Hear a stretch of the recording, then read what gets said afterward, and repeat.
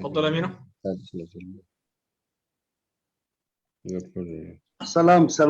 سلام مرحبا كلكم. أبزينا يزوم تنازل لكم يكون كلكم عم يتقبروا. اوكي نجمر يا جماعه. انا ميوت قريل لكم كله مرحبا انكم عبد الحمد ساكم كلكم ابزي مسانا ابزنا يزوم زلكم يكون نتوم بفيسبوك تكتاتلونا لوم سمون ون نتي ابز حالف السمونات كن كايدو زصنحنا زعبا هلو كنتا تبهاجرنا يكون ابكبابينا زتفكوري كبر غشانا لو مشت كاني اتو حسن علي اسد كاب تقادلو حدمة إرترا كونيو. أستاذ حسن أهلا وسهلا بك. مرحبا. يا مرحبا، أهلا بكم. أهلا بك. طيب تفضل قويتو. قرماي سوري. جميل. سيداتي سادتي، طابت مساءكم وأحييكم بأسمائكم وألقابكم وصفاتكم، كما أحيي وأرحب أجمل ترحيب باسمكم وباسم حوار لوعي مشترك ضيف السمينار الأستاذ المناضل حسن علي أسد، نائب رئيس جبهة التحرير الأريترية، المتحدث الرئيسي لهذا السمينار تحت عنوان تقييم وموقف جبهة التحرير الأريترية للأوضاع الراهنة في القرن الأفريقي وتداعياته على دول المنطقة وإريتريا. مرة أخرى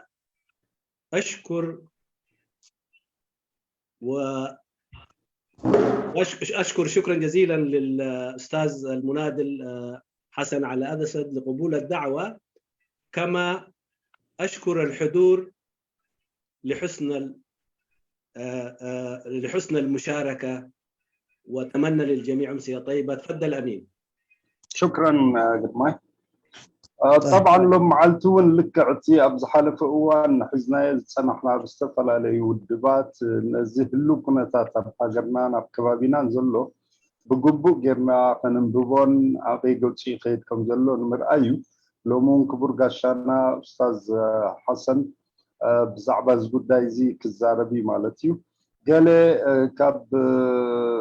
كاب استفال على يتخاطات التي مدباتنا زر استزسي ننوح بزي حسكم وقال زبل اول ماتينا نيرو لك نحنا استفال عليه والدبات دلو مع الرأيان أن باببان نتيه اللو كنتات أبو تمركيسهم بزيادة أفلطونا كدمة بلن انتايو أب كبابينا زغيد دلون مفلات الكاز تقبرأ نيرو وتصفى قبر كان أستاذ حسن لو معلتي بزيادة تي هواه أبي قلتي زلو انتاي مسلالو نبي قلتي خيدالو تي خيزلو صراع مثلا بوغن أي تي أب قربيتنا زتولعو يكون ناتو تلواتاتكم ونفت خبابي زخيد دلو وددرات كتاسم بزعباز قداي زي سفحز بلا مقلت صقبنا تصفى قبر. أستاذ حسن الفرصة لك، تفضل أستاذ. شكرا جزيلا، أشكر الإدارة لهذه الغرفة، والشكر موصول لكل الحضور في هذه الغرفة والمتابعين بالوسائل الأخرى.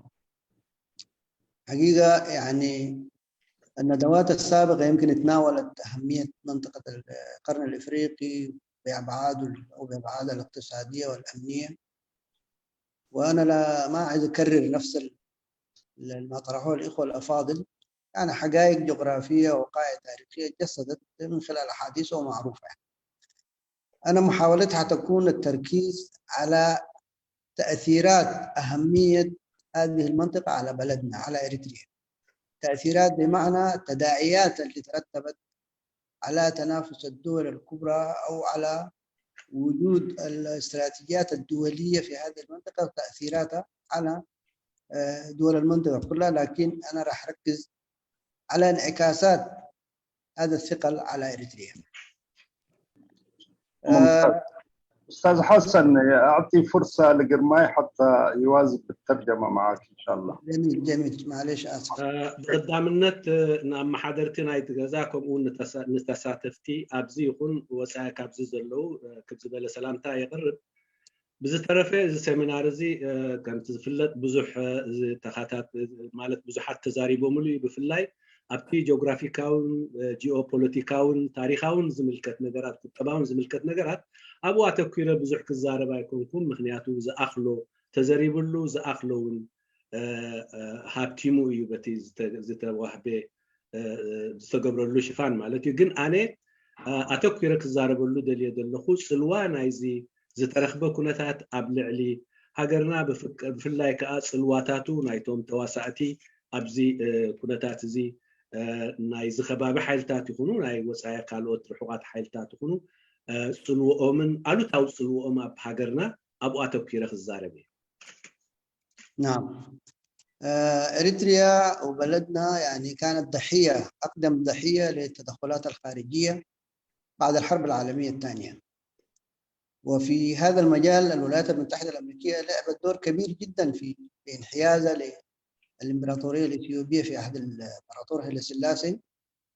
ويعني حصلت ضغوط على القوى الوطنيه الاريتريه والرموز الوطنيه حتى باساليب ارهابيه من اثيوبيا، وكل ده تلبيه او استجابه لمطالب التوسع الاثيوبي اللي كان طارحها هيلي سلاسي. كان يهمه انه اثيوبيا يجب ان تكون دوله مطله على البحر الاحمر، ولا يتحقق ذلك الا باحتلال اريتريا. مع الاسف الولايات المتحده الامريكيه دعمت هذا الموقف بقوه دبلوماسيا في المحافل الدوليه، وعليه تقرر مصير اريتريا بارتباط ما يسمى بالاتحاد الفيدرالي اللي كان تمهيد لضم اريتريا لاثيوبيا. اوكي. ኤርትራ ከምቲ ንፈልጦ ድሕሪ ካልኣይ ውግእ ዓለም ግዳይ ናይቲ ውፅኢት ናይ ውግእ ዓለም እያ ኮይና ብፍላይ ከዓ ኣሜሪካ ኣብዚ ቀርኒ ኣፍሪቃ ማለትኒ ናታ ዓርኪ ወይ ናታ መሓዛ ንዝኾነት ኤርትራ ንኢትዮጵያ ብናይ ንግስነት ሃይለ ስላሴ እትምራሕ ዝነበረት ኣፍ ደገ ባሕሪ ክህልዋ ዘይተገብረ ነገር ኣይነበረን። ብፍላይ ከዓ ንኩሉ ናይቲ እዋንቲ ሃገራዊ ሓይልታት ሰቂጥካ ንረብሓ ኢትዮጵያ ንምዕዛዝን ረብሓ ኢትዮጵያ ርግጋፅን ኣፍ ደጋ ባሕርን ምርካብን ዘይተገብረ ፃዕርን ዘይተፈንቀለ እምንን ኣይነበረን። ከም ውፅኢቱ ኣብቲ መጀመርታ ከም መእተዊ ንፍፁም ጎበጣን ኤርትራ ኣብ ትሕቲ ፌደሬሽን ዝብል ስም ኣሜሪካ በቲ ዝነበራ ሓይልን በቲ እንሳ ኣብቲ ኣህጉራዊ መጋባእያታት ዝነበራ ፅልዋን ጌራ ብቀዳምነት እቲ ፌደሬሽን ከም ቀዳማይ ኣፍ ደገ ንፍፁም ጎበጣ ከተረጋግፀላ ክኢላ። لم يتوقف الدور الامريكي في دعم الاطماع الاثيوبيه بتمرير مشروع الاتحاد الفيدرالي، بل قدمت حكومه الامبراطور هيلي سلاسي كل اشكال الدعم السياسي في المحافل الدوليه الى جانب الدعم العسكري لتصفيه الثوره الاريتريه في مهدها. اواصل؟ ايوه. مالت حجزنا امريكا لاثيوبيا ኣብዚ ጥራይ ኣይተወሰነን። እንታይ ደኣ ኩሉ ዘድልዮ ወተሃደራውን ቁጠባውን ሓይልታት ከምኡ እውን ዘድልዮ ደገፍ ኣብቲ ናይ ዓለም መጋባእያታትን ኣብ ናይ ዓለም መንግስታትን ትዝኣክሎ ሓገዝ ብምግባር ብሓደ ወገን በዚ ክሕገዝ እንከሎ በቲ ካልኣይ ወገን ድማ ንሰውራ ኤርትራ ዝጭፍልቀሉን ንሰውራ ኤርትራ ዘዳኽመሉን ዘይተኣደነ ቁጠባውን ወተሃደራውን حاجزات كهب رأيه. ومع ذلك بالرغم من كل ذلك الدعم الثورة الإريترية انطلاق الكفاح المسلح مضى قدما وحقق انتصارات كثيرة جدا على الاحتلال الإثيوبي، ويعني تحققت بفعل الكفاح المسلح الحقوق اللي استردينا، يعني التطلعات اللي ردع منها الشعب الإريتري بين النضال السلمي. فالكفاح المسلح الإريتري قوى سائده أصبح رقم لا يمكن تجاوزه بالرغم من هذا الدعم الأمريكي. ኮይኑ ግን ምዝ ኩሉ ሓገዛት እቲ ንሰውራ ኤርትራ ክዓግዝ ዝኽእል ሓይሊ ኮይኑ ኣይተረኽበን እንታይ ደኣ ሰውራ ኤርትራ መንገዱ ቀይሱን መንገዱ ፀሪጉን ምስቲ ኩሉ ፀገማቱ ንቅድሚት ክግስግስ ተራእዩ ስለዚ ቅድም ኣቢሉ እቲ ብሰላማዊ መንገዲ ኣቢሉ ዘካይዶ ዝነበረ ፖለቲካዊ ቃልሱ ኣብ ዓወት ክበፅሕ ስለ ዘይከኣለ ኣብ ቅድሚኡ ተገቲሩ ዝፀንሖ ብረታዊ ቃልሲ ንምጅማር ስለ ዝኾነ በዚ ኣቢሉ ድማ ምስ ኩሉ ሓገዛት ናይ ወፃእን ናይ ኢትዮጵያዊ ናይ ባዕሉ ናይ ውሽጡን ዘለዎ ነገራት ከይተዓንቀፈ ንሰውርኡ ከባርዕን ወይ ሰውርኡ ክፍልምን ክኢሉ في سبعينات القرن الماضي ظهر نفوذ للاتحاد السوفيتي في المنطقة وهي القوى العظمى الأخرى. أيضا هذه الاتحاد السوفيتي كان دوره تدعيم. أولا قبل أن نتكلم في دور الاتحاد السوفيتي طبعا ضربات الثورة الإريترية وضربات حركات الكفاح المسلح في إثيوبيا أنهكت الإمبراطورية الإثيوبية وأنضجت ظروف أدت إلى سقوط نظام هيلة سلاسي.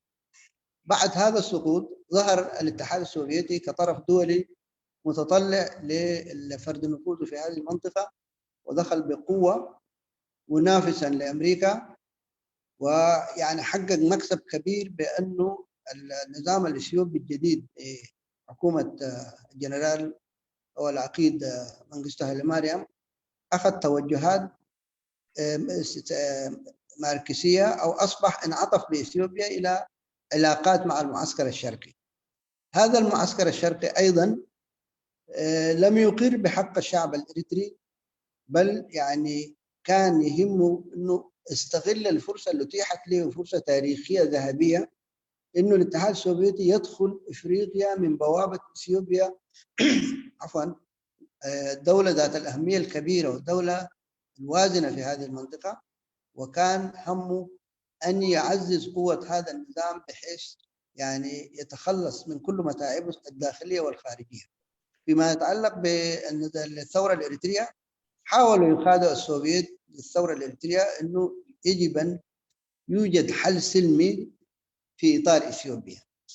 وبالتالي برضو النفوذ السوفيتي الدولي الآخر كان دوره تدعيم الاحتلال الإثيوبي لإريتريا وتواصلت واصلت الثورة معركة ضد منغستو أيضا. بدحرزي مالت ثورة إرترا እግሪ ተኺሉ በቲ ዝገበሮ ዘውርዶ ዝነበረ መስራዕቲ ኣብ ልዕሊ ስርዓት ሃይለ ስላሴ ብዝከኣሎ ብሰውራ ማለት ስጋብ መጨረሻ ብሰውራ ኤርትራ ስለ ዝተዳኸመ ቀጻልነቱ ኣብ ሰንከልከል ኣትዩ ብድሕሪኡ ዕልዋ ተገይሩ እቲ ብመንግስቱ ሃይለ ማርያም ዝምራሕ ዝነበረ ናይ ማሕበራዊ ስርዓት ዝኽተል ወተሃደራዊ መንግስቲ ተተኺሉ ማለት እዩ እዚ ወተሃደራዊ መንግስቲ ዝምስተተኸለ ኣብ ሰብዓታት ብፍላይ ኣብ መፋርቕ ናይ ሰብዓታት ናይቲ ዝሓለፈ ዘበን ምዃኑ እዩ እዚ ዓብይ ዕድል ንሶቪየት ሕብረት ኣብ ኣፍሪቃ ብሓንቲ ዓባይ መንግስቲ ኣሜሪካ ጌርካ ኣፍ ደገ ዝኸፍት ስለ ዝነበረ ዓይኑ ከይሓሰየ ነቲ ዝነበረ ንሰውራ ኤርትራ ይተዓወት ኣይተዓወት ይዳኸም ኣይዳኸም ብዘየገድስ እዚ ዘይበሃል ወተሃደራዊ ሓይልን ካልእ ሓገዛትን ክገብረሉ ተራእዩ እዚ ዝኾነ ተቀዳማይ ንሰውራ ኤርትራ ንዕንቃፍ ወይ ሰውራ ኤርትራ ንምቕሳይ ዘይኮነ እቲ ቀንዲ ንዑ ዘገድሶ ዝነበረ ከመይ ኣቢሉ ናብ ኣፍሪቃ በዚ ዓብይ ኣፍ ደገ እዚ ኣቢሉ ይኣቱ እዩ ዘገድሶ ዝነበረ ኣብቲ እዋንቲ ኣብቲ ናይ ዝሕሉ እዋን ዝነበረ ምስሓባት ምስ ሶቪየት እዚ ስለ ዘገድሶ ኣትዩ ግን ኣብ ጉዳይ ሰውራ ኤርትራ ዝመሓዞ መርገጽ ግና ማለት ጉዳይ ኤርትራ ኣብ ውሽጢ ሓድነት ኢትዮጵያ ክፍታሕ ዝብል መርገጽ ሒዙ ነዚ እውን ተንቀሳቒስሉ ኮይኑ ግን እዚ ተቐባልነት ብሰውራ ኤርትራ ስለ ዘይረኸበ ሰውራ ኤርትራ ቀፂሉ ዋላ እውን ኣብቲ ትሕቲ ናይ ማሕበራዊ ደንበ ዝተሓቁፈ ስርዓት ኢትዮጵያዊን ስለ ማሕበርነት ኢሉ ከይነሓፎ ወይ ከይገደፎ ቃልሱ ቀፂሉ يعني طيب هذه هي القوى الدولية الأخرى أيضا تكالبت مع مع نظام منغستو وقدمت كل أشكال الدعم حتى يعني تحقق مطالبات حتى تثبت نظام منغستو. وبالتالي نجد للمرة الثانية تتواجد قوى دولية في المنطقة أيضا موقفها معادي للنضال الإريتري وحقوق الشعب الإريتري في الاستقلال الوطني. امباركس كمزي إلو كابت قدامي حيال منغستي وكابتم رئيس حيالات قدامي نزبر منغستي أمريكا بمستنا هاي السلاسي مسفعتي مسوسوين سورة إرتران دقينا قال أي حدش أقرأ وحيلي تقتيروا قدميون السخاء زنبرة سرعة نايدرجي زأخلو سقاب عن قرص لزعتقو تيك عالسوين بقو درجة مالت انقفاتن بقو درجة سقماتن مستخالق جينا زي تداخمي حدش أقرأ وحيلن اتي ناي إثيوبيا حيلن كقد انترعي سورة إرتران. رغم كل هذه الصعوبات حقق الشعب الإريتري، حققت الثورة الإريترية البندقية الإريترية حققت تحرير كامل التراب الوطني من الاحتلال الإثيوبي. وبغض النظر عن خلافات التنظيمات مع الجبهة الشعبية تحرير إريتريا، أعربت الفصائل الإريترية الأخرى عن استعدادها لتجاوز خلافات حرب التحرير، خلافات مرحلة حرب التحرير، والمشاركة في بناء الوطن والانتقال بالبلاد إلى نظام حكم ديمقراطي يعبر عن إرادة الشعب. لكن الجبهة الشعبية اعتبرت تحرير إريتريا إنجاز حققته منفردة ولا تقبل بشريك في بناء الوطن الإريتري إلا بالانصهار في تنظيم الجبهة الشعبية. يعني طبعا يعني الثورة انتصرت وتحقق الاستقلال، لكن العقبة جاءت في موقف الجبهة الشعبية الإقصائي، رفضت أي مشاركة وطنية من القوى السياسية الثورية الفصائل الثورية اللي كانت جزء من هذه الحركة، جزء من الحراك اللي أدت إلى هزيمة الاحتلال الإثيوبي، وقواتها هي اللي وصلت إريتريا وحررت كامل التراب، وبالتالي رفضت المشاركة إلا يكون الناس كلهم جزء من الجبهة الشعبية. دي واحدة من العقبات اللي برزت بعد تحرير إريتريا. طيب ليه هذا الموقف اللا وطني أو موقف غير صحيح من الجبهة الشعبية؟ رفضها للعمل المشترك مع القوى السياسية الأخرى لبناء البلد.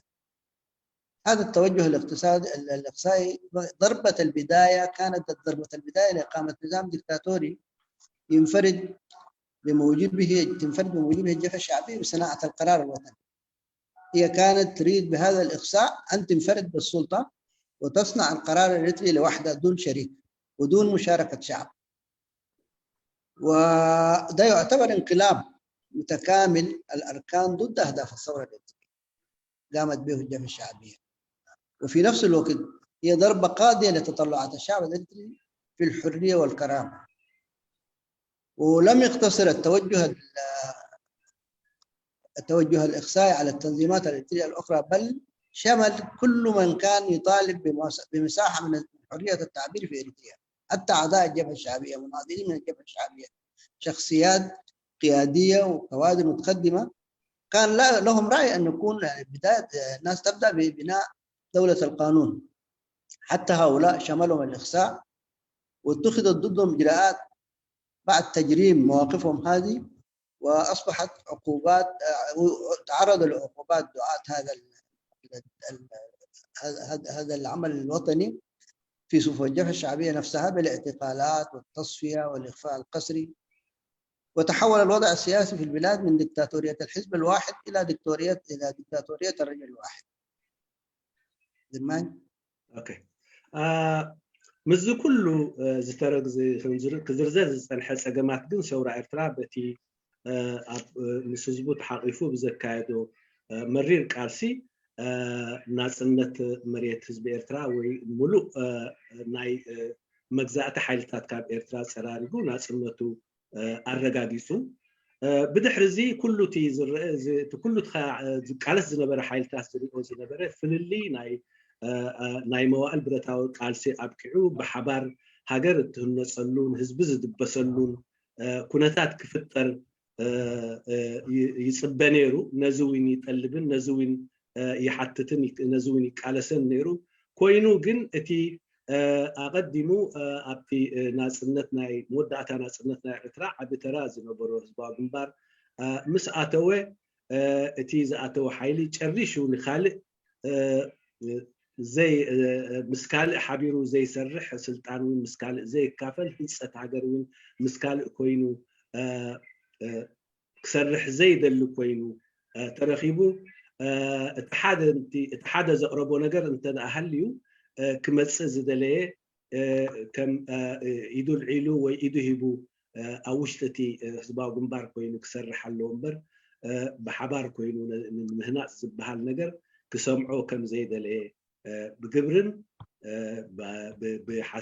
بقالن الرغاغيصو مالتيو እዚ ዝኮነሉ ምክንያት እንታይ እዩ ኢልካ ክንሓትትኩ ለና ስለምንታይ እዩ እዚ ዘይ ሃገራዊ መርገጽ እዚ ክውሰድ ተደልዩ እንተዳልና ዝኾነ ይኹን ምክንያት የብሉን እንትርፎ ስልጣን ንምብሓት እዚ ድማ አንጻር ዕላማታት ሰውራ ኤርትራን አንጻር ሓረርታ ህዝቢ ኤርትራን ምዃኑ እዩ በዚ ምስቶም ካብ ህዝባዊ ግንባር ወፃኢ ዝነበሩ ጥራይ ሓይልታት እውን ኣርቃዕን ዝኹነታት እዚ እንታይ ደኣ እቶም ብጾቱ ወይ ኣካላት ናይ ህዝባዊ ግንባር ዝነበሩ እውን ኣብዚ ጉዳይ እዚ ርእይቶ ዝነበሮም ርእይቶኦም ብምቕራብ ኣደዳ ማእሰርትን ስደትን ኮይኖም ከምዚ ኢሉ እቲ ሃገር ኣብ ኢድ ውልቀ መላኺ ወዲቁ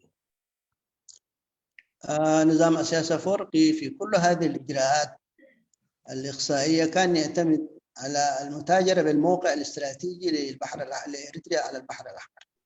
يعتقد أساس إريتريا لها أهمية الاستراتيجية لمصالح قوى خارجية، وهذه القوى الخارجية مرغمة أن تتعامل مع إريتريا ومع أي شريك في من القوى الوطنية الأخرى. الانطلاق بتاعه إنه هو كيف يستفيد من موقع الاستراتيجي لإريتريا من خلال يعني عرضه على القوى الدولية. طبعا القوى الدولية فعلا من جانبها كانت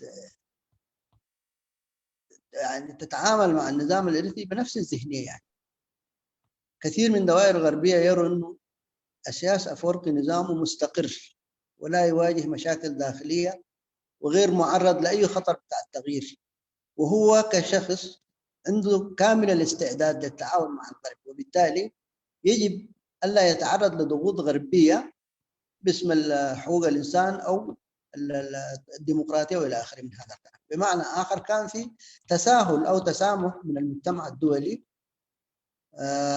بصفة خاصة العالم الغربي كان باتجاهه تسامح كبير جدا في إنه ما يحاسب ولا يساءل عما يجري في داخل إريتريا من اضطهاد الإريتريين والدكتاتورية الدولة اللي كانت تمارس يعني أبشع أنواع التعذيب، أبشع أنواع الحرمان للشعب الإريتري. المجتمع الدولي والغرب بصفة عامة تسامح مع ذلك، هو يعني كان مستفيد من هذه الأطماع وبيتاجر بأهمية بلدنا في موقعه الاستراتيجي. نزي كله خجبر زحجزو نجارات انتهى لنا انت ده حتيتنا اتحاد نزي كله كسالتن نزي كله خجبرن كالوت وين ندخلوا زجبروا قبل على الإيرتراويان يكونوا ولا عبد على زخونه يكون التخال كباب زجبروا تكبارات كم زي رأيو عشش يلوم كحلفوه زخالوا مخنيات انت ده هاليو اتي استراتيجيكاوي تمام انا إيرترا نزي استراتيجيكا كمان تازي ناب معراب ناي معراب حالتاتن كالوت حالتاتن أقداس النوتو بمشات نتيزلوا بتزلوا حيلم بتزلوا الجبابن كخصل عدل كفيتلو ناي قدام حالتات وين نتسرعات مستزلوا كنتات زترجاج كنتات سلزلوا وين كنتات زي كرجاج أو سلزخل إذا مرجع زي ولا بواجا سبعوي مثل حزب إيرتران ديمقراطياوي مثلات حزب إيرتران انت هونه بزي قدس مسؤول بتزلون بتزبلون بتزجبرون شلل اندابلكاري خاخم زير إخا سمع كاخم دي سمع كا كوينكا مخاد إيوم مريسهم إذا سلزخونه خا أب كله أبلعليو ويبلعل إثرا زوسدوه سجنتي يخون وين زجبروه زمدناتات يخون أب سبعو مسل زترقص سبعو مسل نا إرتراويان نعو فتصيمو أب قمت زي توه سجاب اتيزلو سرعات نتي نا استراتيجيكاوي أكمام تاع إرترا أب إيدو حيزو ربحهم سجاب زرقاق زي زجبرن تجبره شلل يلوم وي عشش يلوم كحالفوه مريصهم واقوها حزبن هاجرن إرترا يخفلوا له. ما أنتج هذا النظام من إشكال المتاع الداخلية بعد الاستقلال معروفة لدى الأوروبيين. يعني مثلا أعاد إنتاج اللجوء بنسبة تفوق اللجوء اللي كان ما قبل التحرير، وممارساته غير مسؤولة يعني في إشعال حروب مع دول الجوار وإخساء وسجون ما هي أقل ضرراً من المضار اللي لحقت بإريتريا في أحد الاحتلال. هذه الرؤية السلبية هي التي جعلت النظام يتخذ مواقف متعددة أمام المجتمع الدولي، لأنه يعتقد بأن حاجة المجتمع الدولي الإريتريا بحكم موقعها على البحر الأحمر سوف يرغم العالم طوعاً أو كرها لقبوله. يعني الراجل ده أو هذا النظام هدد الأمن والاستقرار في المنطقة بشكل مكشوف، حروب مع أكثر من دولة. وحتى آخر لما أشعل الحرب مع إثيوبيا في 98 لاحظ إنه هو يعني العالم ما يقبل منه هذا الموقف وعزل، لكن شنو لجأ إلى ضغوط على المجتمع الدولي بعناد فريد من نوعه، وحتى يعني استضاف حركات أو حركات تنظيمات وتشكيلات سياسية أمريكا والغرب يصنفوها بأنها إرهابية، هو تعامل معها للضغط للضغط على الغرب اللي يعتقد إنه هو مال لإثيوبيا أكثر منه هو. واصل؟ أتي زمسرته سرعات مبار زفريو انتدى هاليو سدت كاب وان قالسين وان برتاو قالسي زي ترى بعقنو يكون بكل شنخاتو أفريو مالتيو كسيلو وين أتي زي حلفنتاو تكباراتو مس كل ناي تقربا بالتهاجرات ناي موقع تكبارات ترايو كم أون أتي زوسدو زنبرة سجمتات بمالت بتنا معراب حالتات زي قبول كوينو انت دا ترايوه وزي قبول مخانوين انت دا تخقبروا له فتينهم انت كل جزء كملوا نجار انت دا هاليو اتي جغرافيكاو كمامتا نا إرترا أب قمت بمقتاو حدا بو مالت غيرو ك تخقبروا لهم فتانو كتيلوين إذا راح كيأكل أبتي كبابي بتومنا معراب منكستات بجبر شبراويان زفلتو منكساسات حيلتات كإنجدن كسمامعن وين حجزن تراعي إذا كله زجبرو زنبرة سبقينة ناي معربا وحيلي إتزجبرو زنبرة نجار كجبرو كم زلون السم أبو كم قبول كريون عو كي تنكفوه زبل كم كل جزية تي مالت قداي نتي تكباراتو تي نا إرترا جغرافي كمامتان حزب إرتران يونيرو سلازي كم زيرو سقطي قبل عليهم يحبر مون ساتهم كا نتي زغبرو ولا وين دحرتنا يتسعان شمون توق قبل عليو الجدا انت تخايده كال سقمتاتن انت توسده كتسيلو نابتي نساتهم تمليسهم نتي زغبرو زلو تكبارات كم قبلون كم مالت بزح كم زي قدسون كامسو خاجن زمدنا كلهم كم زغبرو كبرو زخيل تكبارات يقتلوه. ومن الأمثلة بتاعت إنه يستفيد من الموقع الإريتري كان دائما يعرض الموانئ والجزر الإريترية على أطراف خارجية تتخذ منها قواعد عسكرية. على سبيل المثال في حرب الخليج الأولى سنة 90 معروف أن سياس عرض على الولايات المتحدة استخدام الموانئ والشواطئ الإريترية في الحرب ضد العراق.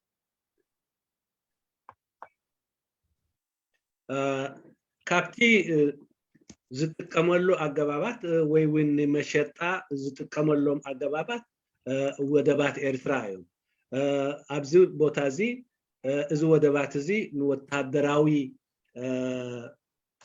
መደበራት ወይ ከይተረፈ ክጥቀምሉ ከም ዝኽእል የቅርብ እዚ ኣብቲ ቀዳማይ ናይ ወሽመጥ ውግእ ናይ ወሽመጥ ዓረብ ውግእ ኣብ መንጎ ሰዳምን ኣብ መንጎ በአሜሪካ ዝምራሕ ዝነበረ ናይ ዓለም ልፍንትን ኣብ ዝተኻየደ ንገዛእ ርሱን ኣሜሪካ እዚ ወደባት እዚ ኣብቲ ዝግበር ዝነበረ ውግእ ከም መናሃርያን ከም መደብ ወታደራዊ መደበርን ክጥቀምሉ ኣቕሪብዎ እዩ። الدور النظام الإريتري برضه لعب دور فعال ونشط جدا وربما هو الدور الأساسي في تفجير الحرب الأهلية في إثيوبيا. طبعا العالم كأنه غفل أو متسامح دائما. لما جاءت المبادرة بتاعت رئيس الوزراء الإثيوبي الدكتور أبي أحمد عن السلام رحب بهذا المقترح وخفف كثير من الضغوط اللي كانت على إريتريا وربما رفعت يعني، لكنه يعني عمل هو حول هذه المبادرة إلى صفقة بتاعت حرب ضد الجبهة الشعبية لتحرير تجراي أكثر من اهتمامه. ما تحدث عن ترتيب حدود، ما تحدث عن بادمي، ما تحدث عن أي شكل من أشكال يعني تطوير العلاقات بالشكل السلمي لمعالجة لو كانت في أي أزمة سابقة مع النظام السابق في إثيوبيا، بل طوالي يعني فكر أو أقنع رئيس الوزراء الإثيوبي بأنه الحل يكمن في التخلص من الجبهة الشعبية لتحرير تجراي. مع الأسف رئيس الوزراء الإثيوبي يمكن تماشى مع هذا الطرح أو هذه الفكرة قبلها، وفي ظل هذه العلاقة باسم مشروع السلام أو مبادرة السلام كنا نشاهد تبادل زيارات متكررة لأسمر وإثيوبيا من الرجلين، والفترة دي كلها كانت فترة تخطيط وتحضير لمعركة حربية. يعني نذكر انه كثير من تقارير كانت تتحدث انه في قوات او افراد او قوات اثيوبيه تتدرب في اريتريا، وكان حديث عن تنسيق عسكري بين قيادات عسكريه اريتريه واثيوبيه، وكثير من المواقف يعني منها السياسيه فوض ابي احمد بانه انت يعني تمثل سياستنا الخارجيه. في هذه الاجواء طبعا يعني تفجرت الحرب الإثيوبية حرب تجراي، ومع الأسف طبعا زج إريتريا بالجيش الإريتري زج الجيش الإريتري في هذه المعركة. هذه المعركة أو الحرب في تجراي هتكون لها تداعيات كبيرة وبعيدة المدى. الجيش الإريتري النظام الإريتري متهم فيه بأنه انتهك حقوق الإنسان وارتكب جرائم حرب واشياء كثيره جدا، وكلها ربما يوم من الايام حتكون قضيه على اريتريا، ودي جريمه اخرى يرتكبها في ظل تجاهل العالم العربي او العالم الغربي والتساهل تجاه السياسه. اذا هو رمز زعزعه الاستقرار والامن في هذه المنطقه دي، يعني برضو يجب ان تلتفت له القوى الدوليه. لا زلنا انا شخصيا ويمكن الجبهه لا ترى ضغوط حقيقيه على اساس فيما يتعلق بالشأن الإريتري الداخلي.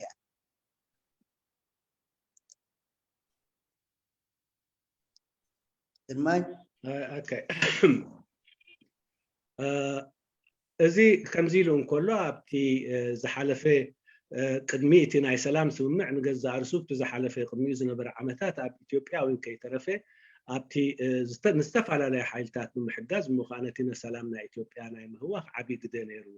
ድሕሪ ናይ ኣብይ ኣሕመድ ወይ ለውጢ ኣብ ኢትዮጵያ መፅኡ እውን ናይ ሰላም ስምምዕ ኣብ መንጎ ክልቲኣቶም ምስ ተፈረመ እውን እዚ እቲ ሰላም ማለት كم فريقو ኣብ ከባቢ ሰላም ክኸውን ናይዶም ሽግራት ክፍታሕ ኣይተራእየን እኳ ደኣ እዚ ሰላም እዚ ንገዛእ ርሱ ናብ ካልእ ውግእን ካልእ ዓውደ ውግእን ንምፍታሕን ዕድል ዝኸፈተሉ እዩ ነይሩ ንኣብይ ኣሕመድ ወይን ከይተረፈ ወይን መራሒ ኢትዮጵያ ወይን ከይተረፈ ኣብቲ ጉዳይቲ ኣብ ሽግር ከም ዝኣቱ ተገይሩ ማለት ስለዚ እቲ ኣብ መንጎኦም ብስም ሰላም ዓቐን ዘይብሉ ኣብ ሓፂር ግዜ ዝመላለስ ዝነበረ ካብትን ናብትን ናይ ክልቲኣቶም ዑደት ነቲ ናይ ሰላም ስምምዕ ናይ መወዳእታ መልክዑ ንምሓዙን ወይ እውን ነቲ ናይ ሰላም ስምምዕ ማለት ፍረ ከም ዝረክብ ምግባሩ ዘይኮነ እንታይ ደኣ ወተሃደራዊ ስምምዓትን ነቲ ክኸድዎ ዘለው ውግእ ወይ ክኽፈት ዘለዎ ናይ ውግእ ናይ ትግራይ ንዕኡ ንምድላውን ንዕኡ ክግበር ዝከኣል ነገራት ንምውሳድን ነይሩ ስጋብ ወተሃደራዊ ታዕሊም ኣብ ኤርትራ ከይተረፈ እውን ናይ ኢትዮጵያውያን ነይሩ እምበኣርከስ ኣብቲ ድሕርዚ እዚ ስምምዓቶም እዚ እቲ ውግእ ኣብ ትግራይ كون كوينو سقاب حجون الله أبتي أبزو جزين جزء عرسو إرترا راح نايت وجه من العال وين إثيوبيا وجه كتأتو جراتات راح زي كونه الإنسان جزء عرسا أكل نايت وجه كوينا أبتو وجهتي تساتف الله مالتيو كم مسؤول زخيدوين أبزو جزي بوزح زتجبره سب أو نايم سب أو مسلات تحستن كم أون ናይ ውግእ ገበራትን ተፈጺሙ ኣሎ ስለዚ ብዝኾነ ይኹን እቲ ስርዓት ናይ ኢትዮጵያ ትእምርቲ ሽግር እንተዘይ ኮይኑ ትእምርቲ ሰላም ክኸውን እዩ ዝብል ትጽቢት የብልናን نحن من الحقائق اللي ظهرت اثناء هذه الحرب وتورط السياسي الحرب الداخليه في اثيوبيا يعني في تصريحات كثيرة صدرت من مسؤولين اثيوبيين كبار يتحدثوا بلغة تنم على انه يعني كأنها اريتريا اصبحت او راح تصبح جزء من اثيوبيا. كلام يقوض الاستقلال الوطني، يهدد الاستقلال الاريتريا تماما يعني. زي تصريح منه مفتي ده قال الشعب الاريتري غير سعيد يوم التحرير يعني أو ذكرى التحرير. وكثير من شخصيات يمكن ما تحضر كل الأسماء يتحدثوا كأنه العلاقة بين إثيوبيا وإريتريا في عهد أبي أحمد كأنها الناس يعني ثاني حتكون دولة. هو نفسه صرح تصريحات خطيرة جدا يقلل ويسخر يقلل من شأن الموارد والاقتصاد الإريتري ويسخر من الإمكانيات الإريترية ويطالب إنه يجب أن يكون هناك يعني حماية مشتركة لساحل البحر الأحمر الطويل الذي لا نستطيع أن نحميه لوحده. وحديث عن بحرية إثيوبية تتشكل، وإثيوبيا معروف إنها ما دولة بحرية. إذا كان الاستقلال الإريتري حيظل كما هو يبقى إثيوبيا ما دولة بحرية حتى تعمل سلاح بحري. ده كله ظهر في ظل العلاقة الجديدة بين أبي أحمد وبين السياسة المنفرد بالقرار الفكري لوحده، لا مؤسسات ولا مشاركة شعبية بأي شكل من الأشكال يعني. إذن دي يعني مشكلة كبيرة جدا، والإريتريين كلهم يمكن كثير من الشخصيات السياسية وكثير من كتابات من الإعلاميين يعني أشاروا إلى ما يصرح به السياسة وما يصرح به الإثيوبيين وما لا نعرفه من اجتماعات كلها سرية بين الرجلين في أديس وأسمرة، كلها مسائل مخيفة ومهددة للاستقلال الوطني الإريتري. درماي ካብዚ ቀፂልና ንሪኦ እውን ገለፃ ጋዜጣዊ ገለፃ ናይ ተፈላለዩ ናይ ኢትዮጵያውያን ሰበስልጣን ንናጽነት ኤርትራ ዘቋናጽብን ንናጽነት ኤርትራ ኣብ ሓደጋ ዘውድቕን ገለፃታት ክስምዑ ርኢና ናይ ሓለፍቲ ገለፃታት ማለት እዩ። ከም ንምሳሌ ንምግዛፅ ዝኣክል ዲና ሙፍቲ ኣብ ሓደ እዋን زي هابو مجلسي كمون بزعبا زمدنا إيرتران إثيوبيان أبز الزاربولو عبيتي نا إثيوبيا مراحتي سجاب برايم مينستر نا إثيوبيا كي ترفعون أمونغو كلت هاجرات زلو زمدناتات كم زي كونه غير كوين عو بزي سمع نجارات غير كام الزراب كرئي خيلنا مالتيو بخال وجن وين حد وانات وين بجلسي أب جلس مجلسيتاتو إرترا مالتني نفسها يكون بعمتاتا يكون دو كتب الزي تخيل قيح بحروين كتكالا خلولو زي تخيل حيلية مثلا بمتحبار كوينا كتكالا خلولو تخيل نز بحر زبل تسمع بتخالي شان نخدم ما حيل بحري كمسرتو بحر زي بلوم حير بحري كي هانسون كمسرتون ترئي سلادي زي كله أب قمت انت دعتينا مسنا يأتي مجلسي تفعل على وهذا بمراحي نا إثيوبيان ولا بسرعة أسمران زي وهاب نا كلتي وشنخات أملكيت كابز هو مجلسيتات بحقي نلقاونة إيرتران ناس إنت إيرتران أب حدا قامه الله وزرئيكا مجلسيتاتي خات سمع ونحن في جبهة تحرير إريتريا ندين السلوك هذا النظام في التدخل في الشأن الداخلي الإثيوبي مش تدخل سياسي بل تدخل عسكري شارك في قتال داخلي شارك في حرب أهلية إثيوبية حرب إثيوبية ودي يعني نتائجها تكون كارثية ما حاجة سهلة للمستقبل يعني عمق أزمة غير عادية أزمة كبيرة جدا بين الشعبين المشكلة خلق نتيجة انفراده بالقرار الإرثي ندين هذا السلوك ندين هذا الموقف وهذا الموقف لا يعبر عن إرادة الشعب الإثيوبي اللي يتطلع لعلاقات أخوية مع الشعب الإثيوبي بكل مكوناته إحنا مع كل مكونات الشعب الإثيوبي الشعب الإثيوبي يجب أن تكون لنا علاقات أخوية إيجابية علاقات بناء سلام علاقات ترسيخ الاستقرار علاقات تبادل مصالح ده موقفنا من ما حصل وتدين الجبهة بشدة الدور الإريتري في تحضير وإشعال الحرب وفيما ارتكبته أو فيما شاركت فيه من جرائم أثناء الحرب من خلال إدخال الجيش. أوكي. نحن أبتقال حرب إرترا بقدام النت نا إرترا بوداي نا إثيوبيا وأبتوجي نا إثيوبيا بمتاوى بتعمي نزي تكبارزي ونزي بحريزي ونزي توسد سقمتزي أطبقنا نخنن مغنياتو زي تكبارزي زي إيد متاوزي أمونغو كلتيو أحزاب زفترو شجر زي الكاك سبسب زي كال شجر يسل زي واقو قليل أيكونن بخالق وجن وين نحنا زمدنا مس كل مقومياتنا حزب إثيوبيا أب ناي حبار تغمن ناي حبار ربحان ناي حبار سلامن مرقاءن زعلمي زمدنا كهلو نأمن نزي زمدنا زوين كون مقبار نسعر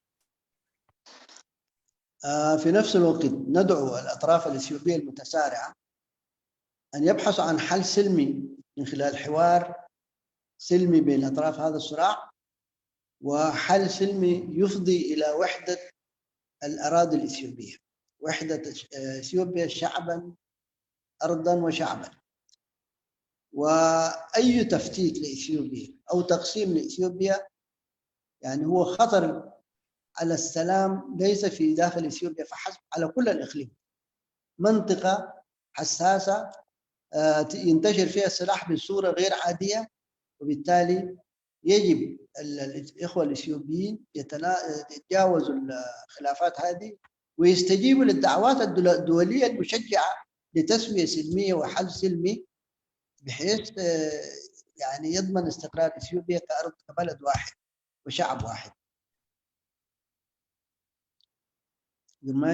اوكي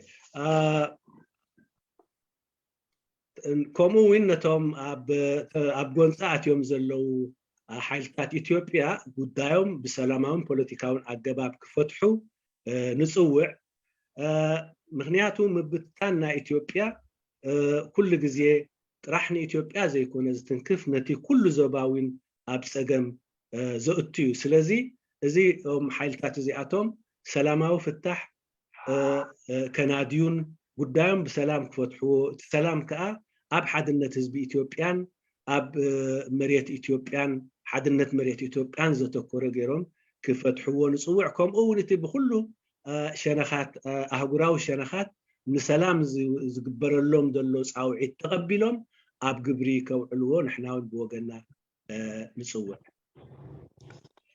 ونحن متأكدين من أن النظام الإريتري حيواصل عناده المعهود عشان يعرقل أي جهد دولي أو إقليمي لحل هذه الأزمة. يعني حيحاول، ويعني واضح الآن من التقارير اللي تجي يعني أنه رئيس الوزراء الإثيوبي ميال لتهدئة الموقف وللدخول في حوار سلمي لكل الأطراف.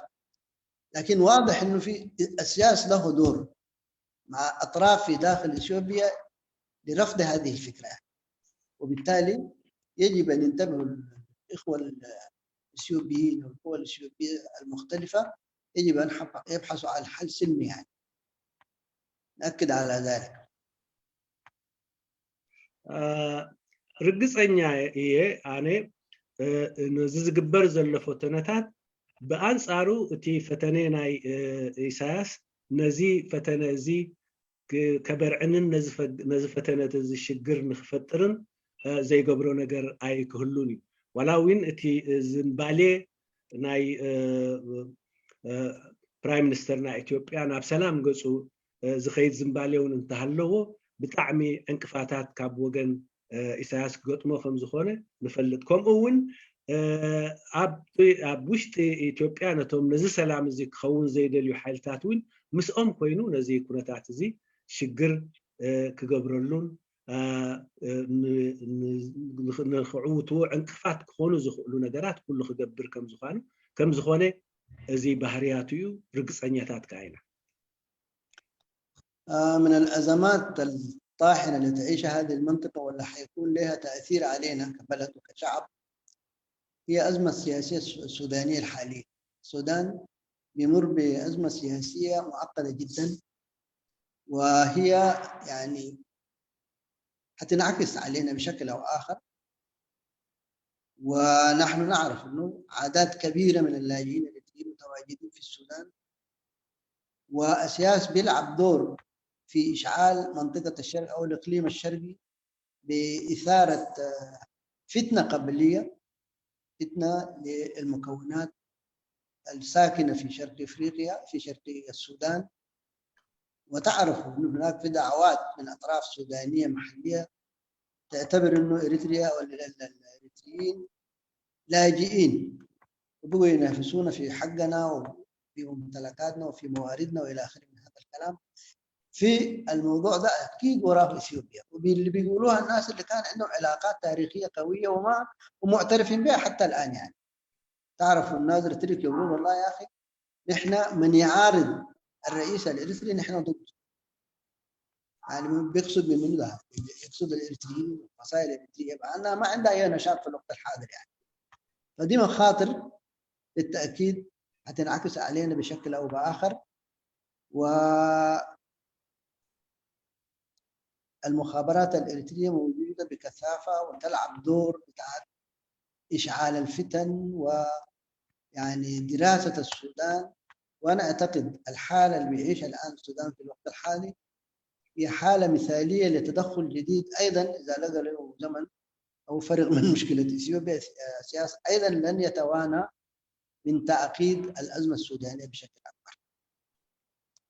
من هنا يعني الناشد المجتمع الدولي أن يواصل مصالحه مع مصالح الشعوب أو يوائم مصالحه مع مصالح الشعوب وبما يخدم أمن واستقرار المنطقة، وليس مع مصالح أنظمة دكتاتورية تغيب دور الشعوب في المشاركة السياسية وتحول دون التحولات الديمقراطية فيه زي السياسة.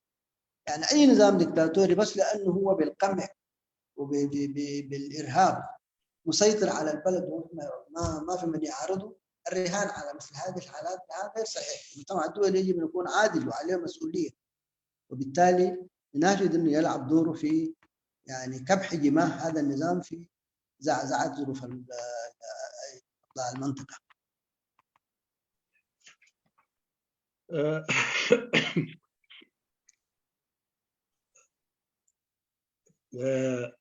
ካልእ ሽግር ኣብ ዞባና እዚ ዘንፀላሉ ዘሎ ወይ ዘንጠልጢሉ ንዓና እውን ብኣሉታ ክፀልወና ዝኽእል ጉዳይ ሱዳን እዩ። ኣብ ሱዳን ሎሚ ኣብዚ ዘለና እዋናት ርጉእ ፖለቲካዊ ኩነታት የሎን። እቲ ኩነታት ሱዳን ኩሉ ዝፈልጦ እዩ። ስለዚ ኣብ ሱዳን ገዛእ ርእሱ እቲ ሽግር ብክልተ መንገዲ ኣቢሉ ንዓና ኣሉታዊ ፅልዋ ኣብ ልዕሊ ኤርትራ ክህልዎ ይኽእል ዝረአ ዘሎ ኩነታት ሓደ እቲ ዓብይ ቁፅሪ ናይ ስደተኛታት ኤርትራውያን ኣብ ሱዳን ዘሎ ነዚ ክጥቀመሉ ይደሊ ኢሳያስ በዚ ቢሉ ስለዚ እቲ ሽግራት ከምፅእ ካልእ እቲ ኣብ መንጎ ኣብ ምስራቅ ሱዳን ኣብ መንጎ ዝተፈላለዩ ኣካላት ምስራቅ ሱዳን ዘሎ ኣብኡ ኢድ ምእታው እዩ።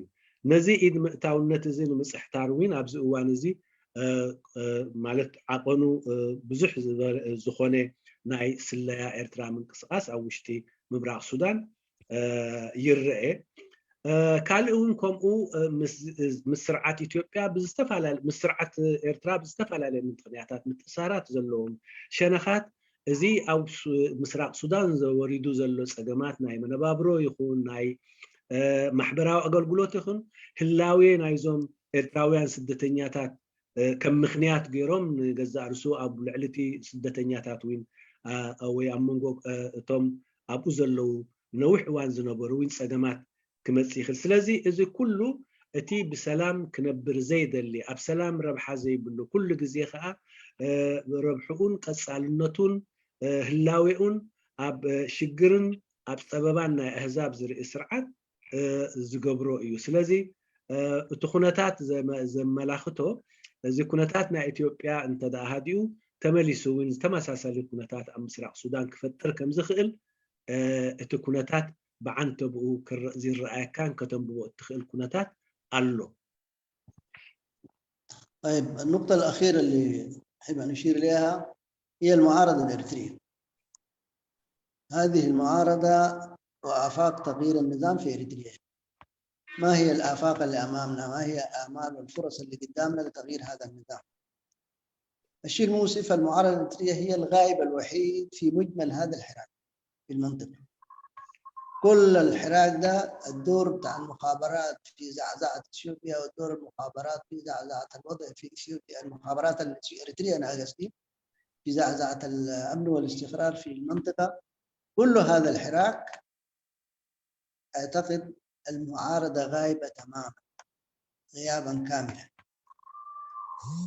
لا على صعيد إعداد وتعبئة الشعب الإريتري للتصدي لهذا النظام، ولا على صعيد يعني بناء علاقات مع القوى الإقليمية والدولية لكشف هذا النظام وتعريضه والاستفادة من التناقضات الموجودة بين النظام وبين المجتمع الدولي بشكل او باخر. يعني ما المعارضه غايبه في هذا، وده كله طبعا ناتج من يعني حاله التفتت والتمزق اللي بتعيشه المعارضه. دي واحده من الاشكاليات اللي يجب ان تدرس او تدرسها قوى المعارضه الإريترية وتبحث لها عن دور، يعني تطلع من حاله الغياب هذه وهذه الغيبوبه. يعني احنا اذا ما قدرنا نرسل او نوصل للشعب الإريتري رساله ان هذه المعارضه لها رؤيه واحده متفق عليها في اسقاط النظام، رؤيه متفق عليها على تحقيق تحول ديمقراطي في إريتريا بعد اسقاط النظام، رؤيه واحده على اصلاح ما خربه اسياس او ما ترتب على 30 سنه خلال 30 سنه من اختلالات في داخل إريتريا، اختلالات بنت أزمة ثقة كبيرة جدا بين مكونات الشعب الإريتري. يجب أن توصل رسالة للشعب الإريتري بهذا المعنى، وبحيث نقدر نحرك. أسياس لا يملك غطاء شعبي، ما عنده أنصار، ما عنده شعبية، لكن بقوة الحديد والنار مسيطر على البلد. المعارضة غايبة، بنقول الكلام ونحن منها، يعني أنا واحد مسؤول يعني مش يعني معارض وخلاص، يعني نائب رئيس جبهة. حقيقة دي نقطة ضعف المعارضة الإريترية أمام شعبنا وأمام أصدقائنا، دي أيضا جديرة بأن ينظر إليها في محافل المعارضة، وأي كلام نقوله عن النظام ده وسوءاته ونتكلم في وسائل الإعلام ولا نتصل بجهات خارجية ونبلغها لا يكون له أي أثر إذا ما أصبحنا عندنا آلية نضال واحدة قادرة على إسقاط هذا النظام. لذلك أنا أنهيت الفقرات اللي عندي لها، وليكن جزيل الشكر لحسن الاستماع، وأرجو أن أكون ما كنت عليكم ضيف ثقيل يعني. بالعكس. ناي مودعتا نطبي كالعلو زدلي قداي تقاوم إرترائي التشجر تقاوم إرترائي أبزو كله من كسغاس أبزو كله زخيد زلو نقرات فصم بكرات عنه يلن سلازي ناي قدن أبزو زخيد زلو من كسغاس أهاز كوينو كركبن نزو قدايات زي نجزع رسو ني سلام الرهوان نايز بإتران نمرقاس كجبرو زلو نجارات علو كوينو جن سجاب حجي أب كلت نجارات عبي بكرات علنا بزخلت بكرات زي أبيلنا خا أب كله تي زلو زكاية زلو خناتات ويكاب كربا ويكاب رحو كم زي لنا زر ينا يسخا حدا نجزع رسو أب حزبنا نايم العلن حزبنا ناب كارسي قصكا مبقاسن انقبرو صعري ابزي بدلت علونا كمون زبدنانا مس غربا بتهاجراتن نايزوبا منغستاتن كمون اهغراوي منغستاتن زخونه يخون زمدنا يبلنا سلازي ابزي كلته غداي زي اطبيقنا كنسرح يبانا ازي بغبو تصنيعو مواصون حزبنا كنركب كنكل علنا إذا خا بوهد ناي تقاومو صراحة انت زي كوينو كالك خون بخالك الرجاجس على أي كلني سلازي بوهد كالسنا كل التنجارات كان الرجاجس يجيب عنا حدا ني نوهدت نايزي ناي تقاومو حيلتات مسرح كال أي وين معراي وي مسجان نايتي سرعة إثيوبيا سرعة إيرترا زبلا شو نجارات نزوين بحجي كنحاسبلون حزبناوين إزاي خنقبرو مخانا كاب حجي حزنا خنقيون يجب عنا مخنياتو أو وشتي حزبنان أو وشتي مقومياتاتنان بزح زي متأممانن بزح ناي متطارن سلئن كونتات تزريو سلازلو إزوين كمي غيرنا كنعريو خمس خيل كنحسب لنا إذا خبلهم كله أنا وين بوجناي أكل نايز بخيرو زلو تقاومو إيه سلازي أمود داتا كبلوز دلي نحنا عبزز كايز زلو خناتات أهاش كنا مالت بقليلو زي تمت زدليو إنك زي أرتبوتاوين قد يوز الصاوت حيلي أبقد مهزبنان أبقد ما حزاب عالمين كنكون كنكل قالونا إذن نابلكو زرباي أبزي يتغالل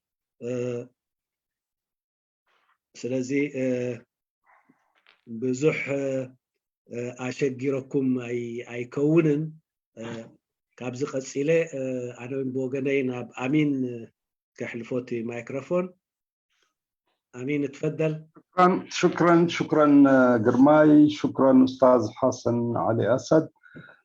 نايب حقي تصومي كانت تخشون بلك برقاني حد ساعات جزيقة وديكايو بلبنا مسكنا كامالتيو قرب أبزي مونغو بشات زتلاكة النلا نحن قد ميقال سومونات خون قاشا أغريبنا لنا كابتقال له حرنة إرتراز بالأستاذ إدريس همت تي تقال له حرنة إرتراز بالمجمة تي قعزونا يتقاومو دنبي أب قعزونا بزح مفنيج على كم ون حدنتنا يستفل عليه ودباتن قلن كنرئيس أن إحنا مالتيو بشم تقال له حرنة إرتراز في اللطو أبزوان زي كندي اللو زحلفة جزء ما تيز نبر استاذ إدريس همت كم أون السقاء ون كم قشانهم كم سخاز اللقاء قرب مبره اختبرنا أنت داخل يعني تي تقال حرنة إرتراز بالشم كندي ودوات اللوا كم يقرب مبره اختبرنا أنت خيلك. أستاذ أمينو لو سمحت لي قبل أستاذنا حسن أسد التنظيمات الموجودة لسنجاب التحرير هم 3 تنظيمات. استضفنا التنظيم الأول وكان جاءنا يمثله الأستاذ إدريس همت وهو بقيادة الأستاذ محمد إسماعيل همت، واليوم استضفنا الأستاذ حسن أسد وهو برئاسة الأستاذ محمود المداي، وإن شاء الله يوم 6/5 حنستضيف التنظيم الثالث لجبهة التحرير الإريترية وحيمثله الأستاذ إبراهيم فار وهو بقيادة الأستاذ حسين خليفة. تفضل. شكرا لك. معلومات جيدة. تفضل قرماي.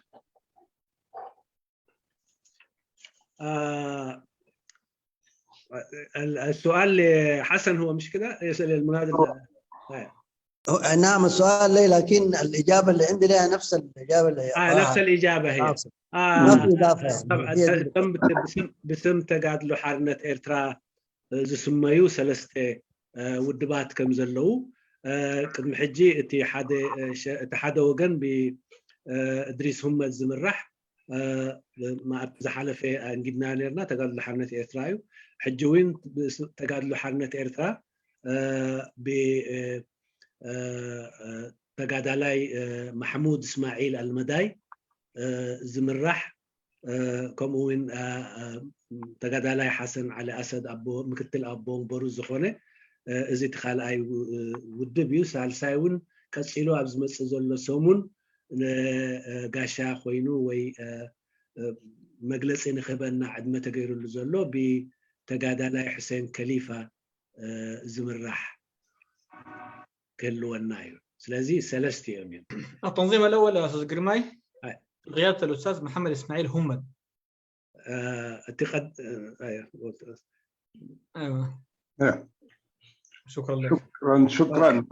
أنتي حطوا طبعا بشاتي متي وحنياتو بحادة يوم استيب قدامي أمتيكم وزنوركم زبيليو فزيادة نمبرهوز أكلي أنا تحطوا غريبية كابز غتسلنا نحنا نفتنا يحطون ملسن لومد بروغرامنا نكتسلينا كساب حجيكو حفظ بلاء أداوي رئيل لخون اسكي أستاذ حسن أبزو وان الزي بفلاي أبتي خبابينا أبدوبنا إرتران إيجابيان أمونغو سرعتنا إرتران أبتي ناي كل خال حيلتات تقراين حيال زغنو وقعت خير كم دلو يقلت كم بوغن ناي حدود ويك أدوب ناي سودان ون بؤون ناي مفتات نحد حدو سراويت ناي سودان أفتي دوبتي تداليهم دلو زبل دي بزح نقرات يبهال اسكي بزعبا زهلو كنتا خبابينا أب حدودنا إيتشيبيا هون ولا أبناي سودان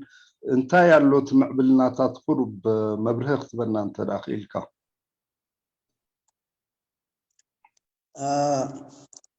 الوضع يعني فعلا متوتر في السودانيين طبعا ايام المعارك بين تجراي والجيش الاثيوبي والاريتري استعادوا مناطق اعتبروها حقتهم ومتمركزين فيها لحد الان. ما في صدام بين سودانيين والقوات الاثيوبيه او الاريتريه او اي جهه، يعني ما في صدام باثيوبيا. لكن الاحتقان هذا يعني لا يستبعد انه المساله دي ممكن تتفجر المنطقه دي كلها، يعني وارده. لكن ما حتى الان بين السودان واثيوبيا ما في حاجه. بين اريتريا او بين الصراع الحاصل في اثيوبيا لحد الان في دعوات لانسحاب الجيش الاريتري. ده يدلل ما دام في دعوات معناه ما في ما انسحاب يعني. وما نرصده من تحركات على الحدود في منطقه غرب اثيوبيا اللي هي حمراء والمتاخمه لهم حجر الاريتريه، في تحركات كثيره جدا، والنظام بيعبي يعني يحشد الناس ويجيش حتى الاعمار الكبيره، يعني اعمارهم 50 60 دول كلهم مطلوب منهم يحملوا سلاح. وده مؤشر على يعني وضع الامن يعني غير طبيعي، يعني ممكن تنفجر الاوضاع في اي وقت. تفضل قرماي. افتح المايك. اوكي لكعيو اب مونغو ابتي دوبنا ارتران ناي إثيوبيان وق ألو كمو وين تسعوعيت سراويتنا إرترا كاب إثيوبيا يوصا وكاب تجرا يوصا زبلون تداعيمو كاب ناي وصا حيلتات سعوعيت يقرب سلازلو سلازي توقع بتبوتا كم زلو كم زكايد زد طراطر أيكونن أنت إتي مالت وطرت أب دوب السودان إرتران ግን ወዚ ውጥረታት ኣሎ ምክንያቱ እቲ ቦታታት እቲ ኣቀድማ ኣቢሎም ሱዳናውያን መሬቶም ካብ ኣብ ኢትዮጵያ ተታሒዙ ነበረ ዝብልዎ ድሕሪ ምምላሶም ንገዛእ ርእሱ ኣብቲ ቦታታት እቲ እቶም ዝተፈላለዩ ሓይልታት ኣብ በቦትኦም ኣለው እቲ ውጥረት ኣሎ ነዚ ኣፀቢቑ እንደገና ኣጉሊሁ ዘርእየካ ሎሚ ኣብ ኤርትራ ማለት ብረት ዝስከሙ መንእሰያት ዘይኮኑ ስጋብ ኣረክቶት እንዳገፈፍካ ብረት ናይ ምስካምን ብረት ኣሰኪምካ ናብ ዝተፈላለዩ ቦታ ምልኣኽን ይርአይ ስለዚ እዚ ኩሉ ዘርእየና ዋላዊን ኣብ መንጎ ሱዳንን ኢትዮጵያን ወይ ኣብቲ ዶብ ሱዳንን ኤርትራን ወይ ውግእ ኣሎ እንተዘይበልና እቲ ኩነታት ግን ናብኡ ገፁ زنبلي ننبو كلتان. شكرا قرماي، شكرا استاذ حسن. بخالي شنكون انتاي سمع ابزئوان زي درجان مجمريا جيزي مالتيو بفلاي كم مصر يكون ولا خاب سودان كم اون كاب سعودية نتي ناي تقاومو دنب كم ارتراو هاقرا بايتو مسالي يكون ويكان قلق ውድባት ወይ ከዓ ምትኻባት ናይ ተቃውሞ ባዕላቶም ማዕጾ ኩሑ ጀሚሮም ኣለው ክሓቱ ጀሚሮም ኣለው ዝኾነ ይኹን ዝርርብ ይኹን ርክክብ ንክገብሩ በሃል ምስቲ ኣብቲ ከባቢ ዝኸይድ ዘሎ ቁልውላው እዚታት እንታይ ኣሎ ብዛዕባ እዚ እንታይ ክትህበና ትኽእል ያኒ ናብቲ ርክክባት ኣብ መንጎ ተቃውሞ ደንበን ኣብ መንጎ ዘን ዝጠቐስክዎን ሃገራት ዝኾነ ሩኡይ ዝኾነ ሉሉይ ነገር ኣሎ ድዩ ويس زربات رايز مسمع زلنا قرماي لو سمحت ترجمة ما سمعتها فيما يخص العلاقات المقاومة بنسمع انه في بعد التنظيمات او تنظيمات المقاومة بدأت تطرق باب العلاقات من اجل بناء علاقة مع دول الجوار سواء كانت السعودية او دول اخرى فهل هذا يعني صحيح في تحرك من هذا القبيل؟ لا بالعكس قرماي ان الدول هي اللي قاعد تطرق باب المعارضة. هو عكس. طيب في دول تريد ان تنفتح على المقاومة الاريترية سواء كانت على مستوى تنظيمات او على مستوى او على اي مستوى اخر، فهل هذا الكلام صحيح؟ مستوى المجلس الوطني. المجلس الوطني ذكروا؟ اوكي. لا مثل المجلس الوطني او غيره، هل في اي شيء هناك يعني اي تحركات من هذه الدول لعمل علاقه مع المعارضه الاريتريه يعني عامه؟ لا توجد من دول مبادره او سعي لبناء علاقه مع المعارضه، والسبب معروف. سبب نتيجة يعني ما في دولة تراهن على قوة في النهاية، يعني ما بإيدها حاجة، ما تقدر تعمل في الوقت الحاضر. يجب أن تلمس الدول أو الشعوب أو الأصدقاء يلمسوا معاني القوة لهذه القوة عشان يلتفتوا. يعني ما لحد الآن ما في، لكن أحيانا طبعا تجي يعني السودان قبل كده كان حظر المعارضة الإريترية من النشاط، لكن لما تدخل الإريتري يعني تفاقم وحددوا نعم بشكل أمني استفادوا من الإريتريين يعني أو دعوا الإريتريين للتعامل معهم، لكن سرعان ما انتهى أول ما حلوا مشكلتهم مشكلة الشرق وكده. الآن مبادرات السودان حتى ما في وضع ذاته يتقدم لسعي للمعارضة على أساس يواجه الخطر من هذا الجانب أو داخل الجانب، بل بالعكس قبل يومين كان وزير الداخلية وزير الخارجية عثمان صالح وإيمان قبراب كانوا في السودان وقابلوا مسؤولين. فما أعتقد يعني الآن هم في ظروفهم الحالية يتجاهلوا دول إلا تحصل يعني حاجة يعني أعداء معينة وعدوان معين ساعدك. على مستوى المجلس يمكن قيادة المجلس موجودة حاضرة، هي المفروض ترد على هذا الشيء، لكن في السودان أنا يعني ما لمسته هذا، ما في السعودية يعني إحنا طبعا يعني بنتابع الإعلام العالمي. السعودية ما أعتقد عندها اتصال بمعارضة إريتريا أبدا، يعني ما عندها، ولا الإمارات، بل بالعكس خاصة الإمارات في تعامل مع إريتريا مع الحكومة يعني.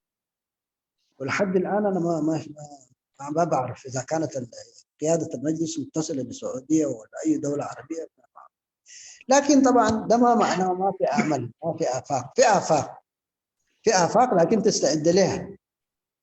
ممكن تبتدي من تحت من غير الحكومات، أحزاب سياسية، ويعني على مستوى الشارع نحن قبل 30-40 سنة علاقتنا بالشارع السوداني علاقة قوية. الشعب السوداني ده كان متعاطف مع القضية الإريترية. ذاك الجيل الآن كبر ذاته، الجيل الجديد ما بيعرف، ما في تماس به من قبل الإريتريين، ما بيعرفوا إلا أسمرة وإريتريا، والإريتريين هنا الموجودين لاجئين، أسمرة سمحة جوها كويس ما بيعرفوا إريتريا. وده معناه غياب نشاط. أنا قلت الغائب الوحيد من هذا الحراك هي المعارضة الإريترية. وحاجة ثانية الاتصالات الفردية، هذا التنظيم يبني علاقة مع هذه الدولة ومع ذاك الحزب، أي نعم، لكن ما ترتقي إلى مستوى بتاع فعل حقيقي يعني ضد السياسة. دي العلاقات العامة. لكن إذا كانت المعارضة الإريترية عندها عنوان واحد وعندها رؤية واحدة في أشياء كثيرة، في أطراف كثيرة متضررة من سياسات السياسة، ممكن السماع لها، ممكن يستمعوا منها، على الأقل يعرفوا حقيقة وضع السياسة بدل يعتبروه يعني رجل حاكم البلد في استقرار وأمان وبتاع الكلام اللي بيتقال في الغرب ده عشان ما ينطلع عليهم. على الأقل نحن نكشف ماذا يدور في إريتريا، يعرفوا هو على حقيقته. الفرص دي المجال ده موجود، لكن حكومات ده زي ما قلت يشترط. أنا يعني أعتقد إذا لم تكن الإريتريين لهم صوت واحد وعنوان واحد، عنوان واحد ما بمعنى إنه التنظيمات تنصهر وتتحل التنظيمات، لا، مظلة وطنية جامعة، على الأقل خطة مختصرة لإسقاط النظام. الناس تتفق في هذا يعني. إذا في شيء زي ده يعني آفاق التحرك ما في. حتى في الستينات لما كانت الثورة الإريترية تناضل في الميدان كانت تتصل بالعالم الخارجي، مش بحكومات، بأحزاب، بالشارع، بالمواطنين السودانيين أو المصريين. يعني الإريتريين كانوا سفراء النضال في الداخل، هم في الخارج. والقضية الإريترية كانت يعني معروفة لكل الفئات الشعبية في الدول دي يعني. لكن لأنه كان عنوان واحد وكان في فعل حقيقي له انعكاسه وصداه في الخارج، الآن ده ما في. شكرا جزيلا أستاذ حسن. تفضل قرماي شوي. ዝኾነ ይኹን ካብ ውድባት ይኹን ወይ እውን ካብ መንግስታት ዝምድናታት ናይ ምግባር ወይ ንዝምድናታት ባይታ ምጥጣሕ ዝተረኣየ ነገር የለን ወይ ዝድሎ ፈተና ኣሎ ኣይብልን የለን እውን። እቲ ምክንያቱ ከዓ ብሩህ እዩ። ሓደ እቲ ምክንያቱ ንገዛእ ርእሱ ዝምድና ክገብር ምሳኻ ዝመፅእ ንስኻ ምሳኻ ዝምድና ገይሩ ረብሓታቱን ጥቕምታቱን ንስኻ ከዓ ረብሓታትካን ጥቕምታትካን ክትሕልወሉ ትኽእል ኣብ እትኽእል ደረጃ ምስ ትህሉ ጥራሕ እዩ ሰብ ምሳኻ ዝምድና ክገብር ዝኽእል።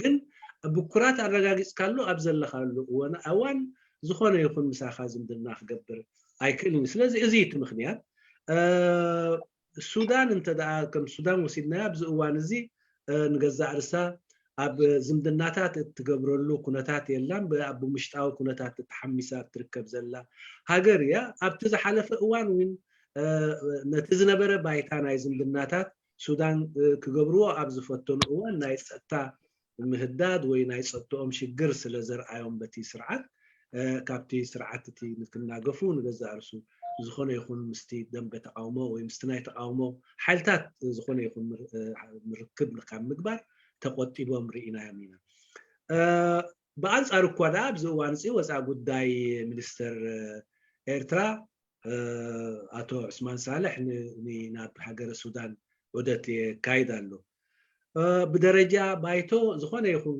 ነዚ ዝተሓተ ሕቶ ዝመስል ዝተገብረ ዝምድናታት እንተዳሃልዩ ባዕላቶም ክምልስዎ ኣብዙን ይህሉ ይኾኑ ንዕኦም ይገድፎ سعودية يكون قطر بزوان زي زخونه يكون نزمدنا مسزي بكرات الرقاقيسو زلو ناي تقاومو حيلي كقبرا اي كلانين اي يبلن انو قوادا امارات دول زمدنا مستي سرعات اللو قن بايتا اللودو زمدناتات مجبار انتدعنا او اتي بايتا اللو نسخة قداي نقر حدا رأي نايز تنبدا أو موزيك الرجاجس علو بحدا زركبلو أدراشاوين كلو علو دحرزي تي بايتا نايزون كلهم كابتي سرعتنا يسمرا شجر زقط ممزلو عددا ناي ناتو ناي عندار تكبارات كوينهم زلو بزيت فراتر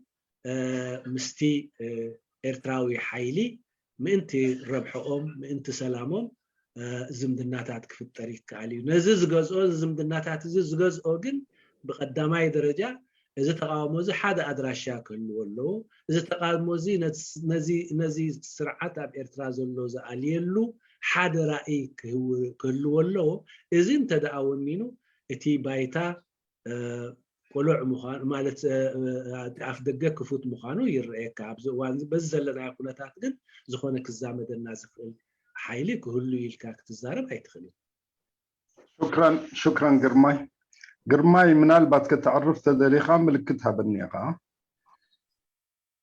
اوكي يا ما اوكي حجي دخل لك اوكي خلاص هوني مكنيات تاخذ شقرة اذا لك كانت تصقم فلطو ابو بكر بالله اذا جاهز اعطيني اشارة استاذ ابو بكر ابو بكر عبد الله سائل اوكي ممتاز جدا جاهز ان شاء الله اوكي داو حفظ بللو حجي عدلنا برهانه كيداني جالي برهاني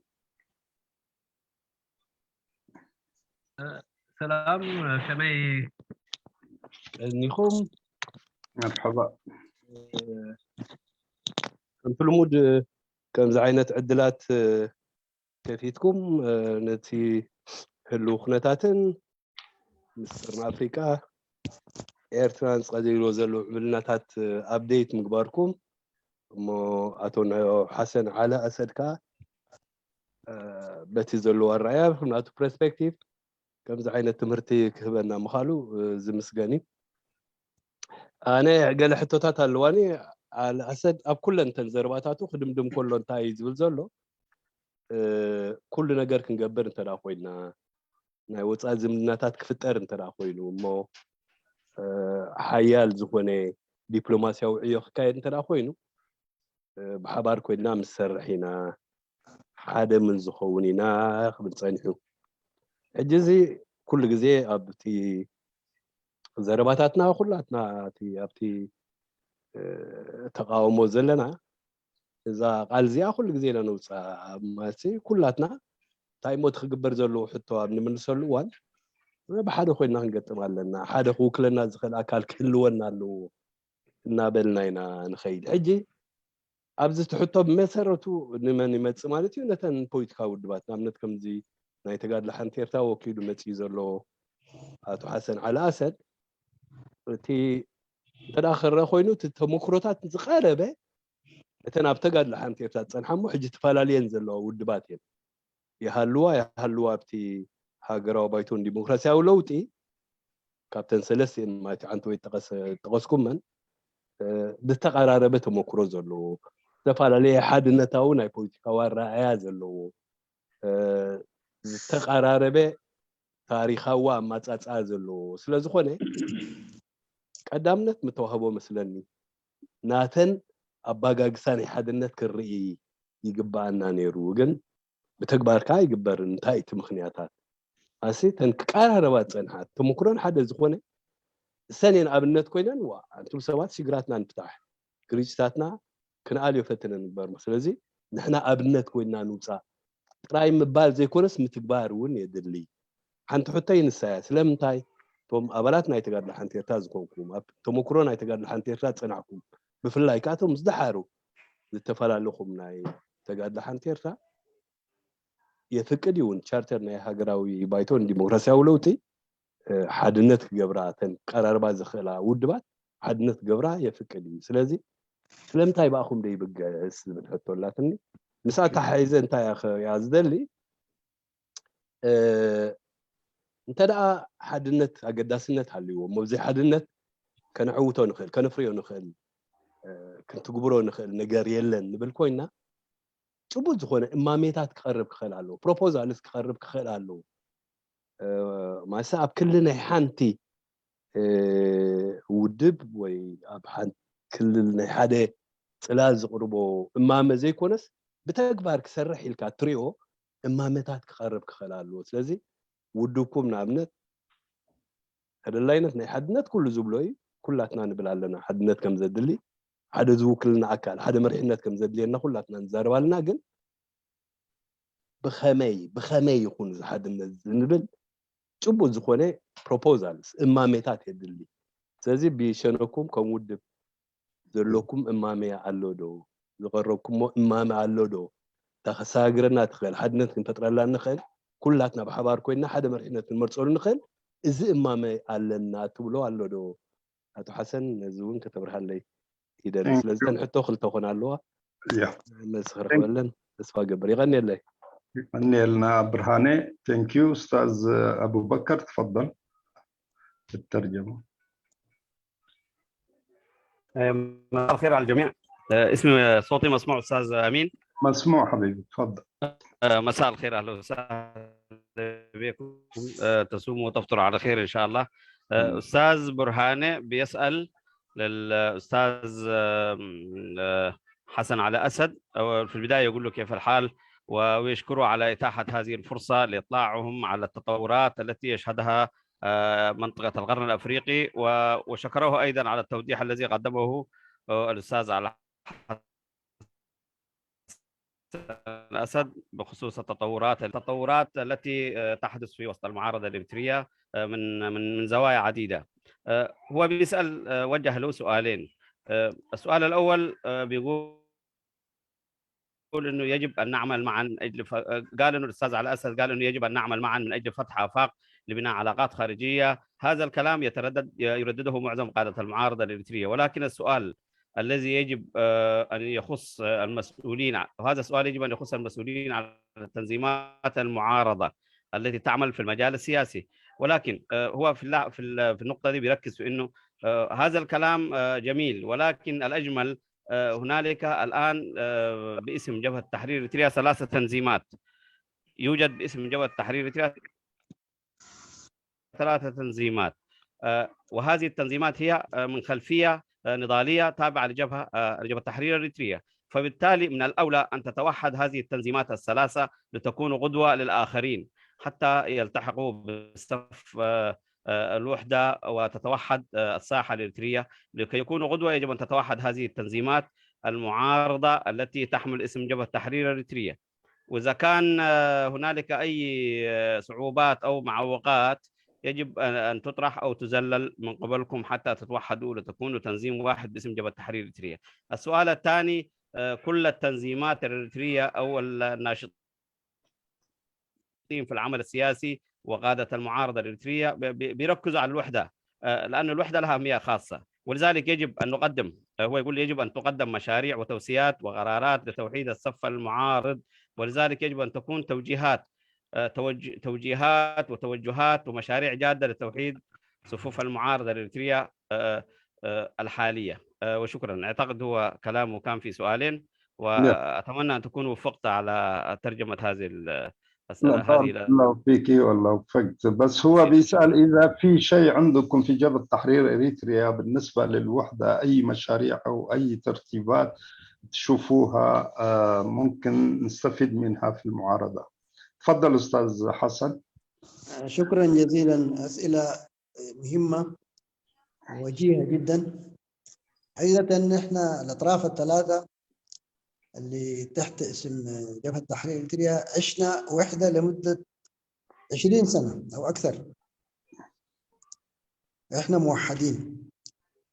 لكن مع الأسف يعني ده الداء اللي أصاب الساحة الإريترية، يعني حصلت مفاصلة ويعني انقسمنا. الآن الحديث عن الأسباب من طرف واحد الآن نعتقد ما مفيد، إلى جانب إنه حيحرفنا عن موضوع النقاش العنوان اللي إحنا متبعين فيه. لكن كلام صح، يعني زي ما هو قال، يعني يستغرب اللي يعني فاقد الشيء لا يعطي زي ما يقولوا. يعني إحنا يعني عشان نحرك الشعب الإريتري يجب أن نتوحد. أنا قلت الكلام ده. طيب إحنا الثلاثة ما موحدين. الموضوع ده أنا أعتقد يعني من الصعب مناقشته الآن في التفاصيل، وإلا نكون دخلنا الناس في مأزق وهدرنا الزمن في قضايا ثانية. نحن كجبهة أول حاجة عندنا تصورات لصيغة الوحدة، ومنفتحين للحوار لأي طرف من الأطراف الإريترية الناشطة أيا كان، وعندنا رؤيتنا. والمسألة دي نحن جزء من المجلس، ممكن نقوله في المجلس، وممكن من خلال المؤتمرات القادمة والمؤتمر القادم من المجلس كله قد يتطور أو يطور موقف بتاعت رؤية جديدة لمعالجات الوحدة. يعني أنا باختصار شديد معروف إنه التعددية بتاع التنظيمات حصلت خلاص، أمر واقع موجود يعني. لكن هذه التعددية لا تمنع أيضا أن تنضوي تحت مظلة واحدة، مظلة واحدة بميثاق واحد، ويكون في يعني إمكانية إدارة الخلافات يعني بما لا يمس وحدة الإريتريين. نحن قضيتنا الأساسية الآن هو إسقاط هذا النظام، تخليص البلد من القبضة الأمنية من قبل نظام السياسي، وجهودنا وإمكانياتنا كيف توظف مع بعض. وفي ده لنا رؤية بنقولها في المنابر اللي تجمعنا للمجلس، ورؤية مستعدين أيضا للحوار مع أي طرف عشان نقدم رؤيتنا لتصورنا لكيفية الوحدة. الوحدة لا نراها بأنها والله لازم التنظيمات تنصهر في تنظيم واحد أو تتجمع، لا خلاص ده أمر واقع. وبالتالي أنا أعتقد يعني يجب أن تكون في مظلة لها خطة عمل واضحة لإسقاط النظام، لتعبئة الشعب ولتعبئة الرأي العام، يعني عمل دبلوماسي، عمل إعلامي، عمل تعبئة شعبوية، تعبئة شعبية لإريتريا، استعادة ثقة الشعب الإريتري تجاه المعارضة. عمل زي ده بشكل ممنهج مبرمج أنا أعتقد يأتي أكله، ويتيح فرصة لمشاركة شعبية هي ذاتها تلعب دور في يعني منع الانهيارات والانقسامات هذه. يعني واحدة من الأسباب اللي تخلي التنظيمات تنقسم بهذه الطريقة هو غياب مشاركة شعبية. يعني القيادات من فوق براها تختلف، ويبقى كل واحد يعني ياخذ مساره الخاص. فأنا أعتقد لو عملنا حاجة زي دي، مظلة جامعة ذات أهداف محددة لإسقاط هذا النظام، وبركز أقول نحن الآن نحتاج إلى خطة تعبئة الشعب الإريتري للانتفاض ضد النظام. واحد، نحتاج إلى إعلام قوي يعني يعكس قضيتنا للرأي العام العالمي والرأي العام المجاور لنا، ونكسب به أصدقاء. الخطة الثالثة، النقطة الثالثة هي العمل الخارجي، العمل الدبلوماسي، إعلام دبلوماسي، تعبئة شعب. دي نقاط ثلاثة مهما كنا، لو كنا 100 تنظيم ممكن نتفق على هذا الشيء، ليش لا؟ والاتفاق ما معناه أنتم تعالوا في شيء جاهز، لا، الناس تقعد وتحدد تحدد يعني كيفية جمع هذا الشتات تحت عنوان واحد. وفي مشاكل كثيرة في إريتريا تحتاج لعلاج، مشاكل لها جذور تاريخية، أزمة الثقة بمكوناته، يعني مظالم حصلت في 30 سنة الناس ما قادرة تحدد يعني كيفية حلها دي، لكن في وقتها إذا نحن هذا كابوس زال من صدورنا وإحنا في داخل إريتريا ممكن نتناقش، ممكن نعالج. ودائما إن لم يكن فيه مشاركة شعبية وحضور شعبي ما حنقوي نفسنا. الشعب هو المفروض يضع هذه التيارات والقوى السياسية في ميزان. بشكل عام ده التصور اللي عندي للوحدة، وبتفاصيل نحن مستعدين نحاور أي طرف عنده استعداد للنقاش معنا حول مسألة الوحدة.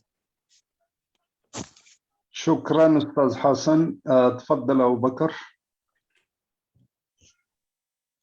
مجمريا أستاذ حسن انتايو زبل زلو نحنا أبزين زحلف 10 عامات قداينا حادنا تفتينا نيرنا اليوم 3 عنافرنا تقادلوا حان إريترا أبحاده ودبينا نيرنا 10 عامات خا فتينا أما وداتا تزاي تحسبي نجارات أمانجو زقات أمس لازمته زين 3 بارتيتات لومي تحاد بارتي زنبرة لومي 3 تمقيلون ينزلوا أبزيا وانزيا TRST متينا لا زلنا ناي حتر زبالة سلزخونة بصفح نزو قد إذا كان زاربلو أنت دلينا وي مدرخ أنت خفيتنا جزاك هو استديو أبزي اللي خات كنا تسلزخونا إتي حتى أبوتو نهلوه نحن إتي قداينا حادنت أب قداينا حزب إريترا مدحان حادينا بتفيل اللي زلوا أم منقونا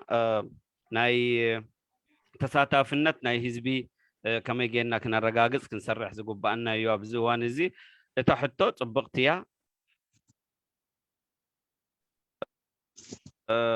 قبلتيا كابو جنايجن كنكات على كنملس أنت دلينا أنا وحجز سيدزي مدرخ كنقطفا يحيش بالإيلو مبالكالاي بحصر زبالة أبزي وانزي بزحت لعلي تنزلوا بارتيتات ناي تقاومتي دم بتقاومتي زنات فزلوا بزحاتين وزي بزوحنات زي ني حادنت كنا رجاجس أي كلكلنا نيو جن كنسر حلو أنت دلينا خاب بزح عدلاس سلزلوا تري أوتوتات قدنا يكونن حدا بارتك نخون جن حدا كدان كلنا كنسعرنا ناتنا تعريو مخنياتو تابزو حنت نايتن بارتيتا زلوا أما داتا أب حنتي علامينا تا حنتي علامنا خان دي سرعات أب عدنا تتقيل زلوا كما يجيرنا نعهو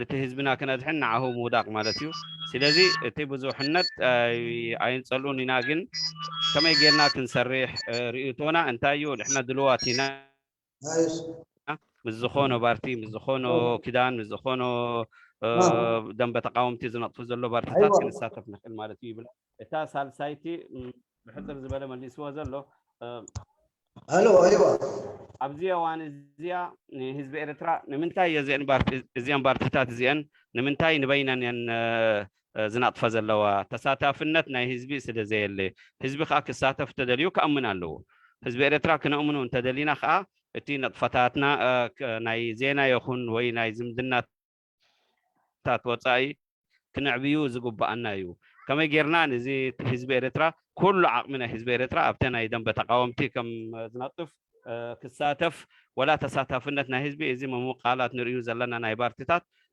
كوجدو سلازخل تتساتفنتنا حزبي ابزي وان اذا قدا سنه سلازلوا ابزي كلاتنا كنسرح ابنا فتاتنا زينا ابنا زمدنا تات وصاينا كنا ما حيايش كله بروجرامات ناتنا انصر حزلنا ان حزب إريترا كنا نحن تدلينا حزب كساتف الله مسانا كنا ساتفون تدلينا خا مدرخات نكفت نخل حزب كنا ساتف بحصر زبده يبدا له استاذ على حسن زترفي استاذ جابر كتملو تخيل تحياتي لا ما شاء الله عليك صبق غير كانتي كاتن كندينة بتات كل النرجع ذكر كان خا مقنعتو خنعوة تراقين حجتي ናይ ቅድሚ ሕጂ ዝነበረ ትውድብ ን10 ዓመት ክኸውን ብሓደ ጠርኒፍና ንከይድ ነርና ብድሕሪኡ ግን ከም ዝኾነ ይኹን ውድባት ካልእ ፀገማት ዘጓነፈውን ኣብ ምግምማዕ ኣብፂሑና ሕጂ ተመሊስካ እቲ ጠንቂ እንታይ ነይሩ ከመይ እዩ መን እዩ እንታይ እዩ ዝብል እዚ ናይ ሎሚ ምሸት ፕሮግራምና ንባዕሉ ንካልእ ኣርእስቲ ስለ ዝመፀና እሞ ከዓ ሓደ ወገን ጥራይ ናይቶም ሰለስተ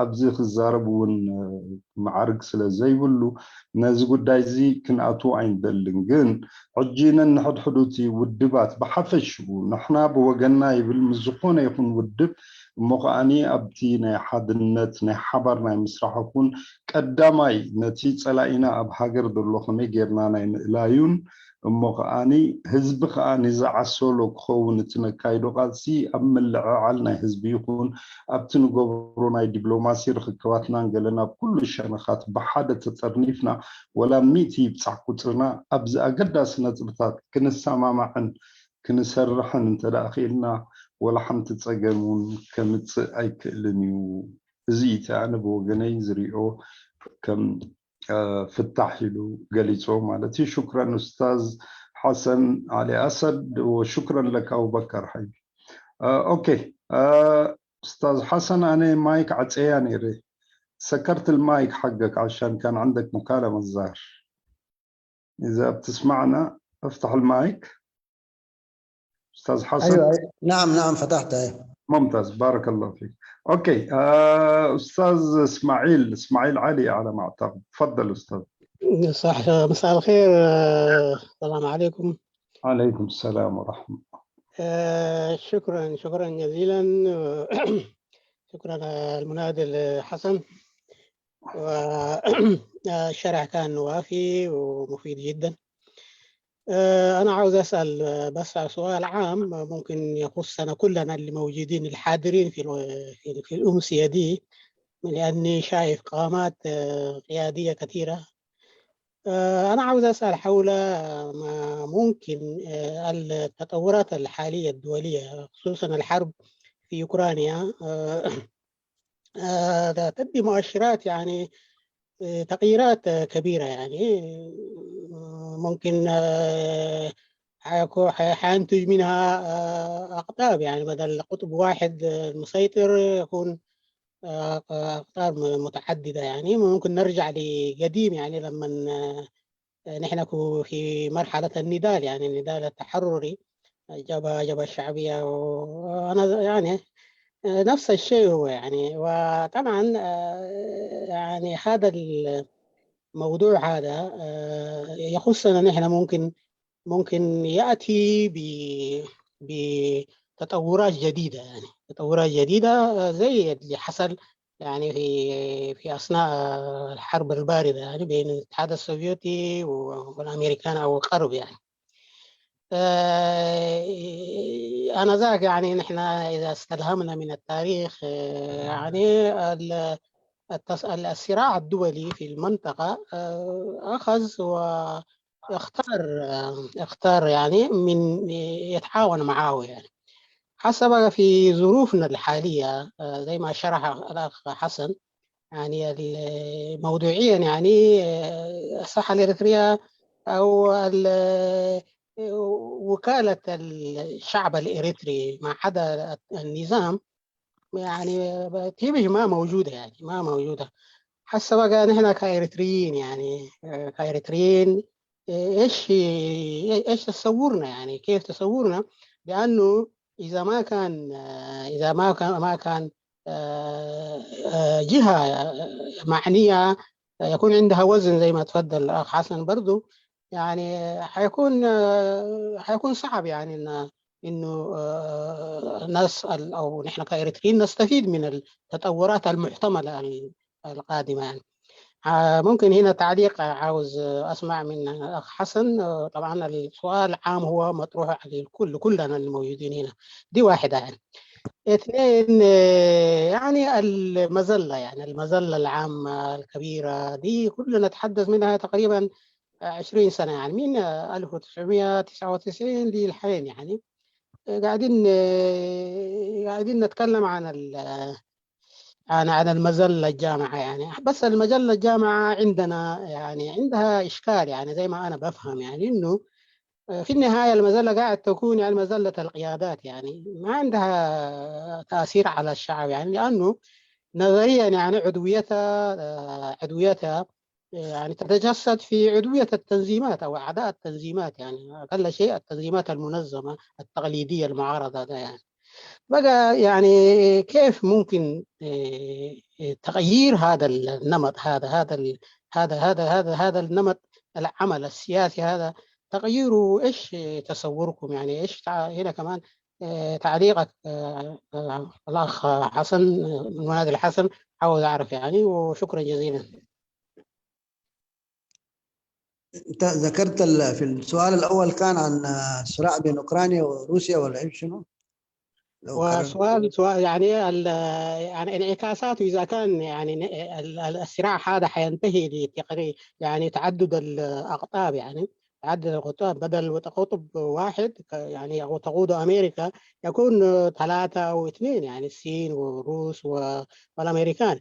هنا حيكون يعني في منطقتنا دائما يعني حقل بتاع تنافسيه يعني. حاسه بقى نحن كايرتريين كظروف موضوعيه بتاعنا حاسه ما حتأهلنا يعني عشان نستفيد من هذه التطورات يعني. هنا بقى ايش رايكم يعني كيف تشوفوه معارضه يعني زي ما قلت ده سؤال عام هو يعني بس عاوز حقيقه يعني. شكرا. شكرا استاذ اسماعيل. انا في تقديري صراع الكبار ده صراع الفيله. ما اعتقد عندنا حيله في مجابهتها وحننتظر نتائجها. إذا أسفرت إلى إنهاء أحادية القطبية الأحادية دي وأصبح توازن للعالم نتمنى أن يكون لصالح الجميع. وقبل الحرب الأوكرانية الروسية التزاحم على منطقتنا بأساطيل بحرية أجنبية كثيرة موجودة يعني ما تحتاج المسألة للتأثير علينا فقط بحرب روسيا وأوكرانيا. فأنا أعتقد دي قضية نحن يعني ما نقدر ما حيكون لنا فيه تأثير يعني نتائجه حتنعكس علينا إيجابا كانت أو سلبا يعني. وما في وارد إنه نحن نقف مع منه يعني. ما أعتقد الحكاية تحتاج إلى انحياز لهذا الطرف أو ذاك. بالنسبة للسؤال الثاني اللي هو المظلة فيها إشكالات وبقت مظلة فوقية. أول حاجة أنا أقول يجب ألا تكون العلاقة بين الشعب والقوى السياسية علاقة زي ما بيقولوا بليم جيم يعني ده كل واحد يلوم الثاني. المعارضة تشتكي من إحجام الشعب الإريتري في المساهمة والمشاركة السياسية. بالمقابل الجمهور ينتظر من هذه المعارضة يفعل شيء دون أن يدفعه دون أن يرغمه أن يفعل شيء. حقيقة أنا بقول يعني واقع التنظيمات ده مولود من واقع النظام من واقع المجتمع نفسه يعني أنا بقول ما في مشاركة ما في نقد ما في يعني كله تنظيم قواعده كثرت أم قلت يعني إذا كان بس تسمع قيادته وتمشي معها يبقى دي ما مشاركة شعبية. المفروض يكون في مشاركة شعبية في صناعة القرار. قرار الوحدة يصنع مش من فوق بس يجب أن يصنع من تحت يعني المفروض يكون في شكل من أشكال الضغوط من الجمهور على أساس التنظيمات دي توصل يعني ما في آليات ذاتها تتحرك. أنت لو تلاحظ حتى مثلا كثير من دول يعني ناخذ على سبيل المثال السودان القريب مننا صحيح في صراع هناك بين قوى سياسية وعسكرية وأطراف لكن تلقى آليات إعلامية منظمات مجتمع جماهيري شخصيات أكاديمية تلعب دور ضاغط على الأطراف دي كلها سواء كان من خلال الإعلام سواء كان من خلال المذكرات سواء كان ده ما في إريتريا. عرفنا النظام لا يسمح بذلك وده انتحار انك تكتب لك مذكره تمشي للسلطات الإريترية لكن ما ظهرت اشكال زي دي من الضغوط على التنظيمات عشان هي ذاتها تجبر كل واحد يجبر على موقفه من خلالها تقدر تعرف. فانا بقول يعني المشاركة الشعبية في هذه المعارضة فصائلة وعندها مظلة واسعة قدر شنو؟ أنا والله عايز أحكي لكم حاجة يعني كانت محرجة بالنسبة لي. ما أعرف 2000 وكم في السويد، واحد من الأخوان قال لي نمشي لجنة العلاقات الخارجية في البرلمان السويدي. المهم نقاش كثير. قالوا لنا والله يا أخي أنتوا الرأي اللي تتكلموا عنه ده أقدر على تحريك الشارع منكم أنتم. لما يجي وفد إريتري من أسمرة سواء كان وزير ولا أي واحد يقدر يحشد أضعاف تضيق بهم المحلات اللي يحشدوا فيها. أنتم ما عندكم هذه القدرة. ده سؤال محرج. وكثير من حاجات حالات زي ده حتى في السودان يعني. يقول لك وين الكلام اللي بيقولوه ده عن الجمهور ده؟ فأول حاجة يعني في أعتقد من الجانبين الشعب المتفرج ما يحقق حاجة يعني. مرحبا عليكم السلام. مرحبا اهلا وسهلا. الحمد لله. واصل وفضل استاذنا احسن واصل. ايوه انا اقول الناس الشعب يجب ان يغادر مقاعد التفرج، مقاعد التكاسل من المواجهه للمعارضه يعني حسب مثلا زي البرنامج ده دي ندوه تجمع عدد كبير من الناس. انا كنت اسمع نقاش قبل بدايه الندوه، اعتقد الاخ محمد ناصر ده كان جزء منه، يتكلموا عن انه لو كان في خبراء تجيبهم وسائل الاعلام وتناقشهم عبر اسئله معينه يعني كان افضل. انا زي فعلا ميال لفكره زي دي. صحفيين محترفين يقدروا يصيغوا اسئله يعني قويه جدا، يعزموا اكثر من طرف، يدعوا اكثر من طرف، 2 3، مش كل التنظيمات، كثيره طبعا يمكن ما تجي مع بعض يعني. فتطرح نبض الشارع، الراي العام قاعد يقول شنو، محتج شنو، دي كلها المفروض تطرح، وتكون الندوه مسجله في وسيله اعلام زي ما بتعمل الان وتتوزع يعني. ده يمكن واحده من الوسائل يعني المتبعه. شكرا. شكرا استاذ حسن. استاذ ابو بكر اذا جاهز. ايوه جاهز. بالنسبه انا حابدا من السؤال اللي طرحه الاستاذ اسماعيل علي. في البدايه هو يقول مساء الخير، وهو بيتكلم في سؤال عام لكل الحضور لانه بالتقرينيا معلش مشيت في العربي. اتا قداميته حتى باك جمهور يعني استاذ اسماعيل علي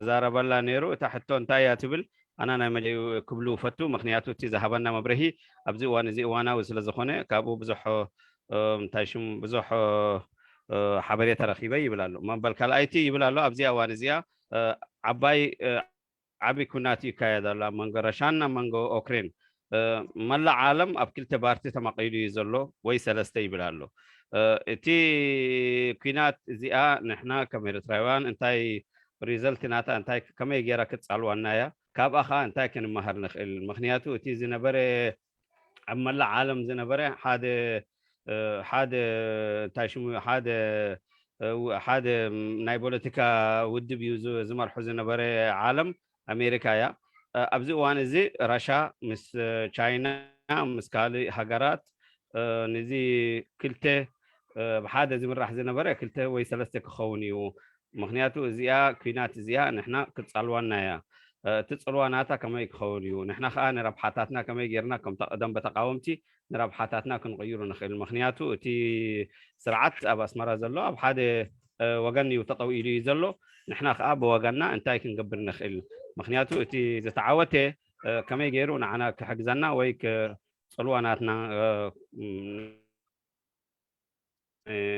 نتي زكاية دا بعدنا زكاية زلون اتفتات كنا تكبر كما يجينا أبراب حنا نوعلوي بلالو ما بالكال أيتي خا تحتو ناي حبار يا زي ناي حبار كدان كاب 999 زاربولو ينزلنا ناي دم بتقاومتي حنت حدا كدان كلهم زغبؤ يو مخنياتو اتو قداي كساب حجي تا تقبر زنبرت ناي تي مراحتي ناي زخونه ودب ابتا كدان يساتف تساتفنت خا او يا تودا حزبي اي ساتفني وتساتفنت ناي حزبي ببزح اي ترئين يا ابزي كدانات زي زنبر ابزن 10 عامتات وي 3 عامتات كما غيرنا تمكرونا كابزيا كنما حيشو يبلالو مخنياتو زخونه كدان ناي حزبي دقف انت زي بلو ترجم يبلو مالتي ناي اخيبا امغا حلفتك ترفيو يبلالو استاذ حسن على اسد تحن تقدمي تملسي ازي كينات زيا امنغرش كان امنغو اوكرين تكايزلا ازي صراع على افيال يبهل صراع على قيايو نحن امنغو زخونه نجر كنقبر سلا زي نخل ناي حرام زوجي يزي يبلالو مالتي نحن ايزنا ابزيا قداي زيا زخون نجر كنقبر سلا زي نخل اتا ريزلت ويتي كابو زوصي نجرات كنكتاتلوينا يصلوانا يخل اي صلوانا نسعو ينا كدوسن مخنياتو حجي ابزي وان زي زخونه نجر كنقبر سلا زي نخل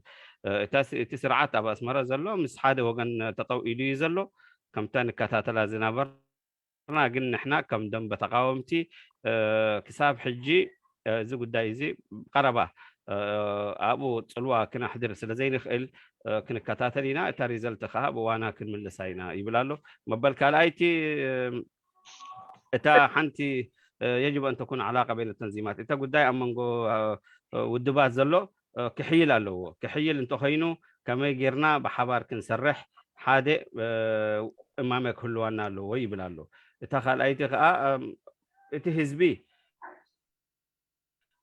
كم تان رئيا زلنا زخونه صقطا يقبرني زلنا تم دم بتقاومتي مخنياتو حزبي تساتفنت زخونه بارتي نتا حزبو نتا ابالاتو يا ساتفو ميزلو كما يغيرنا تساتفنت نا حزبي كنا رغاغص الله ابزي وانزي يبلالو مخنياتو زخونه مفنچالات او زخونه مقالات انت مصيو حزبي بعلو تطوكب بلا سلا زخل انصار ربحنا حزبي سلا زخونه يبلالو اتا حنتي خا اتي سرعت اب اسمره زلو ن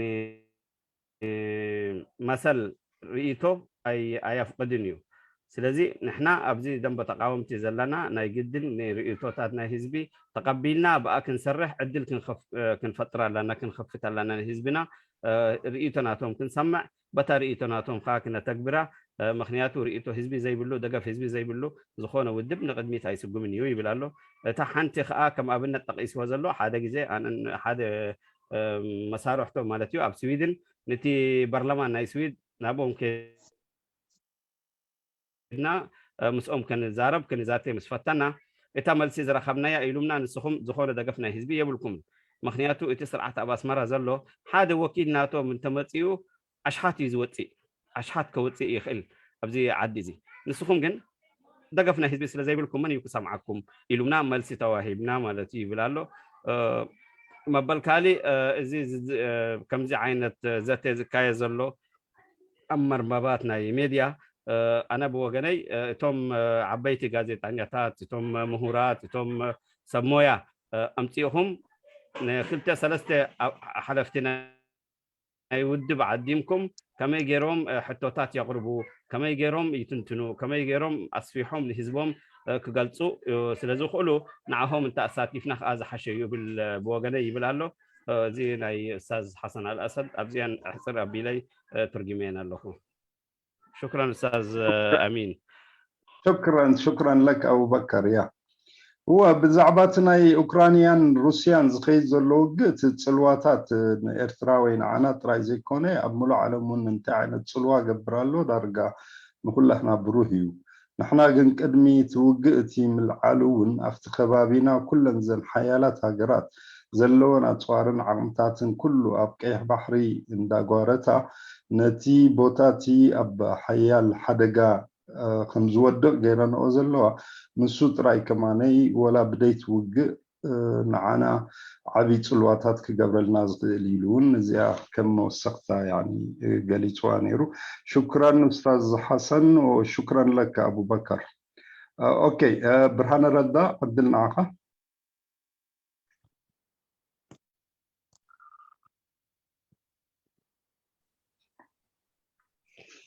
هالو كمان شو እንደገና እዞም ሓደሽቲ መፅኹም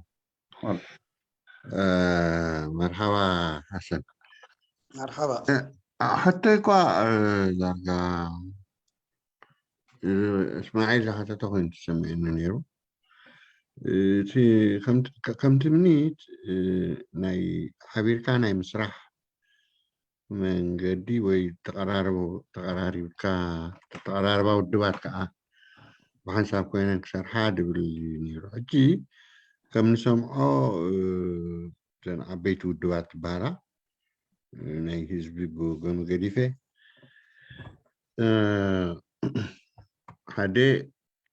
هيدا عمان فتيرنا اللوا I think تقال حنتي تراون أبو إدار لوا مثلا سلزي كمودب الجبر مع بعضيتات بس حكم خوني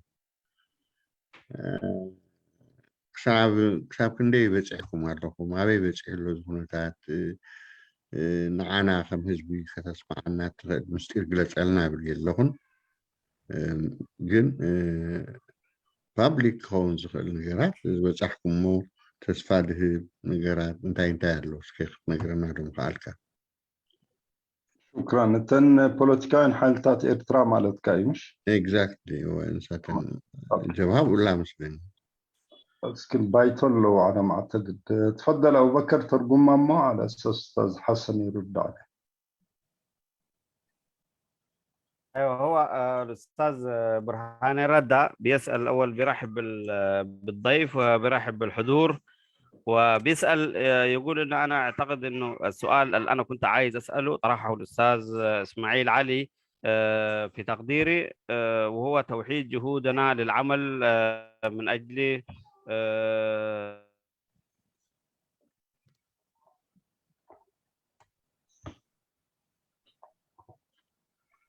أبو بكر صوت أيوه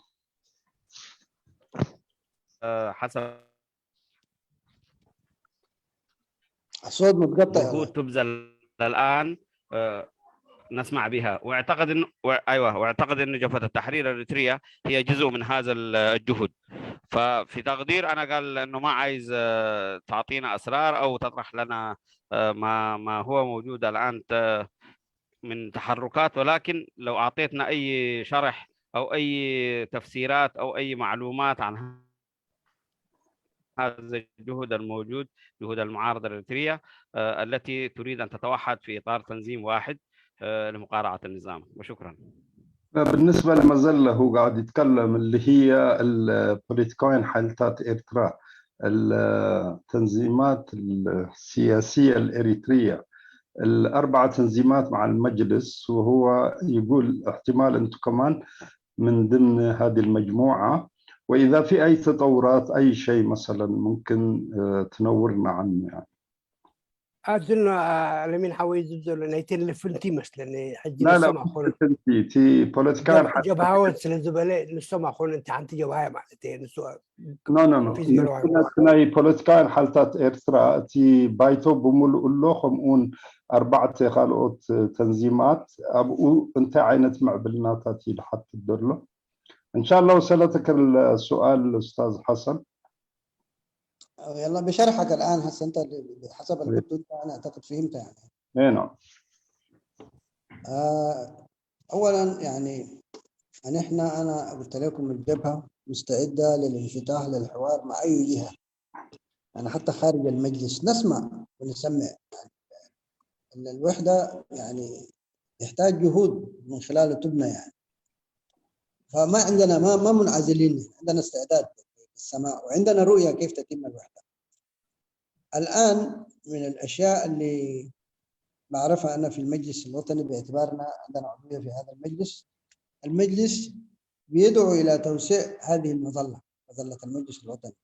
توسيع معناها بأي شكل من الأشكال انضمام قوة أخرى أو توافق مع قوة أخرى. المهم تفسيره ده يبقى لما الناس تبدأ مشروع، لما تبدأ الشروع في هذه المسألة.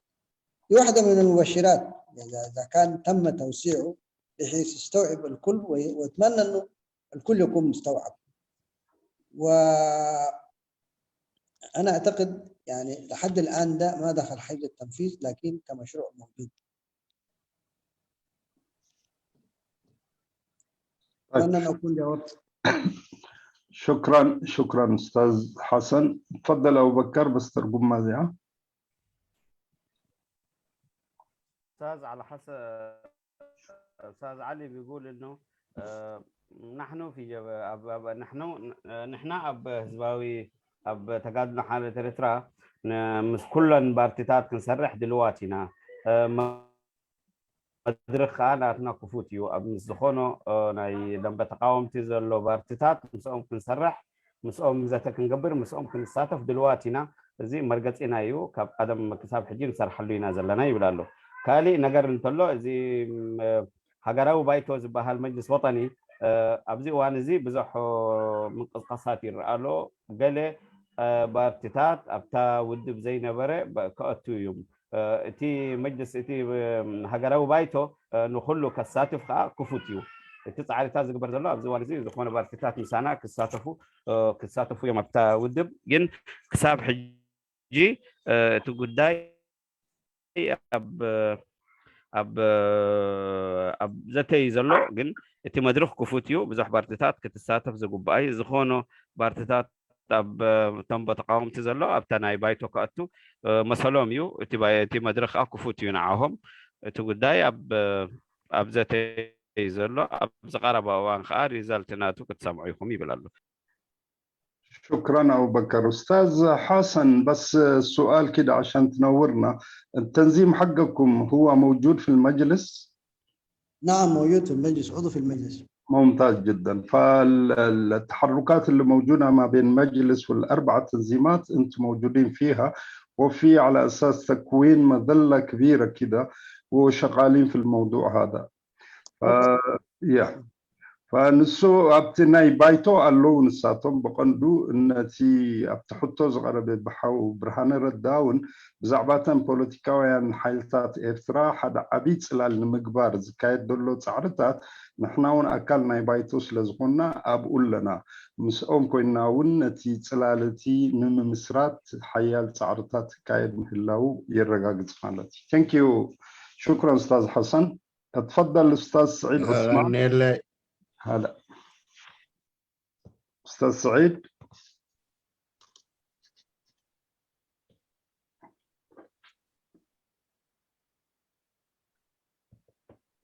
ما في صوت أستاذ سعيد. السلام عليكم. عليكم السلام ورحمة. هلا. تحياتي للأخ المناضل حسن أسد والحضور المميز لقيادة العمل السياسي ومنظمة المجتمع المدني، وأحيي الجميع. كان عندي زي 3 نقاط كده. النقطة الأولى إنه أخونا حسن أرى إنه عدم عندك أسئلة ولا حتبدي برأيك يعني أو كومنتس؟ أسئلة هي. أوكي ممتاز. لا عشان قلت ال3 نقط. تفضل حي. لا أسئلة. أنا ترى إنه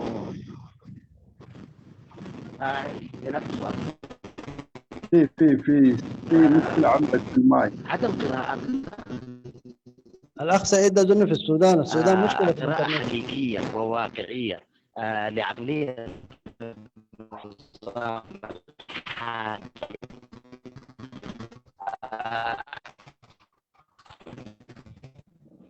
أستاذ سعيد عندك إشكالية في الشبكة.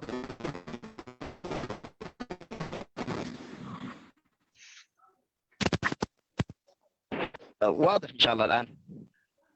إيه حاول كذا الحين مسموع. شكرا.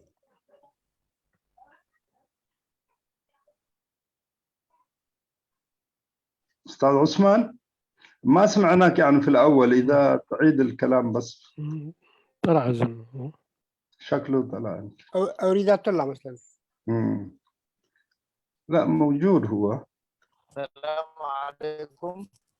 عليكم السلام أستاذ عثمان.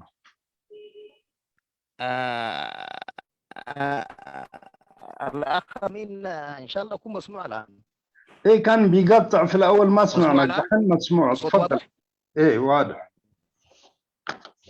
أيوة الأخ حسن، ألا ترى إنه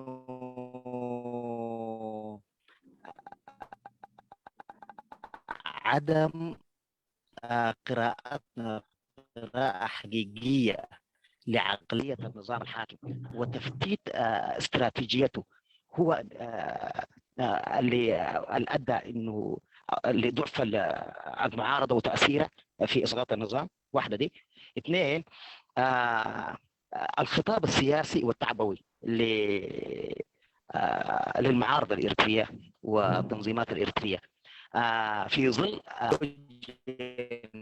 موجودة في عالم الميديا. ألا ترى إنه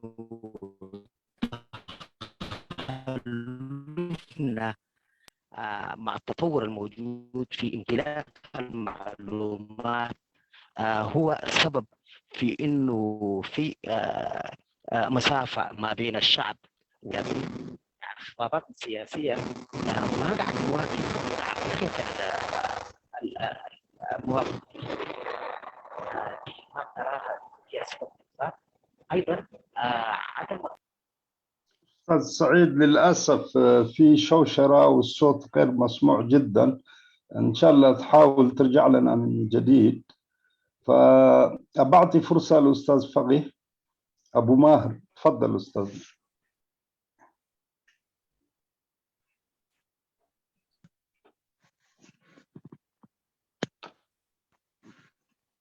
السلام عليكم ورحمة الله وبركاته. عليكم السلام ورحمة. يا هلا. مسموع؟ مسموع جدا. يا أخ جابر، يا هلا، حياك الله. الله يحييك. أول أحيي الأخ المحاضر الأستاذ حسن الأسد، ما في شك رجل أعرفه من فترة طويلة ومن المناضلين أعطى دوره في هذه الساحة لا شك يعني. أنا أحييه على هذه الأمسية المفيدة يعني. سؤالي باختصار أنه نحن كمعارضة إريترية ما قادرين حتى اليوم نتوصل إلى توصيف محدد للنظام الموجود في أسمر يعني. وهذه المسائل قاعد تاخذ وإن كانت على المستوى الشعبي تاخذ نقاشات حولها، ونلاحظ هذا أيضا في الميديا وإلى آخره يعني. ما هو التوصيف المناسب لهذه العصابة الحاكمة في أسمر؟ هل هي عصابة ديكتاتورية وحاكمة؟ والديكتاتورية في العالم الثالث بشكل أو بآخر موجود في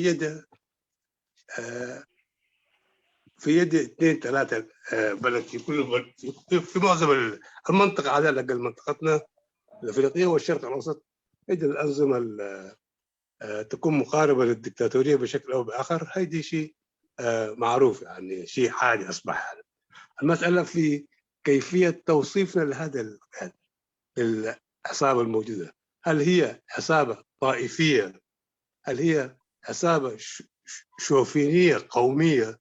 إيش بالتحديد الوصف المناسب لهذا أنه معرفة خصمك شيء ضروري جدا من خلاله عشان الناس تقدر تعرف إيش مع من تتعامل يعني. الأخ أمين مسموع صوتي؟ مسموع. نعم مفهوم. شكرا. الله يسلمك. هذا هو السؤال الأساسي، وطبعا الناس تتفق في هذه المسألة أو تختلف، لكن في الطال أرجو إجابة من على الأقل من وجهة نظرك أو الجهة تمثلها في هذا كيف ترى المسألة دي يعني. وشكرا. شكرا لك أستاذ فكي. أوكي أستاذ أبو بكر. مستحتكم اللسان. نتاحطو ترجمة معلش تحتو صحيفة لزلخو يا ملسي بحنسب قلت اوكي فيري جود ممتاز. استاذ حسن ايوه تفضل. استاذ حسن الاسد يقص له ممتاز. يعني والحقيقه انا اعتقد تنظيم النظام موصوف ذاتيا، يعني معروف انه هو نظام دكتاتوري قابض، عشان نلبسه تهمه انه هو نظام طائفي. انا اعتقد لا يستوعب كل الطوائف، ما انصف طائفه من الطوائف، ما اعتقد يعني من الصعب يعني عشان نقول عليه ده نظام طائفي للجهه الفلانيه. ما شايف له موقف بتاع يعني خدمه او عدل تجاه طائفه معينه. الكل ذاق مراراته، الكل ذاق معتقلاته، وبالالاف الناس تخلي البلد، يعني كل الطوائف قاعده تخلي البلد. فحق منو هذا النظام متسلط دكتاتوري؟ هو يستخدم آلية شنو لتثبيت حكمه، دي حاجة تانية. ذهنيته هي بالضبط شنو، ده شيء آخر، ده شيء آخر. لكن أن يعتبره أنه هو طائفي، ما أعتقد في طائفة يعني مرتاح منه حتى نحسبها على هذه الطائفة. يعني هو نظام متسلط، نظام استبدادي، نظام قهري، وممكن يلعب كل اللعبات، كل الأوراق. نظام يلعب حتى دور الخطط الاستعمارية بتاعت فرق تسد. يعني من هذا الباب ممكن يحاول يسلط الطوائف على بعضها البعض أو المكونات على بعضها البعض. لكن نحن يعني كسياسة وسياسيين وبفكر بتاع السياسة يجب أن يعني ننزلق إلى أنه والله هو تبع فلان أو تبع الطائفة الفلانية.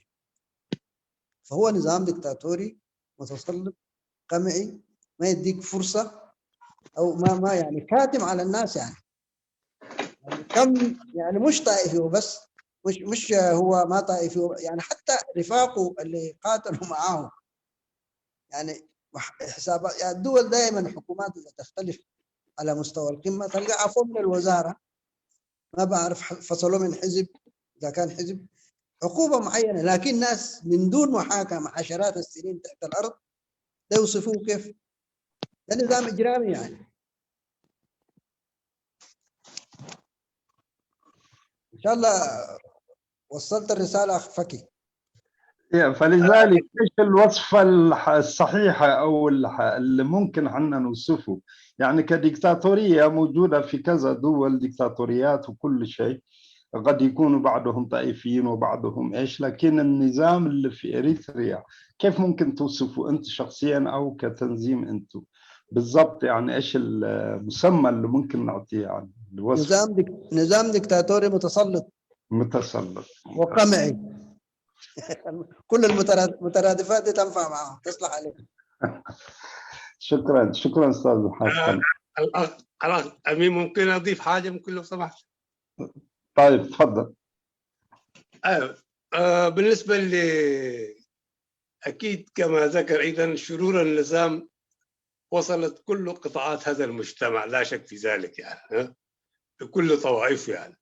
لكن الظلم ايضا ظلم وما في شك، لكن درجاته تفاوتت. يعني حتى على المستوى درجاته تفاوتت، يعني من ناحيه، وفي حصل تقويه وتعزيز لطرف ضد طرف اخر في هذه ال 30 سنه اللي فاتت، او قبل بالاحرى يعني ب10 سنين سبقت ايضا. يعني وتقدر تقول 40 سنه، يعني من سنه 81 الى يومنا هذا. هذه مرحله طويله، وهذا النظام يسعى في جيلنا الحالي نحن عشنا التجربه دي، هو انه نحن ننقرض وما في شك. اليوم وصلنا الستينات، يعني نحن في طريقنا اذا الى نهايه. بالتالي ان يكون مجتمع جديد، جيل جديد، وهذه تبع ساودي مجرد ما فيش الى اي يعني ضروره وطنيه، بقدر ما هو مصنع لخلق مجتمع مش ماشي، يعني مجتمع ما عنده لا ما عنده جذور يعني مجتمع كده عجينه كده تعجنه في بعض وتطلع بالشكل المزاج اللي يناسب حاده حزبي حاده لبي حاده ما بعرف ايه الكلام الفارغ ده يعني اللي طرحه ده يعني. بالتالي وضعنا حرج جدا يعني والا الناس تقبل بالانصهار الكامل باحاديه الجانب. انت اي واحد استاذ فقي انا بعد الانصهار الثقافي يعني. عشان احنا في مجال السؤال والجواب دحين وان شاء الله حفتح انا المجال فور كومنتس. اوكي ان شاء الله. انا تعقيب الاستاذ حسن انه مساله هو ما في شك كما ذكر نظام ديكتاتوري وغيره وغيره الى اخره. اضيف عليها مساله الظلم تفاوت يعني، لكن بجانب اخر هذا التفاوت خدموا للطرف اللي راه النظام او الطرف اللي انتمى للنظام يعني على المستوى الاستراتيجي خدموا يعني حتى لو الحق بهم ضرر مباشر الان، لكن على المستوى الاستراتيجي خدموا لدى. انا برا كده المساله وشكرا. شكرا استاذ فقي. اوكي اول ابو بكر اعطيك فرصه عشان تترجم السؤال والجواب، وان شاء الله اذا عنده تعليق استاذ حسن بعطيك فرصه ان شاء الله.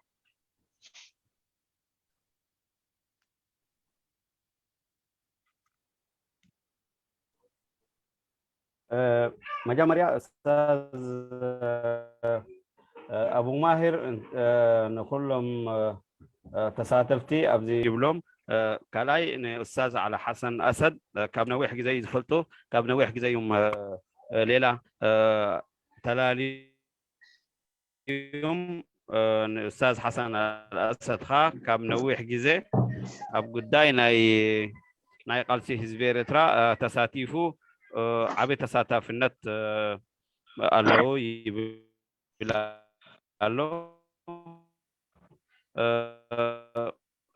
اتا حتو خا انت عين السرعه يمكن بنخل ناي هايمونو دجليا انت يو كما يجركم تقوموا وي كما يجركم شمتوا انت يا شمو انت يمكن بنخل يبلو يزلون استاذ على اسد حتيتو استاذ حسن على اسد تي سرعه اباس مرازلو بوغنا دكتور تاراوي عينت سرعتيو يبلالو مخنياتو تي سرعات نحاد هايمانوت وين حاد حبرتسب وين حاد بهير اي قلقلون يزلو تقفعي اب كل وريد سلازلو نخلهم ولا توم بتصوتو مسؤز نبرو اب ميدا مسؤز نبرو لو ما تاثيرهم زلو نوح عامتات زي فردي اب تحت ابيات مؤثرتي ومساقيم زلو مخنياتو تي سرعات حنت جوجله دكتاتور زمر حايم يبلالو إلوني أستاذ حسن على أسد بخمو يزقمقمو مخنياتو تقفعي أب كل حزب إريترا وريدو يزلو تي سقيات تي سدات تي زقبر زلو زي حقاوي سراح أب عدنا زقبر زلو أب كل حزب إريترا تلزي خونه ني أنا حادي ناي بهيريو ويناي هايمانوتيو ويناي زخونو كنبلو سلزي نخل دكتاتور عينة سرعتيو يبلالو تا كلايتي استاذ فكي استاذ ابو ماهر زغلاصا بسنكناي كونكشن حماق سلازي نبرك سماعي كاركون استاذ جابر انت سميع خانير نركا كتبرهلو. يا استاذ حسن اكيد فهم المداخله الاخيره حق فقي نسان تايت بالنيره بزياده سي لك نحن اتي خنتات كنجنزبون تداخوينا لك نسون استوسنه وغن ويكاني عليت وي قبيله إلو دسرحو نقرات يلن جن كاب تقباراتو نايز حلفة 10 عام تكون 3 ولا 4 عام كل انت داخوينا نحاده أكل بحساب نايكال أكل زيادة تقيمو ويكاني قال تقمتات كقبرو اللير سلازي نحنا سي اتي مقلت إلو كم مجمريا ونقالي توز نبري نعوز بكع نزسرعات زبكع مقلتي نعم نحنا هايمانوتاوي وي قبيلاوي وي انداوي وي كمزي لنا نقولصو اي نخلن كوين جن بسانك تكباراتو جن بتكبر درئ ولو نتي شكونا أبلعلة حزب إرترا زوردو أبتمتنا تون يفعل عليه إلو رئيتو قليتو نيرو أستاذ فرقي. فأستاذ حسن إذا عندك أي تعليق في الموضوع أو نعطي فرصة للآخرين. هو حقيقة إن إحنا لو مشينا باتجاه يعني هو أنصف مين وبدرجة كم، أنا أعتقد خلينا نرجع لانطلاقة الثورة الإمريكية. الكفاح المسلح بدأ في المنطقة الغربية، وتشكيلاتها حتى في داخل المدن ربما كانت الأغلبية للمسلمين، والنظام الإثيوبي كان يستخدم يعني إنه هذه الثورة ثورة مسلمين، هيبيعوا البلد لمكة ومش عارف إيش، النظام وآلياته كلها. لكن الثورة كعملية تاريخية لقضية شاملة، قضية بلد واحد وشعب واحد من منطلق اعتقاده أو منطلقاته، بالتأكيد يعني ما عمل رد فعل على إنه والله الدعاية الإثيوبية صحيحة، وبالتالي ما أخذ موقف من الطائفة الأخرى اللي ما شاركت بالثقل، يعني مش معناه ما شاركت. أنا أعتقد الحقائق نفسها أثبتت لكل من كان يعني ما متحمس للثورة أو متخلف عن الثورة لسبب أو لآخر، بالتأكيد وطأة الاحتلال وجرائمه مسته، بالتالي يعني توسعت الثورة. وأنا أعتقد الثورة كانت ناجحة في إنها تستوعب كل ألوان الطيف الوطني، ما رفع شعار طائفي وقتها يعني. بعدين في نقطة أخرى، نحن لما نتكلم عن التباين الثقافي أول يجب أن نأخذها في أسبابها التاريخية. بالتأكيد في أزمة ثقة بين المكونات الإريترية، وبالتالي سواء كان أسياس ولا محمد كلنا إفراز هذه الأزمة، كلنا إفراز هذه الأزمة، أزمة الثقة الموجودة بين المكونات الإريترية. وشيء طبيعي مسؤولية القيادات، مسؤولية القوى السياسية هي معالجة هذه القضية أزمة الثقة، وما تتحقق إلا بالتواصل وبالاحتكاك وبالحوار، وإلا نكون نحن نفسنا أصبحنا طائفيين إذا نحن قلنا هو طائفي. وبالتالي ولذلك يعني الشغلة بتاعت إنه هو أنصف وما دي، أعتقد أنا تكلمت عن اختلالات حصلت، اختلالات كثيرة يعني، اختلالات في قضية الأرض، اختلالات في الخدمة الوطنية، وفي يعني دراسة يعني قوية جدا كتبت قبل كم سنة يعني جماعة ناس إبراهيم مختار ولا شنو، في وثيقة معروفة يعني بالأرقام، دي كلها حقائق لا يمكن إنكارها. لكن التعامل معها كيف؟ التعامل معها مش إعلان حرب طائفية أو استهداف الآخر في إريتريا غيرك أنت. الشيء اللي قاعد أشوفه إنه هو اللي بيخسر، هو اللي بيخسر كل الناس. الراجل ده بيعتمد على زي ما قلت على المتاجرة بموقع إريتريا، وفي كثير من دوائر غربية تعتبر والله هو مهم يعني خلي هو مستقر ما عنده مشاكل، النظام ما مهدد بسقوط وما بالضرورة ديمقراطية يعني. في الأتلانتيك كونسل في دراسات كاتبين بالاتجاه ده، يا أخي الراجل خلوه كويس، في خبراء وأكاديميين، ودي ثقافة موجودة في اللوبيات في الولايات المتحدة دافع عنه لمصلحته. طيب نحن مصلحتنا فين؟ مصلحتنا ان احنا بناء الوحدة الوطنية والتغلب على كل المصاعب اللي تعيق بناء هذه الوحدة الوطنية، والصبر على كل المشاكل. إذا كان أنت بتشتكي من طرف لسبب معين، قد يكون ذاك عنده طرف عنده شكوى منك. السياسي فعلا قد يكون استخدم هذه المسألة يعني الآن مثلا الدولة ثبت فيها اللغة التجرينية كلغة رسمية، وبعد ذاك أطلق فرية اسمها اللغات كلها متساوية. لغة العمل في إريتريا هي تجرينية، اللغة العربية ما موجودة. حقوق ثقافية للمسلمين ما عندها مؤسسات يعني تخدمها. لكن دي قضايا ما نعمل منها معترك يعني. وبالتالي أنا أعتقد اختلالات فيه، لكن الاختلالات دي مسؤول منها هو وممكن معالجتها. والثورة كما كسبت قبل كده كل أبنائها والكل ضحى. الما مات منهم يا طائفة اللي ما قدمت شهداء بالأرتال. ولذلك نحن حسا المهم هذا النظام نظام ظالم، نظام دكتاتوري ما تابع لأحد، حتى لو حاول يخادع هذا أو ذاك. وقد ممكن يعني النظام ده اللي هو ربما ممكن ناس تقول عليه طائفي مشى مع إسلاميين. أنا ما عندي موقف من دين، لكن شوف حركة الشباب بس نكاية لأمريكا، يعني داير يقول لهم إذا كان أنتم يعني تدعموا مجلس الزناوي أكثر أنا هخرب لكم برامجكم في المنطقة كلها وعملها. وبيعتمد على أنه مدلل. يعني القيادات دي لما جاءت القيادات الجديدة والعصرية تبع كلينتون التمجيد والمديح اللي كيل للسياسة أنتم عارفينه كله يعني. فهذه السياسة يعني. فأنا ما أتفق مع تسميته بأنه هو نظام طائفي، وإلا ما المفروض يكونوا معنا حسن قرماي وبرهان ردة يعني ما ممكن يعني. شكرا. شكرا استاذ حسن. تفضل ابو بكر. استاذ حسن الاسد انتاي زبل زلو عندنا ابتا حتى ناي ملسي هي بالله ابتا ناي ابو ماهر زحتته حتى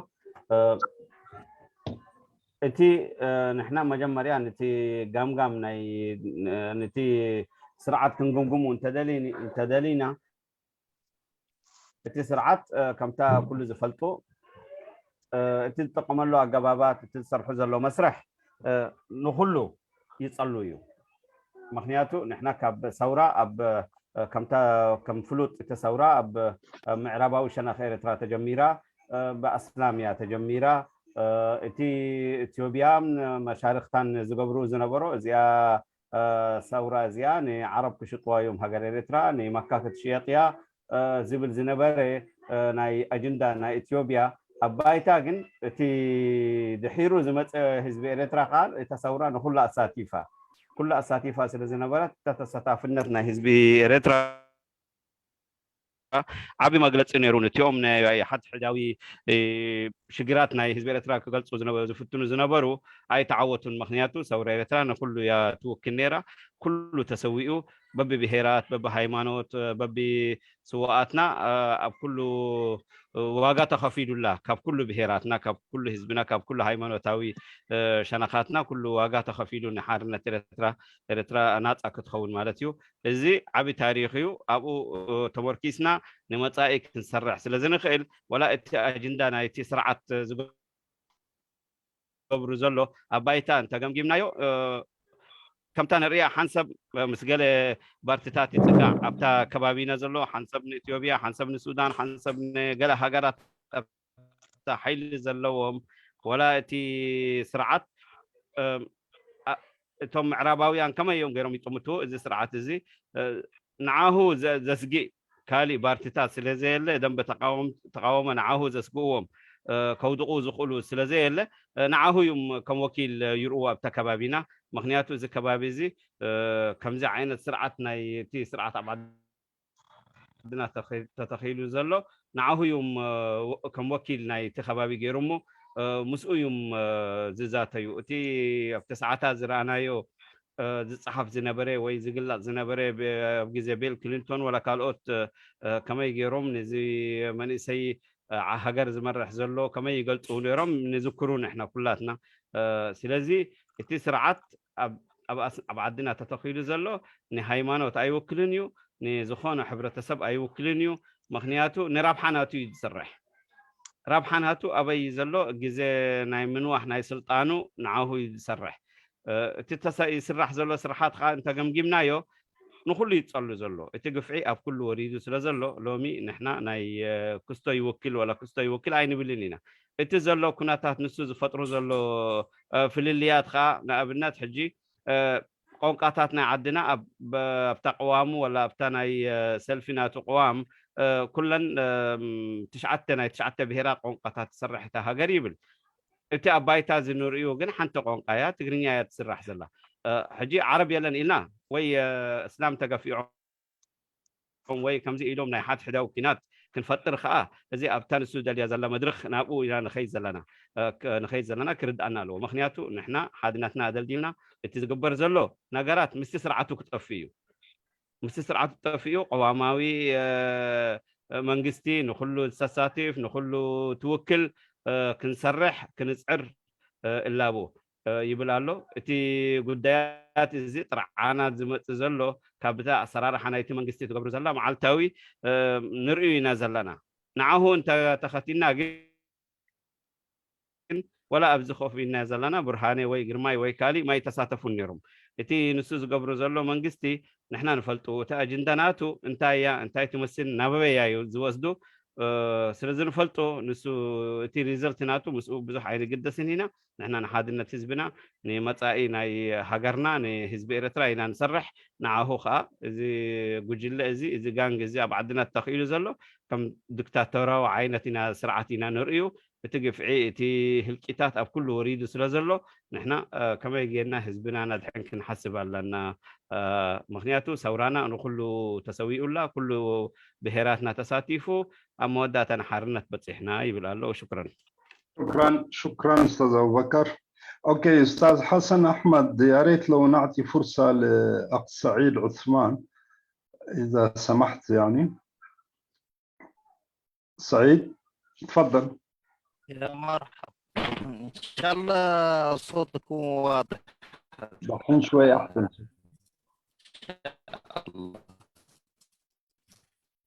واضح الصوت استاذ امين؟ والله قاعد يقطع المشكله ما هو لو اسمع عشان اسال الاخ. تفضل كمل دحين يعني.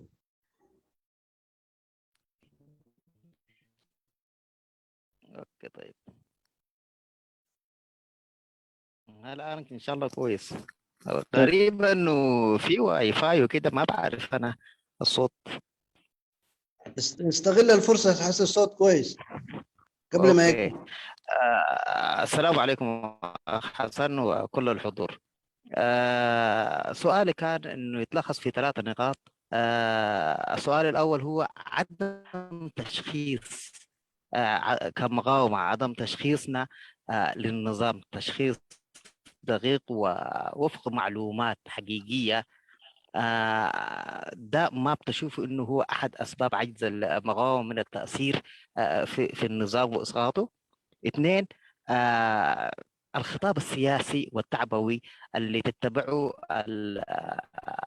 الاحزاب السياسيه والمقاومه في تعبئه الشارع هل تتناسب وفي ظل الطفرة المعلوماتية الموجودة هل يتناسب ما يتم انخطاب مع ما هو موجود في الساحة الآن؟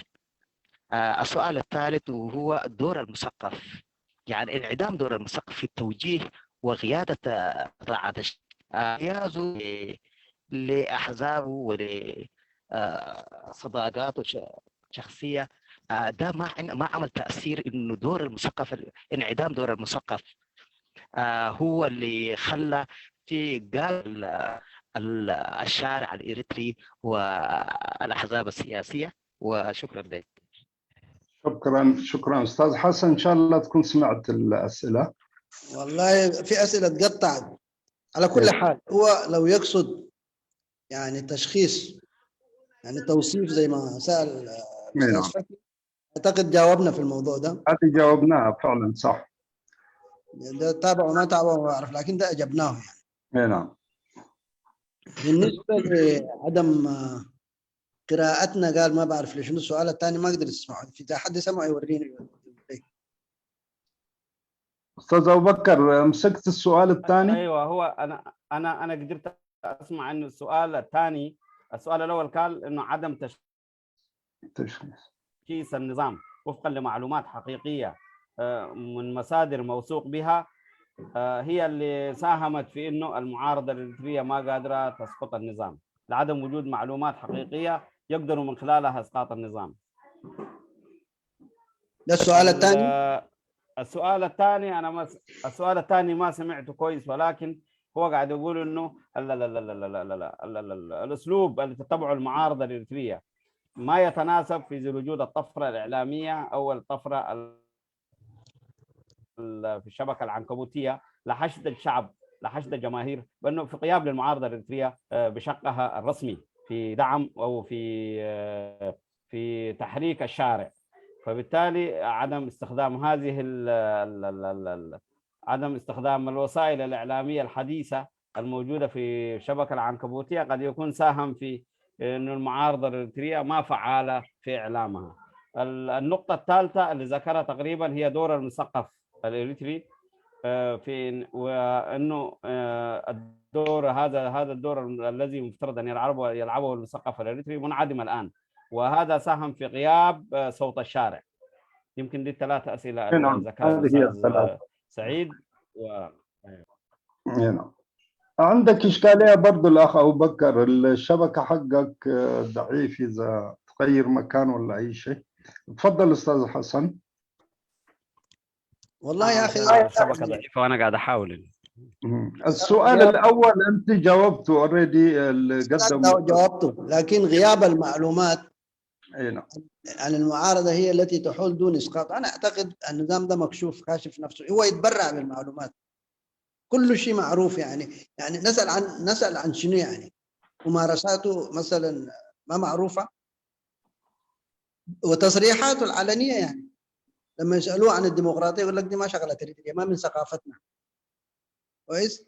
ناس يطالبوه بمشاركه بتاعت المشاركه السياسيه، قوى سياسيه اخرى، حتى من داخل الجبهه الشعبيه ناس طالبته بتحويل الدوله الى دوله قانون، لازم الدستور يشتغل. سمع حد رفض. فما في انا اعتقد يعني ممارسه سلبيه، ممارسه ظالمه، نظام ممارسه ارهابيه يمارسها اساس مخفيه يعني. والمعلومات الثانيه شنو يعني؟ نعرف بيته بوين؟ ما اعتقد دي المطلوبه يعني. وعنده يعني هيمنه كامله على القوى الامنيه سواء كان الجيش او جهاز الامن، وده انه من الموالين له طبعا، هو الخاتم في القيادات. وطبيعه الاجهزه الامنيه والعسكريه معروفه، يعني تمشي بشكل آلي في قرارات القيادات وبتاع، وهو ماسك كل الخيوط. ما اعتقد ما معروفوها، لكن نقول قدراتنا وين وطاقاتنا وين، هي ده السؤال. يعني ما اعتقد لانه ما في معلومات. لا، هو يركز في ايش اسمه عدم، احنا ما صرنا نستخدم او نستفيد من الطفره الاعلاميه الحاليه اللي موجوده لتوعيه الشعب لاعاده النظام والاشياء هذه. سمعت الطفره الاعلاميه طبعا احنا ما قدرنا نوظفها، معروف لاسباب معروفه. يعني نحن الان لو الليله كان عندنا محطه تلفزيونيه او محطات او فضائيات، كان ممكن الرساله تصل، رساله المعارضه تصل للداخل. ما عندنا امكانيات، ما تحقق هذا الشيء. وايضا ما في تنسيق اعلامي مركزي يعبر عن موقف المعارضه اجمالي. دي واحده من طبعا النقطه دي فيها فجوه كبيره، يعني ما في شك ما استغليناه. السؤال الثالث انا اعتقد المثقف على قدر ما يقدر، انا اعتقد مساهم، يعني يشارك في ندوات كثيره، قاعدين يكتبوا. ويعني انا اعتقد ما اتصور في غياب تام للمثقف، الا اذا اعتبرنا انه مشاركتهم في العمل السياسي والتفرغ له ما كبير. ده صحيح يعني. ممتاز. اوكي استاذ ابو بكر. الاخ امين شويه ممكن ادي اضافه كان شويه في الاسئله. طيب يلا استفيد من الفرصه. لانه اشوف انه ما فهم السؤال بتاعي. تفضل.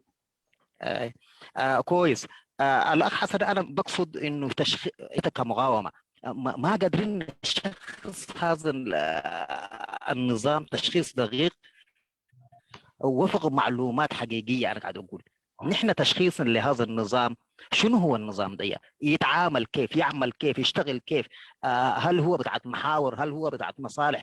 قراءتنا الحقيقية وفق معلومات أنا أقولها للنظام هنا أنا اللي بقصدها، وإلا مش معلومات عن الداخل. على الداخل الكل عنده معلوماته الخاصة، لكن أنا بقصد كمقاومة تشخيصنا لهذا النظام ما موجود في ممارستنا، لأنه أنت لو تعرف عدوك حتعرف كيف تتعامل معه.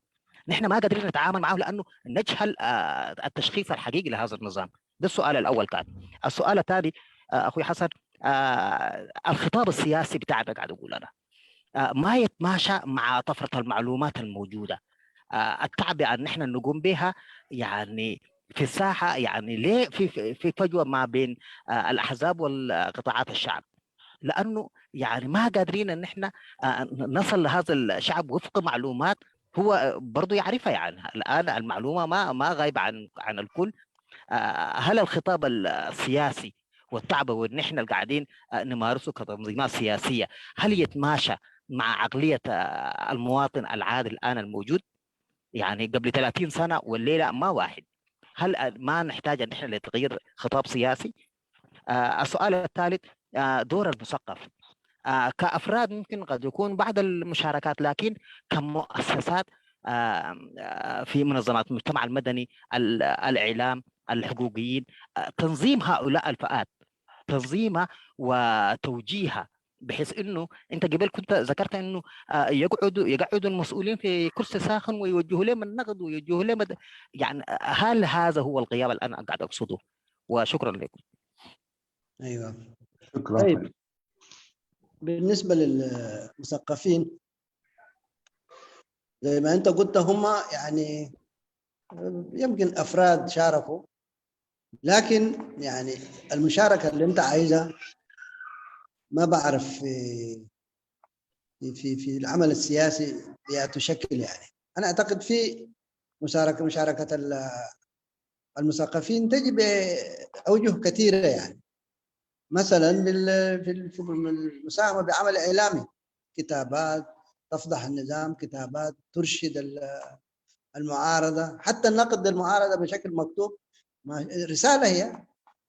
لكن انا اعتقد اولا في عندنا مشكله نحن في ساحتنا الابتدائيه، المثقفين، منظمات الوحده، منظمات المجتمع المدني، التنظيمات السياسيه، المسميات دي اولا كلها مكمله لبعض، لكنها تحتاج الى تقسيم العمل.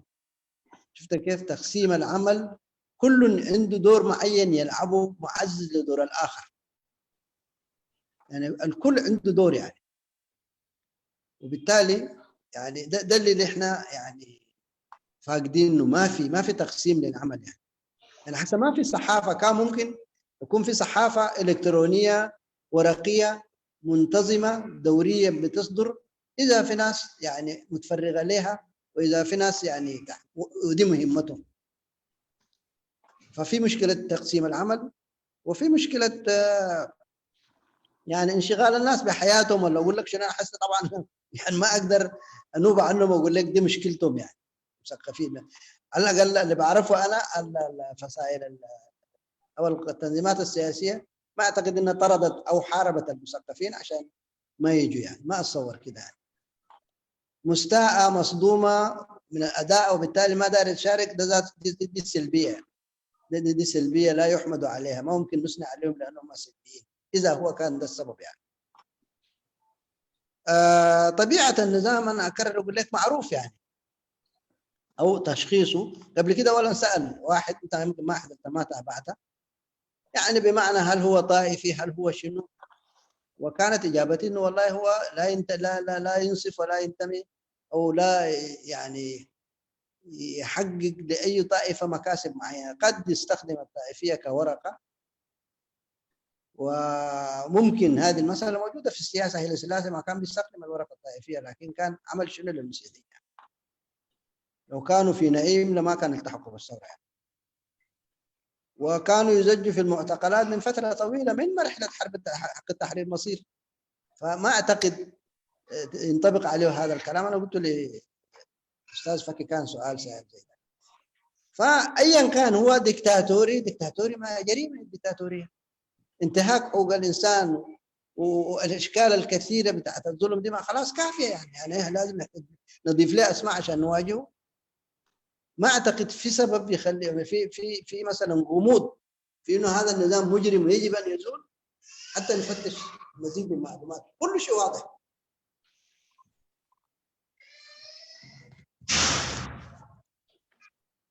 ان شاء الله يا جماعه انا اجبت، ما بعرف السؤال فعلا معقد. شكرا اي فعلا اجبت على السؤال. اوكي استاذ ابو بكر ان شاء الله بس تساعد. ايوه يا ريت النت تكون الكونكشن دحين يخون يخيل. انتايو استاذ حسين سعيد عثمان زقلص زنبري انتايو بالنيرو نحنا انا قد ما حاجه حتيتو نيرو تحت بقبو اي تملستن يلو مخنياتو كبر هذا اللي تحت ناتو انتاي تمثل نحنا ابزي وان زي دم تقاوم زباهل زلو تسرعت انتايو وي ديكتاتوريو وي كمزي كنبل حتيتي اي كونكون تحتو نحنا اخول حبريتا قلوص حبريتا الانا دو ولا يبلنا نكم دم تقاومتي بلالو مخنياتو اتي اكايدا ناي نظام اتي ناي سرعات مفلاط اتي زتقملو اقبابات انتايو ابيو يمركز حيلو ابيو ابنتايو تمركيسو نزي كله قفعتاتي زكاي زلو عفوا نزي كله زكاي زلو نحنا ابناي شنقيو زلو حيلو ابناي شنقيو دخوميو ازي انت مرميرنا نيرنا كنعوتلو نخيل مخنياتو صلايخا كتعوتلو تدليخا ابينا يشنخ يحيلو فليتكا شعوي خا كما يركات مواقات مسو ويوتي حتى انا تيبنيرو ما بالك الايتي حتى زنبره ازي ناي توم مهورات بخمي اقبابينا نساتفهم نناتهم اتي امونغو توم حلفتي تقاومتي امونغو اتي حزبي عبقاق تفطيرو زلو اتقاق كنشوفنو انت دلينا نزيهم مهورات انت ببي جروبات ناتهم ببي مويوم كنودبو مالنا نعهم وديبنا تسرح بمنقدهم من ابتا حزب كباتح قد سالنات كتهلا لوا كيو قارات ابن نيرو تسال سايتي خا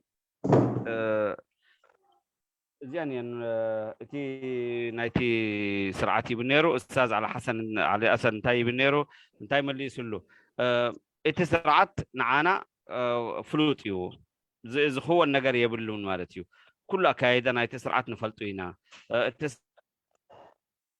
سرعت ولا توم حلفتي نايتي سرعت اتي زكتلو زلو اقبابات يقلطو يوم قلعيو حتى ديمقراسياوي انت تحتيتو ديمقراسي نيرت راي تقمنا ناي يملسو اب ناي ريتون ناي موداب ناي برلمان ناي قال زيتات ناي حقاوي اقباب ناي تا سرعت ناي زخونه منغستي انت تحتيتو ازي ناي معرابيو نعناي وكلنانيو نحنا ناتنا بهللنا ناتنا اقباب لنا زم عبلنايو اب تاريخنا بتاريخ ثورانا زم عبلنايو اقبابات ስለዘለና እዚ ናይ ወፃኢ እዩ ኣየድልየናን እዩ እናበሉ ይምልስ ስለዚ እቲ ንሕና ዘድልየና ካብታ ስርዓት ኩሉ ንፈልጡ ኢና ዘይንፈልጡ ነገር ከዓ የለን ባዕሎም ከዓ ስለ ዝገልፁ ብዙሕ ምስጢር እዩ ኢልና ክንፍትሹ ወይ ክንደልዩ ወይ ክንትንትኑ ደድሕሪኡ ክንጋየ ነገር የብልናን ኢሉ بملؤ نفلتو تسرعت انتاي يختل ابيو حيلو ابيو تزطقم تسرعت قطالنتو كوحس انت دليو ناي طتا ناي حيلي بوليتيكا ناي حيلي بوليتيكا يكون نا حيلي طتا نا حيلي سراويت اوش تعدي تزلو خبيبو سلازلو تعدي بملؤ تقاطير وسلازلو بحقاوا قبابا يكونن بقفعيو بسراويت بتصطايو زقطاصرا سلازلو نحنا نفلطو هنا تي سرعت حديش نجر زي نفلطو نجر يلن يبلالو اتي ناي تيغاغ امانغو حزبين امانغو اتي دنب تقاومتي ويتي مرحتي نايتوم تقاومتي زلو كمتا نسوز حتى نحنا ابزي وانزي يساتفي زلو بب وغنو متوم مهورات يساتفو يمزلو يصحفو يتنتنو لعليتي حلفتي نايتي بارتيتات نسوم يوم زساتفو نسوم يوم زملسو نسوم يوم ابتا مدرخ ناي ماس ميديا زلو يساتفو سلازي كنحيلو انت دلينا مدرخ كنفطر له مالنا قلتي ناي هيوتهم نما ناي منبابروم زلو كناتات خاب قمت اتينايو نعهم وكيلي حجك كملس سلا زي خيل جن ناي حتى منبابرو سلا زلو بزح حتوتاتنا ناي ولقم سلا زلو اتي زروري زلنا ابركتو نعانا كساب حجي عقابي وكنبين نخيل جن بتي ناي زيناوي سرحات بتي فيديو وي بناي كالي مربابات زلو كنحيلو كنساتفلو يقب لنا يلو استاذ حسن علي. شكرا. شكرا استاذ ابو بكر. اوكي استاذ حسن احمد الفرصه لك.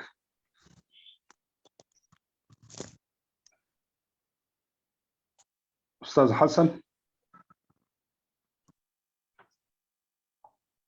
طيب حطوتات له ابشات تصحفي اي ثينك ريخان تكون كاستاذ حسن علي اسد بعرب. للاسف ما شفته والله. ايه استاذ ادريس ارسل 2 سؤال وكذلك برضو استاذ احمد نافع ارسل 2 سؤال. تاني حاو ادريس غرب تقرينيا ونقبلها تي مدخام ويدخام ناي تي تقاومو دم بزياده سي كند تنقناتو تي ناي سرعت ناي ويانه يدو تبل كميتري اونز غداي زي مخنياتو ابتي تي تقاومو دنبه نتسرعت كغتملو زخلولو زنبره غيزي زدل زاكل جبراو زخونه حجزات دعم اي جبرولون سلازنبره ازي حدا تنقي يدو تبل كميتري اي تبل تقدمي تحطو تاخلي تحطو دماني نزي حجز كايد دلو تناي وشت ايثيوبيا وج أفتوج إتي بمئتاو تراي زي كونه نباد مون كقاطع صرافة بيقولوا أبتحت قصة ما يسرعت ما إرترالا بعد ما إذا أجاب زي حجاوي يدوت بلو بخمية تقول شيء بالماي حاودريس خلتين حطه أنت إذا قريتها أو بكر أو قرالوا إياها حق الأخ دريس. أيوة لو قريته والله يصح. أيوة يا ريت دقيقة خلينا نشوفها بتاع التدريس دي ما ظاهرة معي يمكن عامل الجهاز عامل أيوة إدريس علي. السؤال الأول هو هل صحيح أن الويان التجراي هم السبب الرئيسي في عرقلة المعارضة الإريترية في مواجهة هيجدف وذلك لعدم جديتهم في دعم المعارضة وإنشاء تنظيمات وإنشاء تنظيمات جديدة على أساس قومي وقبائلي ومناطقي؟ هل هذا الاتهام من قبل بعض التنظيمات المعارضة للويان التجراي صحيح؟ ما هو رأي الضيف؟ سؤال رقم 2: هل استعادة إريتريا لمنطقة بادمة مستقلة لظروف الحرب الدائرة في اثيوبيا له ما يبرره ومن حق إريتريا أن تسترد أرضها؟ هل يرى استرداد بادمة شرعي؟ ده الاثنين سؤال تقريبا سألهم الأستاذ إدريس علي. طيب كده ذكرني الأول بس الخط. لا بخصوص عدم الدعم للمعارضة. السؤال الأول أيوة موقف تجراي. السؤال الأول هل صحيح أيوة موقف نعم تجراي لدعم المعارضة الإريترية؟ والله قضية إريتريا مش قضية تجراي بالمناسبة، يعني قضيتنا نحن في مواجهة أسياس قضيتنا كإريتريين، يعني هم ينوبوا عننا يعني ولا كيف؟ فأول يعني الطرح ده ذاته اتهام طرف ثالث في إنك أنت ما قدرت يعني تسقط هذا النظام، ده اتهام ما في محله يعني أبدا يعني. لا أخي حسن قاعد يقولوا أيام المعارضة كانت في إثيوبيا. معلش في أي وقت كان هو قاعد يقول إنه الأستاذ السؤال بشكل أوضح شنو هو؟ الأستاذ إدريس علي بيسأل هل إنه الويان التجراي عندما دعموا المعارضة الإريترية إنه ما كانوا جادين في دعمها وقسموها إلى تنظيمات قبلية ومناطقية وعلى أساس قومي، وهذا يؤكد إنه ما كانوا جادين في دعم المعارضة الإريترية. هل هذا صحيح؟ قاعد يسأل الأستاذ إدريس. طيب جادين أم غير جادين؟ إحنا حقيقة يعني حاولنا أن نستفيد من الخلاف والصراع اللي نشب بين نظام أسمرة وأديس أبابا، وكان شيء مشروع وحقيقة ما معناها التعامل مع اثيوبيا بين المعارضة واثيوبيا، التعامل كان في كل شيء يعني متفق عليه، في خلافات بالتأكيد يعني، هم دولة ولهم موقفهم لهم حساباتهم، ونحن نختلف عنهم. قضيتنا هي قضيتنا، مسؤوليتنا نحن أكثر ما تكون مسؤولية لهم يعني. وبالتالي المسألة ما مسألة إنه هم سبب في في في في في فشلنا أو كانوا جادين ما جادين. المفروض المعارضة هي اللي تتخذ قرارها، شافت لا جدوى من العلاقة مع تجراي تترك تجراي دون أن توجه اتهامات، وما مسؤول عن إنجاحنا يعني.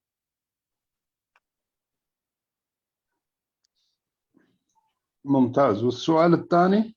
السؤال الثاني قاعد يسأل انه هل استرداد اريتريا لمنطقة بادمة مستغلة للظروف الحرب الحالية او الحرب الاهلية الموجودة في اثيوبيا، كيف تراه انت؟ قاعد يقول لك هل اريتريا من حق ان تسترد ارضها؟ هل ترى الشرعي هل يعني يرى انه استرداد بادمة من قبل حكومة اريتريا في ظل الظروف الحالية هل هو الجبهة من فترة طويلة، يوم ما ابتدوا الاثيوبيين يتصلوا بالمعارض الاريترية اللي كانت موجودة في السودان ويطالبوا العمل المشترك ونعمل، نحن يعني سؤالنا الأول قلنا لهم أنتوا يعني أولا نحن كإريتريين نعتبر بادم منطقة إريترية، ودي قلناها خارج اثيوبيا وداخل اثيوبيا. بادم إريترية، وبالتالي نحن يمكن نتهم السياسة بالتنازل عنها، لأنه بعد إعلان الاستقلال ما أشار إلى أنه هناك أراضي ما زالت في يد اثيوبيا حتى على الأقل توعية. بعدين هذا الاسترداد كان ينبغي أن يكون بشكل سلمي، كان ممكن يعني ما مستحيل أبدا، حوار كان ممكن يرجع. وكونها استردت الآن إريتريا أو بادمي رجعت للسيادة الإريترية، هذه مسألة مرحب بها ما ضدها، ما نقول لهم الدول الإثيوبيين ثاني، لكن المناخ اللي استرد به الإقليم أو منطقة بادمي مناخ حرب ومناخ يعني عنده تداعيات أخرى. إحنا نعترض على الدخول في إثيوبيا والمشاركة في الحرب الأهلية هناك. يا ريت يوم ذاك التدخل ذاته وقف، استغلوا فرصة الفراغ أو فرصة الزعزعة الأمنية اللي كانت موجودة، وقفوا عند بادمي ده قالوا حقتنا، ما كان كويس، كلام مشروع. السودانيين ما رجعوا فشقة وما فشقة في نفس الظروف زي دي يعني، ما تجاوزوا حدودهم، ما شاركوا في الحرب لا مع هذا الطرف أو ذاك يعني. فعودة بادمي مرحب بها في إريتريا كونها عادت بأي ظروف كانت، لكن نحن كنا نتمنى أن تجي عبر حوار، عبر أن يعني لا تأثر في العلاقة بين البلدين يعني، وهي أصلا متأثرة لأسباب أخرى. نعم. أوكي. شكرا أستاذ حسن. أوكي، حسن أحمد إذا تسمعني مرة ثانية.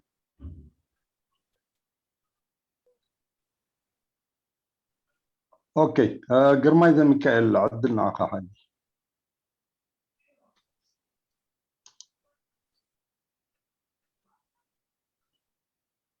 ايوه امينو انا نيشتي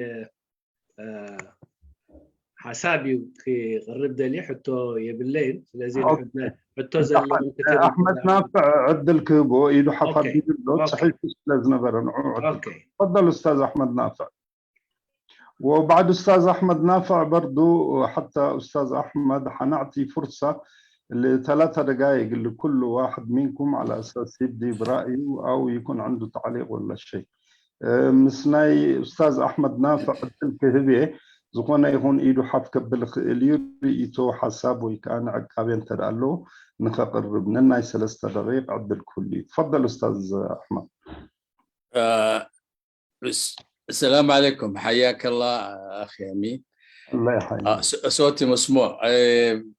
اولا انا حضرت في نهايه الندوه فللاسف، ولكن عموما عندي سؤالين مباشرين للاستاذ حسن الكريم المناضل.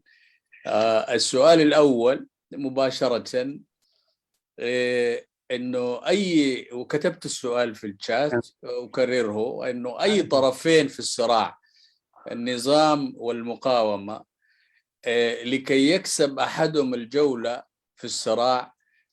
طبعا ده بعد مرحلة فهم طبيعة الصراع نفسه. أولا يجب أن يسعى الطرفين لكسب الطرف الثالث اللي هو الحاسم للصراع، والطرف الثالث هذا هو الجمهور.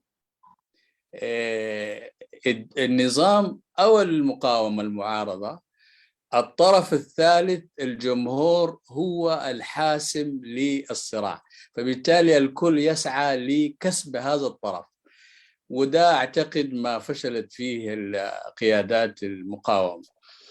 ده الشرط الأول لكسب الصراع. الشرط الثاني لكسب جولات الصراع هو شرط وجود المقاومة على الأرض عشان تمارس الصراع بأي شكل من الأشكال مع الأنظمة الشمولية.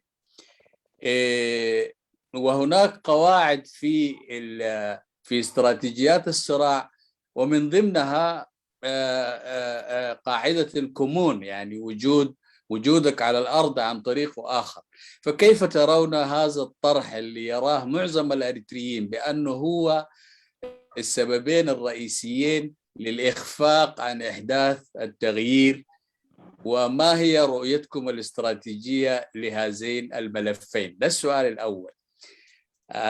السؤال الثاني باختصار شديد، تمسككم باسم جبهة التحرير الأريترية في هذه المرحلة لكيانكم الآن.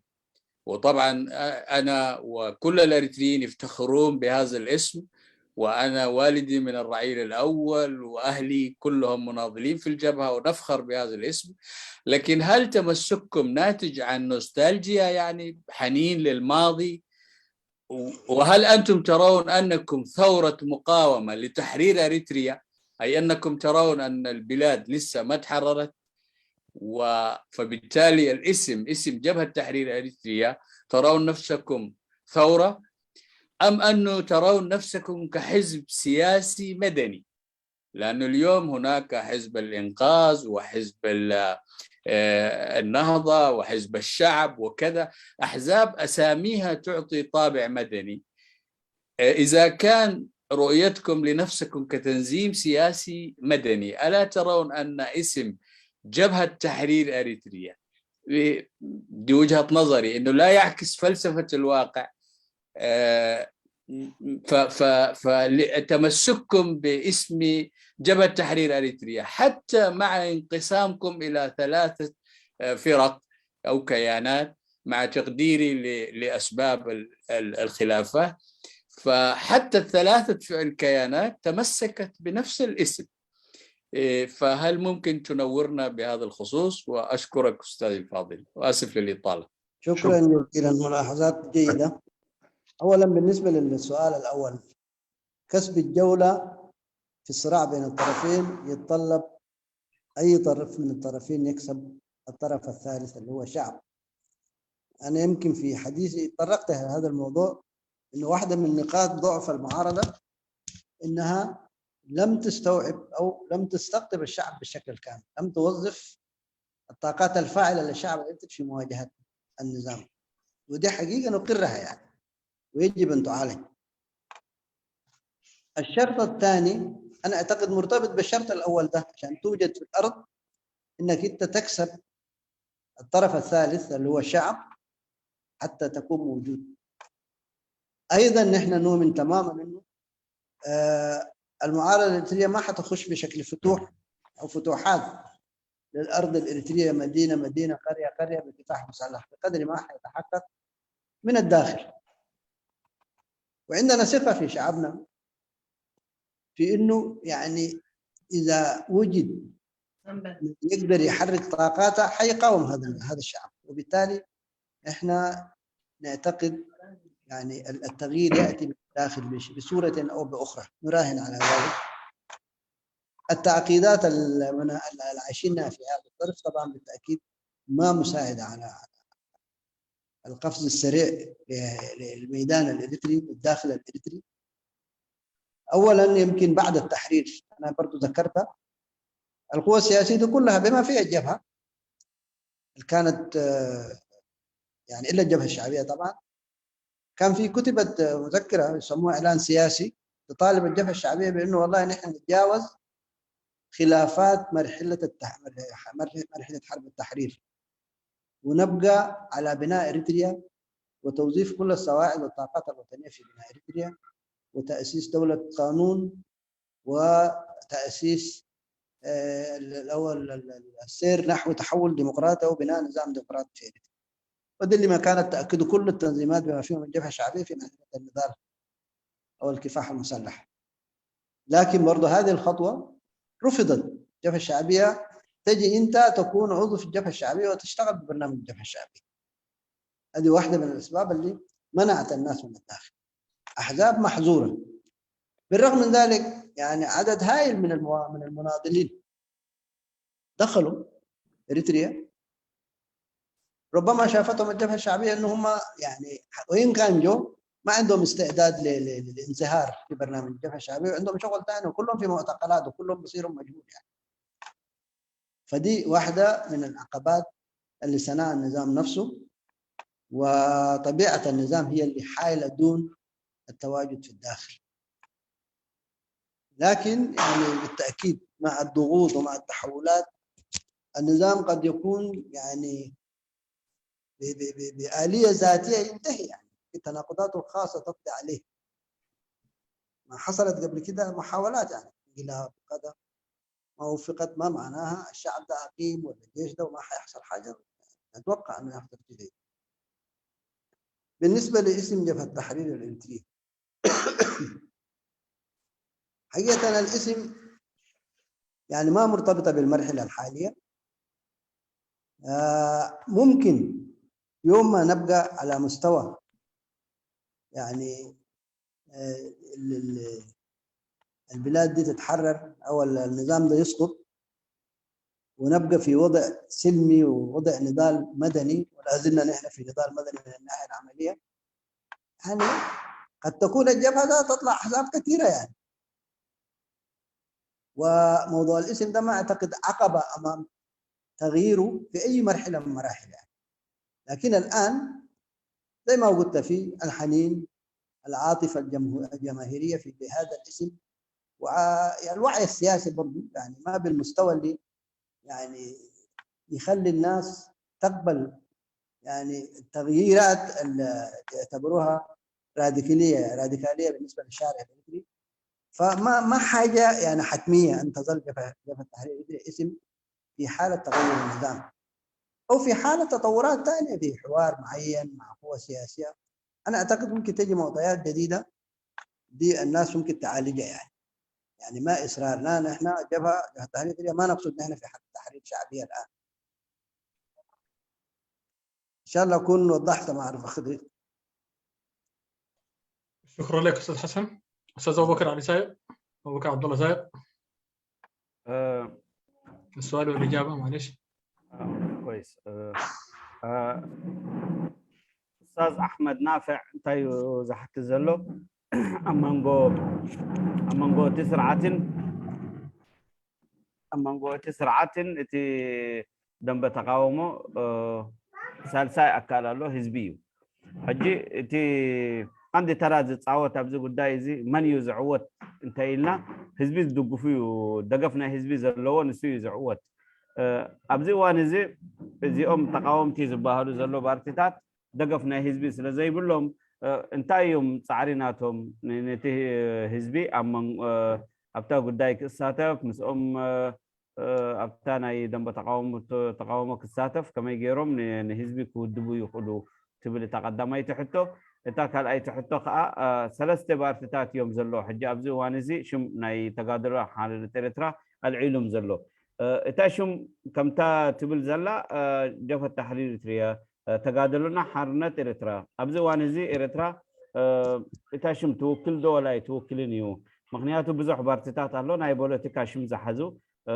ثلاثه اربعه بارتيتات تقيسو نيرو ابزي وانزي تي شم ناينا حرنه اريترا تبل زلو اريترا كمناط هاغريا تي زلو كناتات جن شم جبهه التحرير الاريتريه زبل زلو انا حدا كابتم ابوي قديم تقادلاي نيرو أنا تشم يحبنني جن نتي زلنايو جزء يوكل دو ولا يوكلني تا حتى تونيرا تخلايتي أستاذ حسن أسد تقدمايتي حتى أبري هلو نيرو أنا زيناي كل تسعة ساعات زقصل أبو تزاريبي نيري أبري هاي نيري تي تقاومو زباهلو زلو بارتيتات كساب حجي نهزبي كودبو نهزبي كلو أبتا مسرح قلسيناتهم هزبي كساتفو أي تعوتون يمزلو نتي لو تيكم تسين تخينو كتعرى اللوم نهزبي كساتفو هزبي زي تساتف النت هزبي زي بلو زخونه مدى بقعوة سلا زي دخل أنا بخمو يزأمن كنا سعرينا نتي هزبي كنا ساتفو ببش أنا خاتنا يبلالو كلهم دم بتقاوم مالتيو إتاشم خات بلالو نحنا كاب جزانات سنة تحيزنا عفوا كاب جزانات سنة تحيزنا إتي قداي كاب تسعان حادم بزح تقادلتي يوم أتيوم أوش تعدي كسرحو إتي سرعات جن أوشتي زخون ناي بوليتيكا من قصقاص وي سراح ناي ودبات سلزي فقد مبزحتهم وي نبكالي اندغنا كاب دقوت يوم وي أب بيت مأسرتي مزلو وي تسويهم مالتيو إتي تساتافنت بايتا سلزي رخبو كساتفو أي قالون نحنا خا أبدقينا زلنا إتي مس حزبنا قالسنا كنقصلوينا كساب أبعدنا نملس إتي بايتا تسريحنا له نصرح له ينزلنا إتي حتى ناي مملاسنا ويناي تسرعات مقيار خا حزبي ساتفلو مسرحيو ببو جزي ببو وانو كمت سرزخونه وخموينا نأمن يبلالو أستاذ أحمد نافع وشكرا. شكرا لك أستاذ أبو بكر وشكرا أستاذنا حسن علي أسد. قد سيلا حجيتي عدلنا يري توتات مهاب كنجمري هنا مالتي قرماي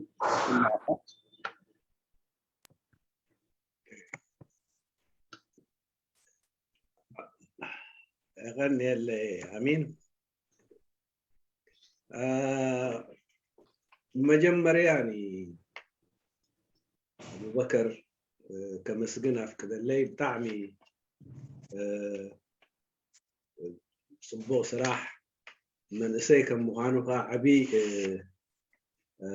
تسفى زنبرلو سب مغانو وي ترجماي مغانو بتعمي حقوسي يعني بوغني و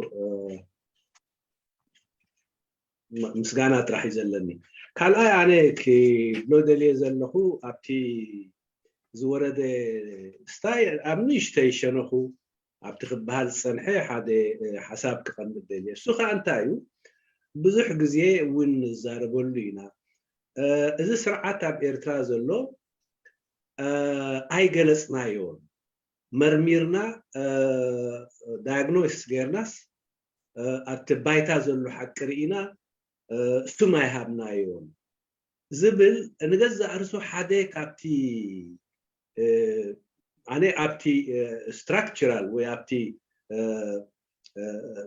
مدباوي وبوليتيكاوي شنخات نايتي تقاومو قالوا يبلنجن أم مبزحتنا إذا عينت سجمات تريخة حجي نقلينا تملكي زي قلص خويني يسمعنا مخنياتو تملكي أب حنت بترح سلنا حسراك ويمخا يرئين مغنياتو ملكي خنبلهم كلنا وي سلطان بحايلو حيزو سلطان بحايلو زقصله وي وين ولا بمرجع مسيو دحريو بحايلو سلطان زقصله ابزياتن طرح مسنوي خويني سمع دغن ملكي خبهالن كله انا كوت يزقبر دلخو ملكي خبهالن كله نغرا نغزا 45 التفعل بهريات اللو إذن بهريات زي أنك بمولئن أبسرعة أسمرات ريانيها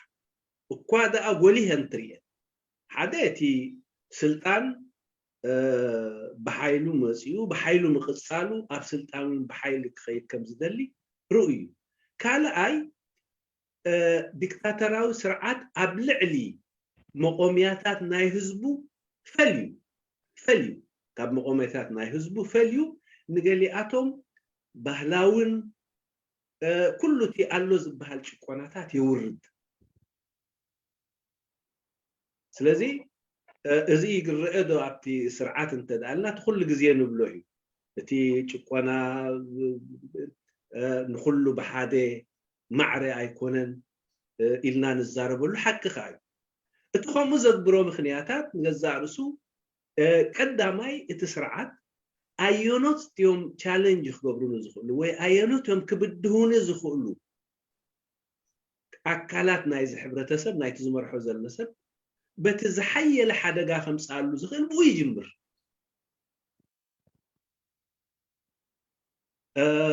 ቀፂሉ ንዕኡ ምስ ኣብ ልዕሊኡ ጉድኣት ኣውሪዱ ካብ ናቱ ፀገም ፈፂሙ ዘይፈርሃሉ እዋን ናብ ካልእ ሸነኽ ይቕይር ከምዚ እንዳበለ ንገዛእ ርእሱ እዚ ምእሳር ኣብ ኤርትራ ክንሪኦ ከለና እቲ ብከረን ዝጀመረ ኣብ ልዕሊ ዝተወሰኑ ሸነኻት ቀፂሉ ኣብ ኣስመራ ኣብ ልዕሊ ዝተወሰኑ ኣመንቲ ናይ ሓደ እምነት ወይ ጀሆቫ ንበሎም ብግልፂ እንደገና ቀፂሉ ከምኡ እንዳበለ ናብ ተዋህዶ ከምኡ እንዳበለ ናብ ካቶሊክ ኸይድ ብዓይን ብሰባት ክንሪኦም ከለና እውን ልክዕ ከምኡ ይገብር ስለዚ እዚ ባህሪ ናይ ምልኪ እዩ ኣብ ልዕሊ ኣብ ኩልኻ ብሓደ እንተዘውርደልካ እቲ ፀገምን እቲ ግፍዕን እዚ ፀጋ እዩ ነይሩ ነቲ ሕብረተሰብ ዝገዛእ ርእሱ እሱ ከዓ እንታይ እዩ ሓንቲ ኢድ ገይሩ እኳ እቲ ምጥርጣር እቲ ምፍልላይ ኣብ መንጎኻ ዝነበረ በቲ ተግባራቱ ኣዋሂዱካ ማለት እዩ እዚ ከዓ ዕድሚኡ ይሕፅር ኣይገብሮን ሳልሳይ ኣብ ልዕሊ ህዝቡ ናብ ደረጃ ባርነት ክዓርግ ዝኽእል ናይ ስራሕ ምግዳድ ይገብር እዚ ንገዛእ ርእሱ ኣብቲ ስርዓት እንተደኣ ተመሊስና ኣብ ሓደ እዋን ንሃገራዊ ልምዓት ዶ ዋላ ገለ ዶ ኢሉ ነዚ ኩሉ መንእሰይ ነቲ ኩሉ ሕብረተሰብ ናይቲ ኤርትራ ኮታቲ ክሰርሕ ዝኽእል ኣብ ናይ ምግዳድ ስራሓት ንኽፍልቀል ይውዕል ብጥራይ ዘይገንዘብ ስለዚ እዚ ሓደ ሳልሳይ ነጥቢ እዩ ራብዓይ ነጥቢ ንገዛእ ርእሱ እታ ሃገር ኩሉ ክነብረላ ዘይክእል ንኩሉ እትነፅብ ኩሉ ፈንፊንዋ ዝሃድመላ ሃገር ይገብራ ምክንያቱ እቶም ዘየድልይዎ ክኸዱ እዚኦም ክኸዱን ከለውን ኣብ ልዕሊኦም ዝገብሮ እንታሽሙ ናቶም ምውፃእ እንተደኣ ዝሕግሶ ኮይኑ እንተደኣ ክሕትኡ ዘይኮይኑ ኮይኖም ንሱ ዝበሎም ዘይሰምዑ ኮይኖም ብናቱ ክስታይ ዘይከዱ ኮይኖም ኣብ ካልእ ክልወጡ ዝኽእሉ እዞም ሓይልታት እዚኣቶም ፋሕ እንተበሉ እንተተበተኑ ኣይግድሶም እዚ እውን ሓደ ባህርያት ናይ ዲክታቶር ስለዚ እዚ ዝኣክል ገለፃ ከለና ካልእ ክንደሊ ንገዛእ ርእስና ንሕና ከም ተቃውሞ ኣብዘይ ምስምማዕ ወይ ምስምዕ ከም ዘየለና ስለ ዘርኢ ኣነ መላኺ ስርዓት እንተበልና ውልቀ መላኺ እንተበልና ንገልፆ ኢና ዘለና ብዝግባእ ንገልፆ ኣለና እኳ ግን ንዕኡ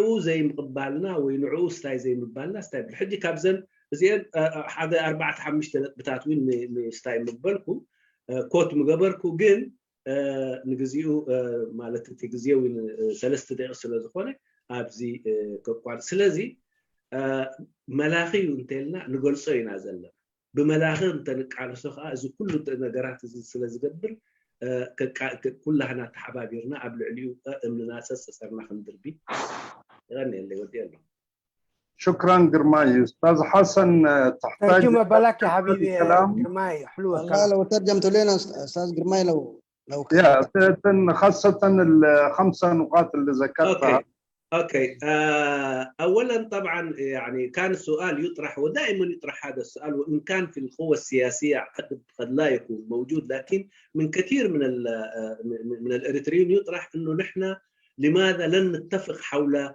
تشخيص وتسمية هذا النظام على المعطيات الموجودة في الأرض إذا أخذنا المعطيات الموجودة في الأرض وتوصيف اللي وصفناه اللي قلنا أنه هو نظام ديكتاتوري هو توصيف صحيح وهذا يمكننا أن نتآزر ونتعاون ونتفق أن نزيل النظام لأنه عندما نقول الدكتاتور في كثير مننا نعتقد أن الدكتاتورية هي أنه الحكم بالقوة إذا كانت سواء كان الاستمرار فيها أو الدخول الى السلطه بالقوه.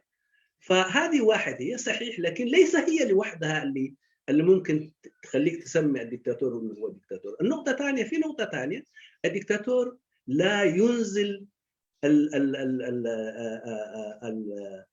ال ال يعني لا ينزل الأعمال الشريرة على مكون من مكونات الإرثية كلها على حد سواء، ينفرد باتجاه معين ثم ينزل عليه كل الأشياء، سواء كانت على مستوى ثقافته أو على مستوى عقيدته، ممكن يعني يضطهدوا أو يستهدفوا حتى أن يتخلص إنه من إذا كان بيفتكر إنه هو هذا حيسبب المشكلة اللي حتى أن يتخلص من المشكلة. وهذه إذا رأينا في النظام أيضا رأيناها تماما كمعطيات على الأرض. عندما بدأ من الاعتقالات التي عملها في كرنك بعد الاستقلال، هذه كانت بيرى إنه هذا الاتجاه ممكن أن يكون الاتجاه اللي ممكن يسبب له مشاكل وممكن يتحداه في هذه الفترة، فبالتالي انفرد به وأدخلوا السجون والتغييب ولا ندري إلى أين وصل. ثم انتقل إلى اتجاهات أخرى، يمكن في أسمرة كانت البنتا وبنتاكوستا، هذين اللي كانوا ممكن يرفضوا لأوامره، فبالتالي قام بسجنهم وطردهم من المؤسسات الدولة إذا كان بيشتغلوا في مؤسسات الدولة أو في مؤسسات أخرى، ثم انتقل إلى اتجاهات أخرى. فهذه هي طريقته، لأنه من أين يأتي من أين تأتيه المقاومة، من أين تأتيه التحدي، بيرى وبينفرد.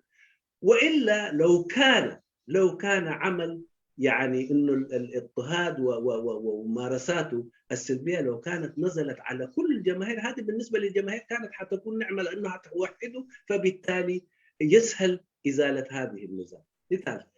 النقطة الثالثة هي ممكن ينزل يعني عمل يرقى إلى مستوى العبودية على شعب، وهذا رأيناها في الحملة الاقتصادية أو في حرنت وإلى آخره اللي كان بيسميه. كان الشباب حتى على العمر، الناس المتقدمين في العمر سواء كانوا نساء، دائما نراهم يرفعون الحجار ويعملوا كل هذا يعني دون أي ثمن. فبالتالي هذه واحدة. النقطة الثالثة، ممكن يعمل البلد أنه لا يطاق أن يعيش فيه الإنسان الذي يحس بكرامة أو اللي يريد أن يعيش بحد أدنى من المعيشة، ولكن إذا حس أن هذا الاتجاه ولم ينسى على عوامره، فإذا ممكن يخلي البلد يكون طارد لهذا الإنسان، ولو طلع حتى جهرا نهرا وهو يشوفه ممكن ما يقاوم، لأنه بيرى أنه تركه للبلد ممكن هو أفضل له، لأنه يسلم من مقاومته. هو هذا النظام. إذن ماذا نريد أكثر من هذه الوصفة الدكتاتورية للنظام؟ أنا لا أدري، وأعتقد هذه توحدنا وهي كافية أن نقوم بها. ولكن إذا كان تشككنا، لا هذه لا أنت تقول دكتاتور لأنه أنت اللي ينزل عليك مش مسلم اللي نزل عليه وإلى آخره، ومن هذا في حد ذاته أنه هو النظام بيستفيد. فبالتالي أنا أرى أنه وصف الدكتاتور لهذا النظام، وإذا كان أدفنا عليها مثل ما أضاف الأستاذ حسن علي أسد، دكتاتور بقيت، دكتاتور متخلف، دكتاتور، كل الدكتاتوريات يعني الممكن تدافع عليها، لكن يعني وصفه بأنه هو دكتاتور هو يعني هو ينطبق عليه تماما. وشكرا. شكرا درماي، يعطيك العافية. أستاذ حسن، احنا حنعطي الفرص طبعا، دحين الناس حتعطي آرائها، وبعطيك بعد كل 2-3 فرصة إذا عندك أي تعليق على أساس تعلق فيه. طيب خير. تسلم. أوكي، الأمين عطا. شكرا أمينو، ومرحبا أستاذ حسن أسد. حتى ناس انت ثلاثة جبهات تحرر اللي دبل خنت سمعني ما لفنت زجبرات ما زجبرات حنت خابنا لهم عينتي يعني لفنت جرا زلا مس إنقاذ ومس أنت حد جا قلت بلا الحنتقات يعني عينتي خابن جنباريا خابن جنباريا يعني حمد يعني سنة حمد اسماعيل همت اسماعيل حمد الساعة خلاص قال ما تحطيسي ثلاثة خمدر لواسي ثلاثة لوا مالتي حاجة يا ثلاثة اللي قاليتوني رعان تبوي هو عينه بركم وتسني رخصت كده alright thank you شكرا اوكي استاذ برهاني رده اوكي وبزحات برهاني ينادر لنا ربي يرزقكم قداميتي رؤيتي بزعبا كبر حونا حسن حتى حتيتيسي حفشاو قلتا قديسكو جي حفشاو قلتا دا سمعون دينا سمرينا البازروا أنا قال كسمعو دلو منافس بخزر قاعد دلو زن تجيرو يدوخ نقراني بنيرة مجن هم آي قلتن أخلو كمزا بوليتيكينيا تدلوا نخي زاربو فما عينت جيروا مالتي قرأتها أكبر اللي نخي زاربو كما جيروا مالتي كالايتي بدعوة جرماي ولا مالتي نقول صحر لناس ديكتاتوري نحن لو جلز بالزراوة actually السوت راح ديو ديكتاتوريا وسرعات ديو النادي لانكم هناتو هذا ديكتاتور actually هجراوي مبزحتهم ديكتاتورات هجراوي يعني ورحبتهم على بيتي قداموا زنور وديكتاتورات كموسة الأخوينا أنبعال هتلر موسوليني شو دول هجراوي يعني صح جون ناسهم تقور وتقورات نتاجر زقل قلي إذا ناتنا أو إرتاجن كاب ديكتاتور العالي مالت هزبي إذا كونيلو هزبي إذا نزله كونيلو كابتي زغبرو صراحة تجن أمنتا يتغيروا بمالت تبيغنا تكرنا أنت أرينا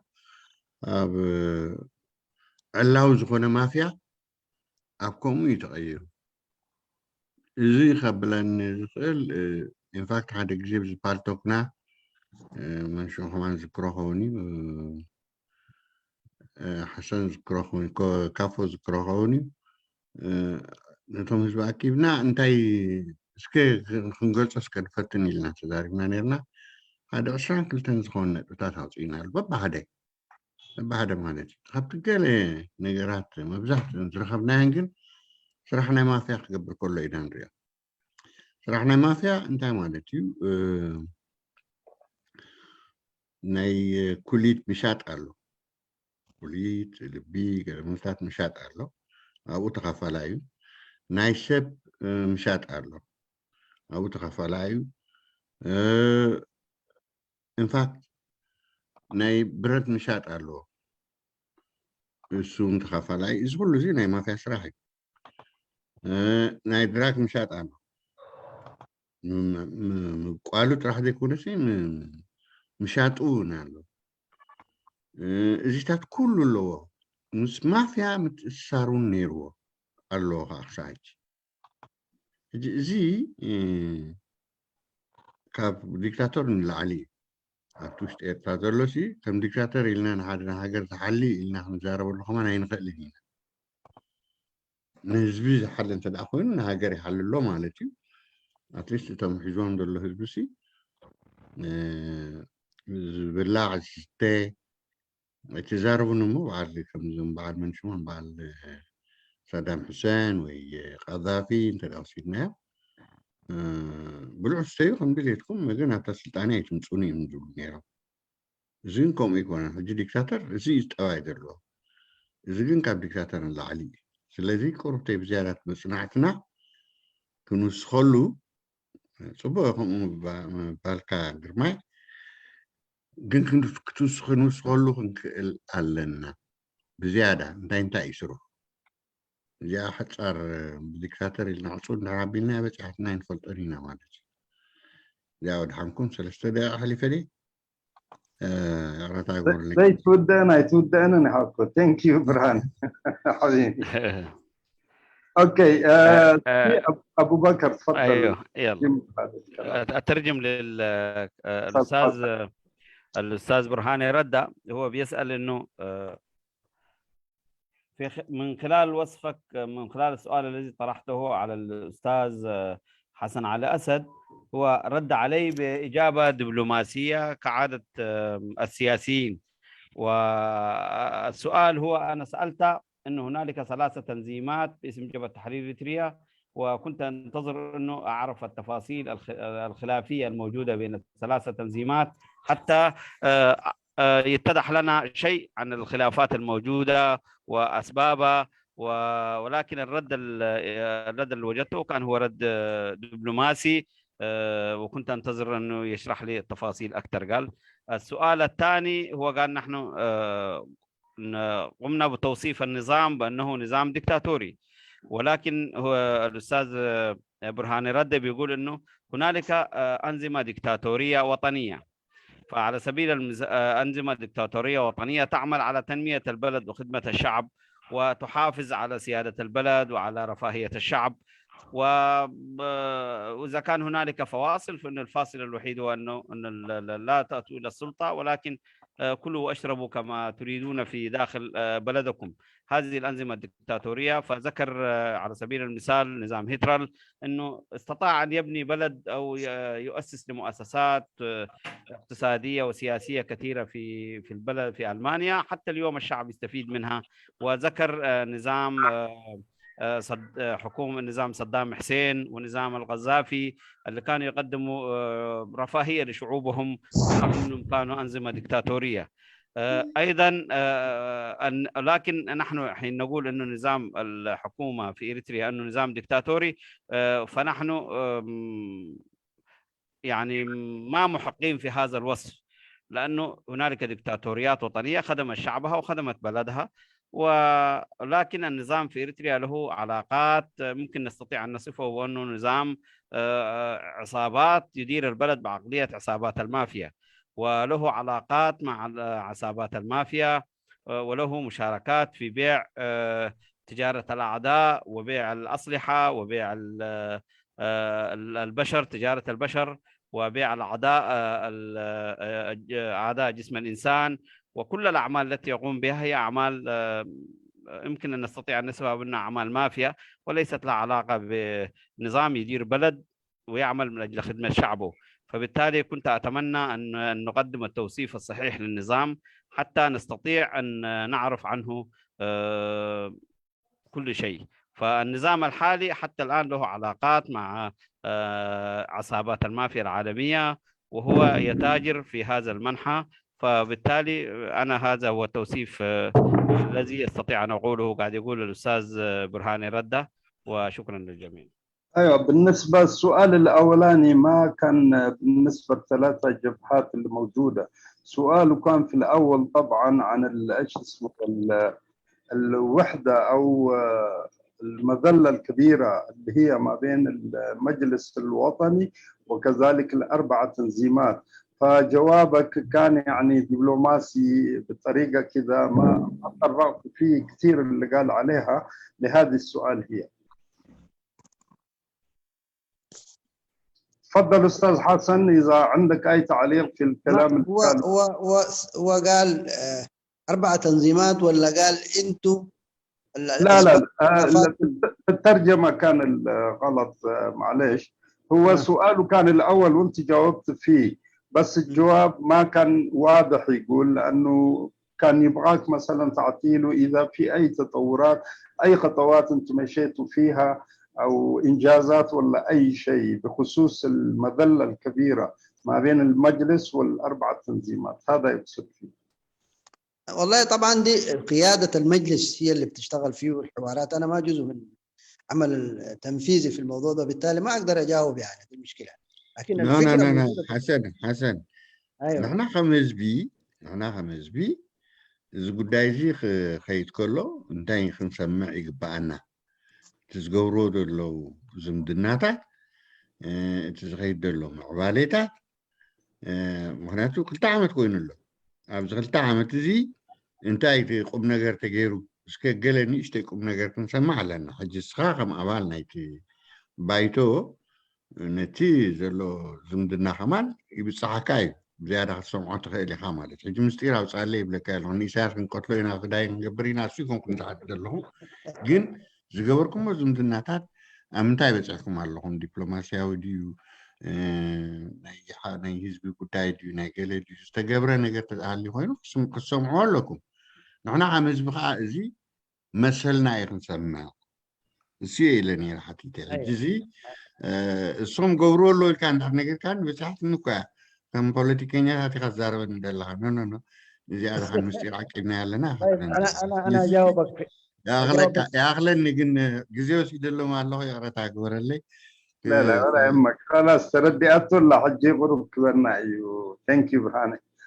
طيب أنا عشان أجاوبك على قدر فهمي، التنظيمات الأربعة والمجلس الوطني ما أنجزوه يعني كان في تنسيق في المجال الإعلامي وفي المجال الدبلوماسي وفي المجال الجماهيري.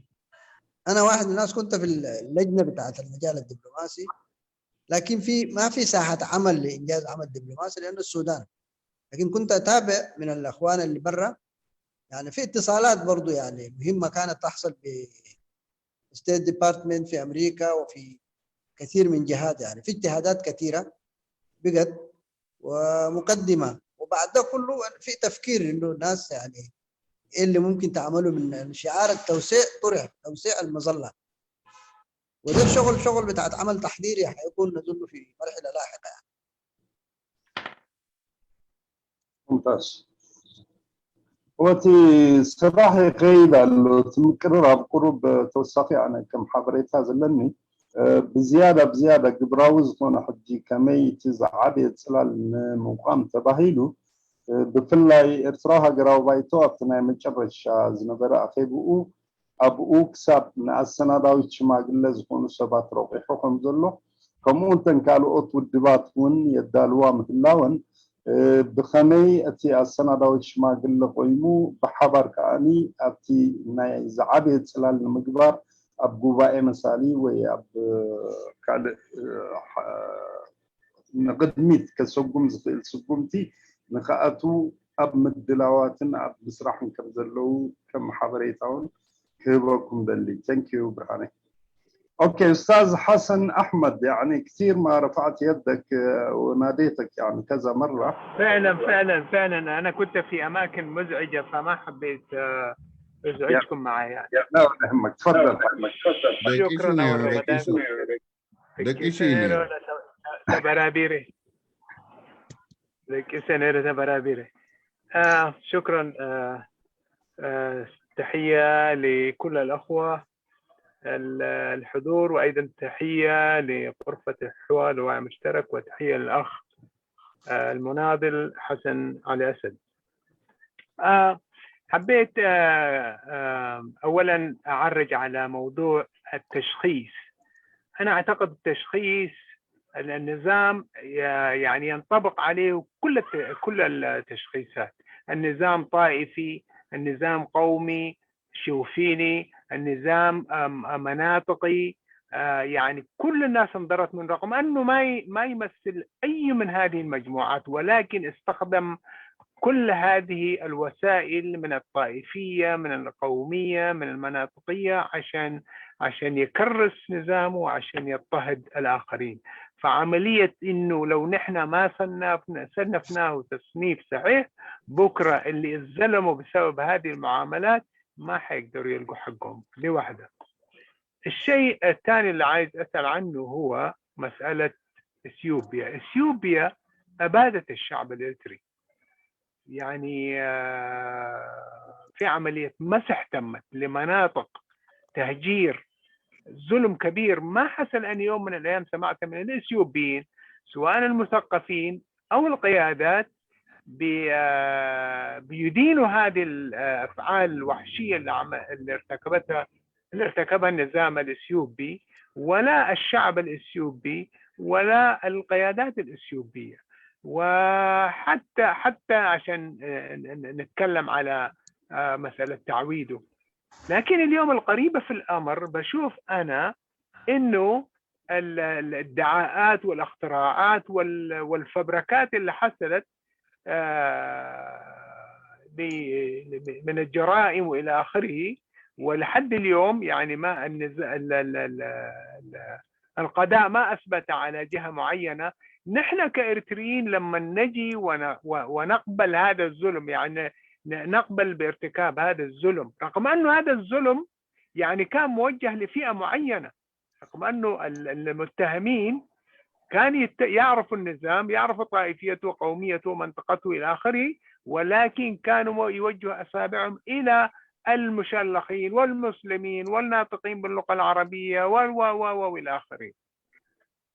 عليه اليوم نحن لما نتحمل كل الادعاءات، لأنه حيبقى ادعاء لحد ما يثبت من المحكمة، كل الادعاءات لما نقبلها، هل المسؤول عنه واللي حيدفع حيكون السياسة ونظام ولا الشعب الإريتري بكرة؟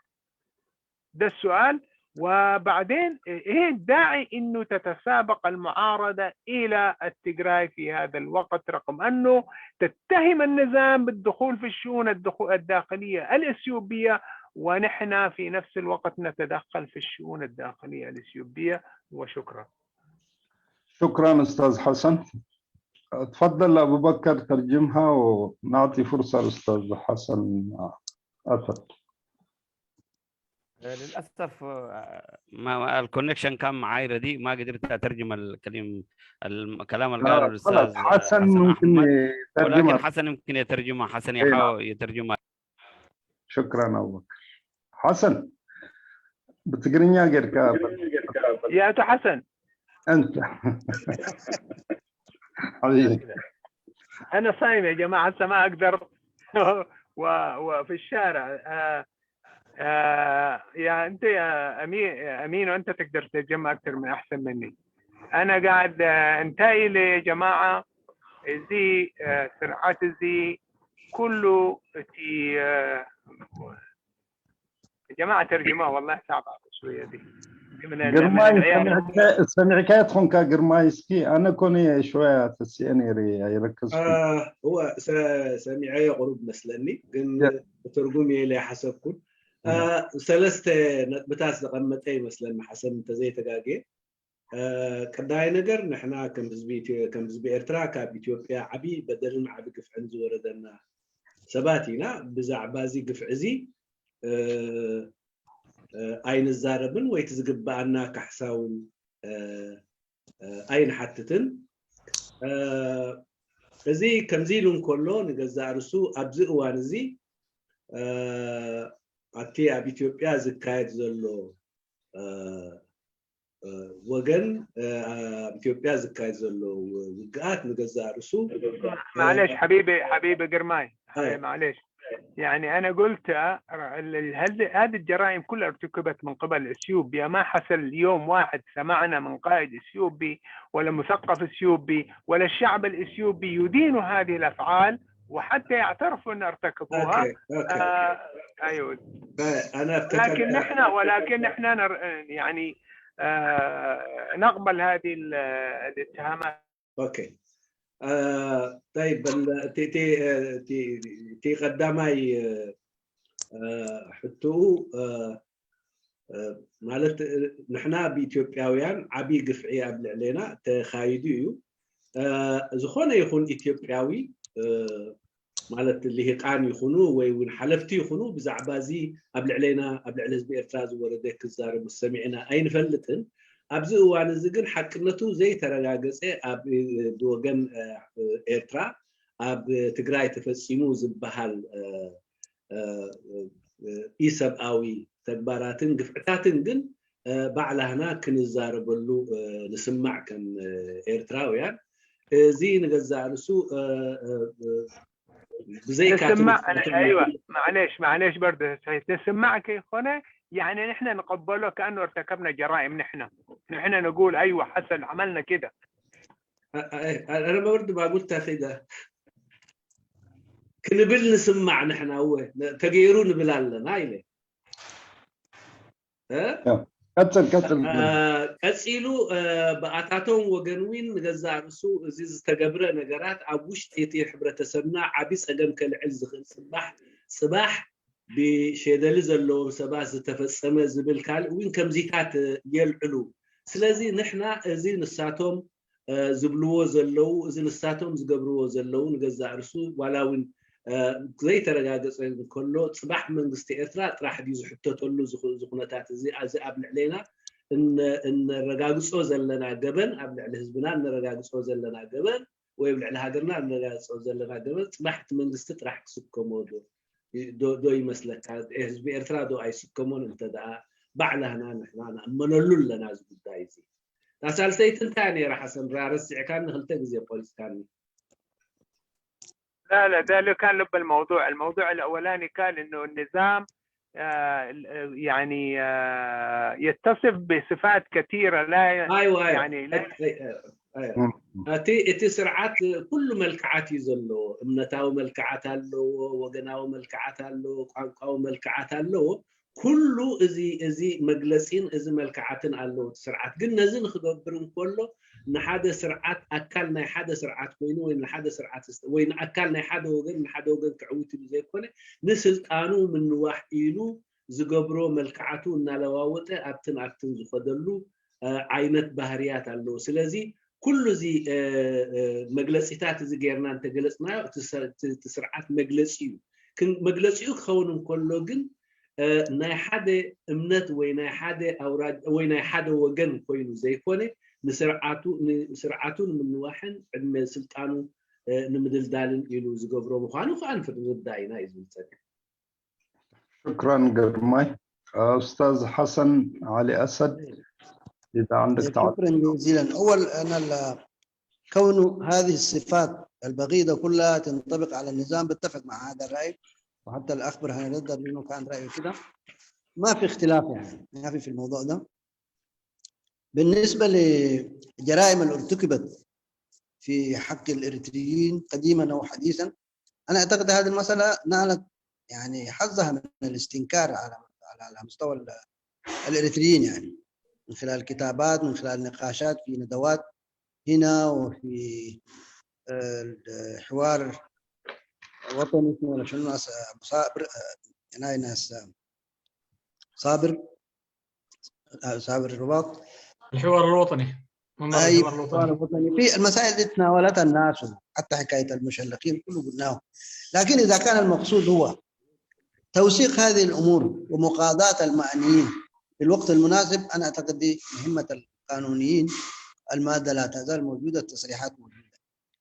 تكلمنا عن مطامع اثيوبيا حتى الحاليه، يعني التصريحات بتاعت الاثيوبيين انا ما حصرتها كلهم، يعني حتى يعني اسمه شنو ابو اسمه شنو سفهد نقا ما قال يعني، ومش الليله زمان في اديس كان يقول اريتريا والى حديره شنو في النهايه ترجع لاريتريا، ما معناه كده يعني. كنا بنستنكر الكلام ده، والتصريحات حتستمر توجود. الازمه بيننا وبين اثيوبيا اعتقد في عقليات لا زالت غير مقره بانه اريتريا اصبحت دوله مستقله، والادهى والامر في تماهي مع هذا التوجه من النظام. يعني الحديث عن انه يعني اللي يعتقد انه الشعبين اثيوبيا واريتريا واثيوبيا بلدين، هذا خاطئ. تصريح الرئيس نفسه، الاجراءات اللي بتتم بشكل علني، حكايه البحريه وما البحريه وغيرها، كثير من تصريحات ما اقدر احصرها في الاعلام، ده قال كثير يمكن يعني مقاومتها. والمقاضاه دي طبعا دي حاجه ثانيه، يعني الناس ممكن يعني تفكر لها في وقتها، لكن تكون مساله موثقه ونطالب بحقنا. موضوع الجري ورا تجرايه، نحن ما بنجري ورا تجرايه. انا قلت نحن ندين ما تم ضد شعب تيغراي من قبل النظام الإريتري. الجيش ده جيش أمر ودخل ومتهم بأنه ارتكب فظائع وانتهاكات لحقوق الإنسان وجرائم حرب. نستنكر هذا من باب التأكيد على أننا لسنا مسؤولين من هذه الممارسات. دي ما إرادة الإريتريين، دي ذهنية النظام، ده شغل النظام الحاكم في إريتريا وليس مسؤولية إريتريا. يعني هذا ما يفسر بأنه نحن جارين ولا تجراي. ونحن نأكد على أنه نحن سيادتنا الوطنية يجب أن نحافظ على وحدة إريتريا شعبا وأرضا، ودعينا المعنيين في إثيوبيا أن يحافظوا على وحدتهم. ما أعتقد دي معناها سعي وجري وراهم يعني.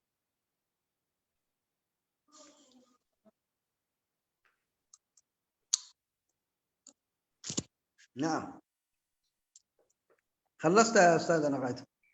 شكرا أستاذ حسن. أوكي عندنا أستاذ إسماعيل الحين وأستاذ ثقل ملكي. أستاذ إسماعيل تفضل. شكرا أمين. شكرا. عاوز أعلق بس في مسألة إنه يعني نظام هو هذا ولا تشخيصه. طبعا يعني الأخوة من برهانة إلى جرماي إلى حس الأخير المتحدث حتى الأخ حسن كله تناول هذا الموضوع هذا. لكن يعني هذا يعني تصنيف هذا النظام هذا. طبعا لما نقول نظام وكسرعات بالتقريب نقول سرعات، بالعربي نقول نظام يعني. طبعا بصورة تقليدية يعني أو معناه التقليدي يعني إنه يعني نظام سياسي اجتماعي واقتصادي هذه الأشياء هذا يعني. لكن في نظام في في في في الظروف الموجودة هسه في ظل إساياس أفورقي هذا يعني هل تنطبق عليه هذا الجسم هذا؟ لأنه كله نشرحه قاعدين نقول يعني بالتفصيل مشينا هسه في الأمسية دي برهاني ردا فصل في كل شيء وبرضه غرماي وكل الكل يعني. لكن نرجع نقول له هذا النظام هو يعني. هذا النظام هذه سرعته يعني أنا باعتقادي يعني نحن يعني قاعد ندي يعني صورة خاطئة يعني لتصنيف هذا الجسم هذا. يعني هذا النظام هذا يعني لا عنده اقتصاد، لا عنده برنامج، لا عنده هذا النظام بتاع شخص واحد يعني شخص واحد. بس مشكلتنا نحن ما قدرنا نلقى له اسم أو كمان تيرم زي ما يقول يعني أو اصطلاح يعني غير ما يكون يعني هذا ما شو اسمه يعني في ديكتاتوريات بأنواعها بأشكالها موجود. لكن هذا الرجل هذا يعني هو زي الشفتة يعني. أنا يذكرني زمان يعني المرحوم جرماي كيداني ودي فيليبو ما كان يقول نظام ويسرحات يعني يقول سرحة شفاته يعني شفت النت يعني. وكمان غير قانوني هذا الرجل. حتى فرمانات يعني قاعد يحكم البلد بفرمان يعني فرمان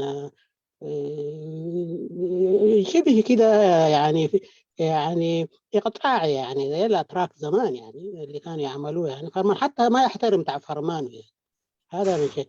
عشان كده أنا عندي إيشو أو كمان عندي يعني ما عارف عندي وجهة نظر في هذه الموضوع هذا. هل هو نظام فعلا ولا شنو هو يعني بغض النظر يعني توصيفاته وتفصيله في الموضوع. الثاني أنا عاوز أتقدم هنا في هذه الأمسية الجميلة هذا بالتوسية يعني. طبعا الرجل موقفه واضح يعني قال إريتريا دي استغلال إريتريا دي بالنسبة له ما وارد يعني والمستقبل بيخوف وعنده أرضية سياسية واجتماعية ممكن يعتمد عليها يعني زي زمان في الخمسينات يعني الشيء الوحيد هو اللي قاعد ينتظره ومش انه هو خايف او كمان في رادع او في امان من داخلي من عندنا من كاريتريين يعني كشعب اريتري. هذا في اللحظه هذا زي ما قاعد كنا نناقش طول الليله هذا يعني غايب. يعني النقطه اللي ركز عليها الاخ حسن هو هذا يعني المعارضه او كمان اللي اسمه هناك مفقود هذا الكلام هذا. فالشيء الوحيد اللي قاعد يساعد ممكن او كمان اللي قاعد يوظف هذا المشروع بتاع إساياس هو يعني السلطه في داخل اثيوبيا ما محسومه يعني. وهذا المشروع هذا ماشي يعني زمان كان يعتقدوا انه ينتهوا من وياني وثم خلاص انتهى يعني لمحرة يعني مركزيه ترجع مركزيه وخلاص يمشوا لمشروع اللي متبنيه سياس ومقنع به كمان نخبه من داخل خصوصا الامحره يعني. وبعدين هذا الرجل الموجود على السلطه في اديس ابابا يعني في ارات كيلو اللي هو ابي احمد يعني هذا الشيء اللي اسمه هو تصفيه اللي اسمه هو عاوز يخلص بس عاوز أعزم. عشان كده حاسه الصراع ماشي في اثيوبيا مثلا في اورومو يعني انا خايفين من الاورومو دول الا يسيطروا على الاورومو دي بقدر الامكان. حاسه الحرب شرسه ماشيه في داخل البلد. عشان كده انا كمعارضه وكاريتريين يعني نحن ننتبه او لهذه الجسم هذا كل صراعاتنا وخلافاتنا دي يعني مش الوقت والمستقبل لصالحنا. اقول يعني دي توصيه للناس اللي قاعدين نناقش هنا في الامسيه دي. وشكرا جزيلا. وانا اشكر يا اخي المترجمين يعني انا شيء شكل جيد جدا يعني قرماي وابو بكر هذول يعني ما شاء الله يعني. فانا اشكرهم يعني اشكرهم جزيلا. واشكر كمان المضيفين يومينو يعني مركز الحوار دي يعني. وشكرا جزيلا. شكرا لك استاذ ابو بكر.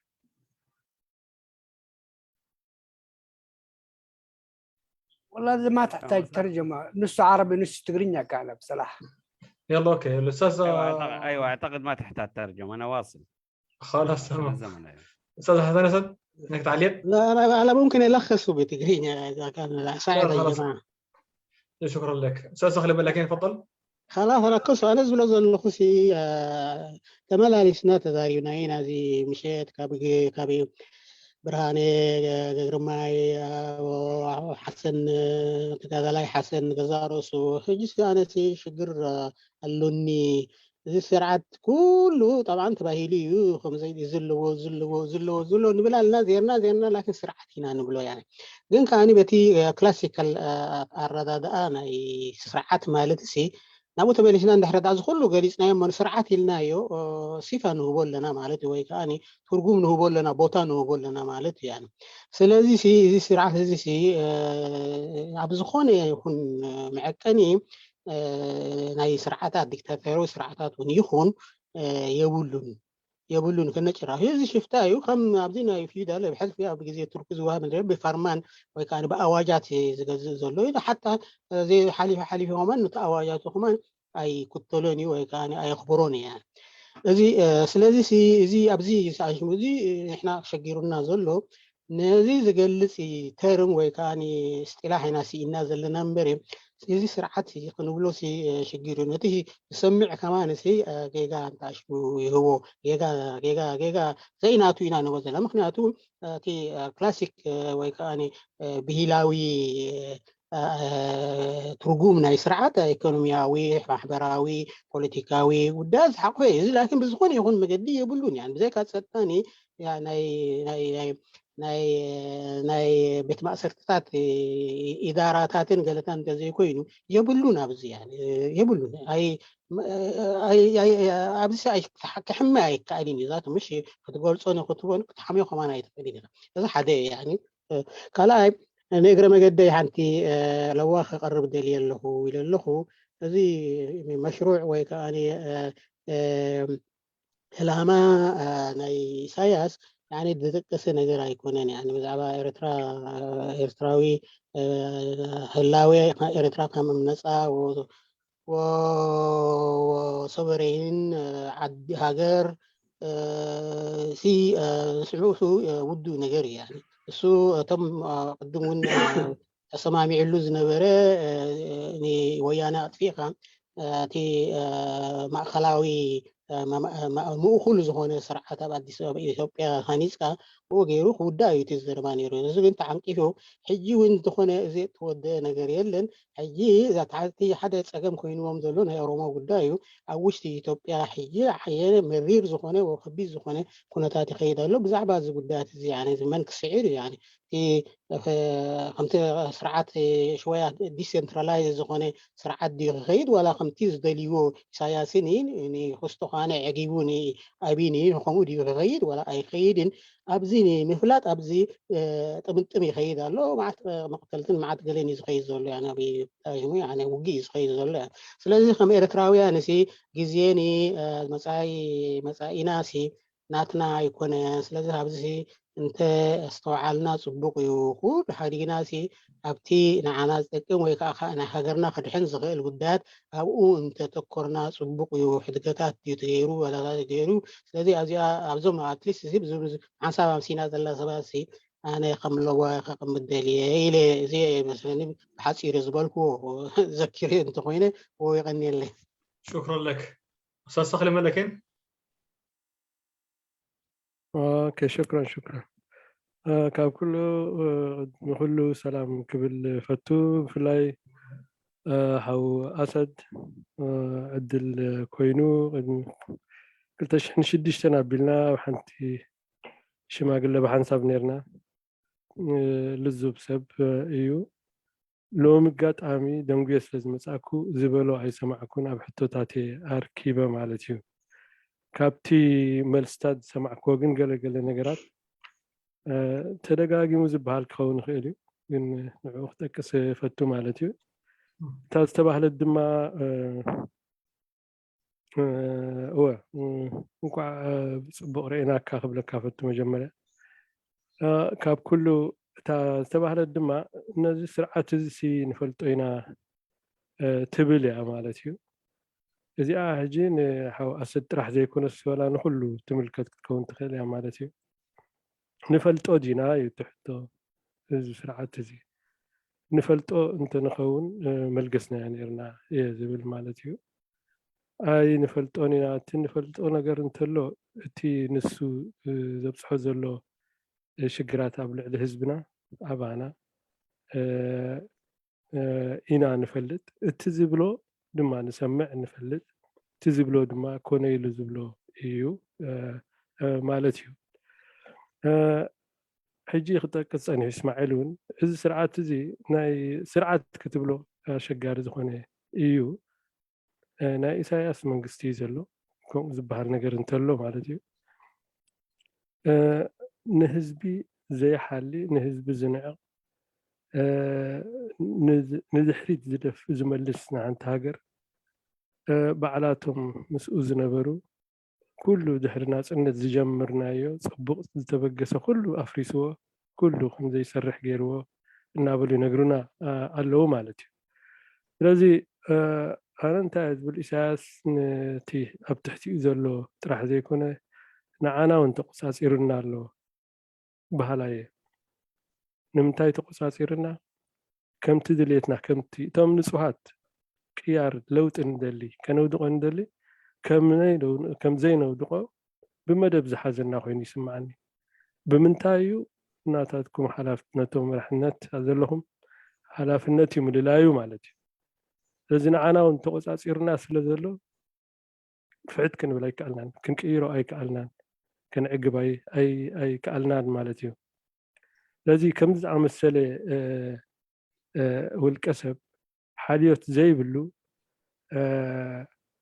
ምክንያት ኣለዎ እቲ ምክንያት ድማ ንዑ ኤርትራ ዋላ ሓንቲ ይኮነትን ዕላማ ኣለዎ እቲ ዕላማ ድማ እታ ሰውራ ኤርትራ ንገዛእ ርሳ ጌጋ እያ ንዑ ኣብ መወዳእታ ከብፅሓ ድማ ይፅዕራ ኣሎ ነዚኣ ግን ኣግሂዶም ዝብልዋ ውሑዳት እዮም ኢሳያስ ንኤርትራ ምስ ኢትዮጵያ ክሕውሳ እዩ ኢሎም ኣፎም ከፊቶም ዝዛረቡ ብዙሓት ኣይኮኑን እሱ ድማ ይሃስየና ኣሎ ማለት እዩ ስለምንታይ ኣካይዳና እውን ክንድኡ ክዝሕል እዩ ማለት እዩ ድሕሪ ከም ሃገራዊ ርኢናዮ ከም ጨካ ስልጣን ዘሊ ጥራሕ ድሕሪ ርኢናዮ እታ ንገብራ ስጉምቲ ንወስዳ ስጉምቲ እውን ንዓኣ ትኸይድ እያ ማለት ምስኣ ትሰማምዐ ጨካ ኣይኮነትን ከምቲ ንሱ ዘድልዮ ማለት እዩ ስለዚ ኣነ እንታይ ክብል ዘለ እታ ንፈልጦ ኢና ትብል እያ ላዓይላትን እሞ ኣይንፈልጦን ኢና ክንብል ምደፈርኩ መስለኒ ካብ ተመክርኡ ካብ ታሪኹ ካብ ኩሉ እቲ ከካይዶ ዝፀንሐን ዘካይዶ ዘሎን ክንርኢ ከለና ተቆፃፂሩና እዩ ነቶም ኣብ ውሽጡ ዘለዉ ጥራሕ ንዓና እውን ጠጠው ኣቢልና እዩ ዘሎ ስለዚ ወላ ሓደ እንተኮና እውን ንሕና ክንገብሮ ንኽእል ብዙሕ ኣይረአየንን ነቲ ኣብ ውሽጢ ዘሎ ግን ፍናን ክንከውን ንኽእል ንኸውን ለውጢ ካብ ውሽጢ ክመፅእ ንዕድም ንኸውን ንሃና ሓድነት ስለዚ እዚኣ ክብል ዝደሊ ቀኒየለይ እንተተጋገየ ድማ ይትሓዙለይ شكرا استاذ ابو بكر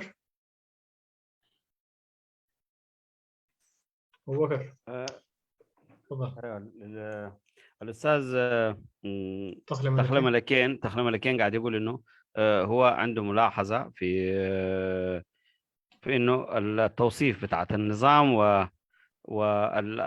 وذكر انه ما قاله الاستاذ اسماعيل وذكر الاستاذ حسن وعلاقته بالاستاذ حسن وذكر انه من محاسن الاستاذ حسن انه هو قال قبل 6 سنوات اشتغل معه في لجنه واحده فقال هو رجل يحب الحوار ورجل يحب النقاشات واثنى عليه بالنسبه لانه نحن في هنالك قال انه كلمه انه نحن نعرف النظام ونعرف توجهات النظام والنظام بالنسبه لنا مكشوف من كل النواحي هو يقول انه انا بتحفظ على هذا الكلام باعتبار انه نحن لو كنا نعرف النظام لغيرناه لو كنا نعرف فعلا النظام لتم تغييره او سلكنا الطريق الذي يوصلنا الى تغيير النظام ولكن في الحقيقه نحن ما بنعرف النظام فبالتالي لم نتمكن من تغييره النظام هو تحكم في اهل الداخل وسيطر عليهم ونحن في الخارج ايضا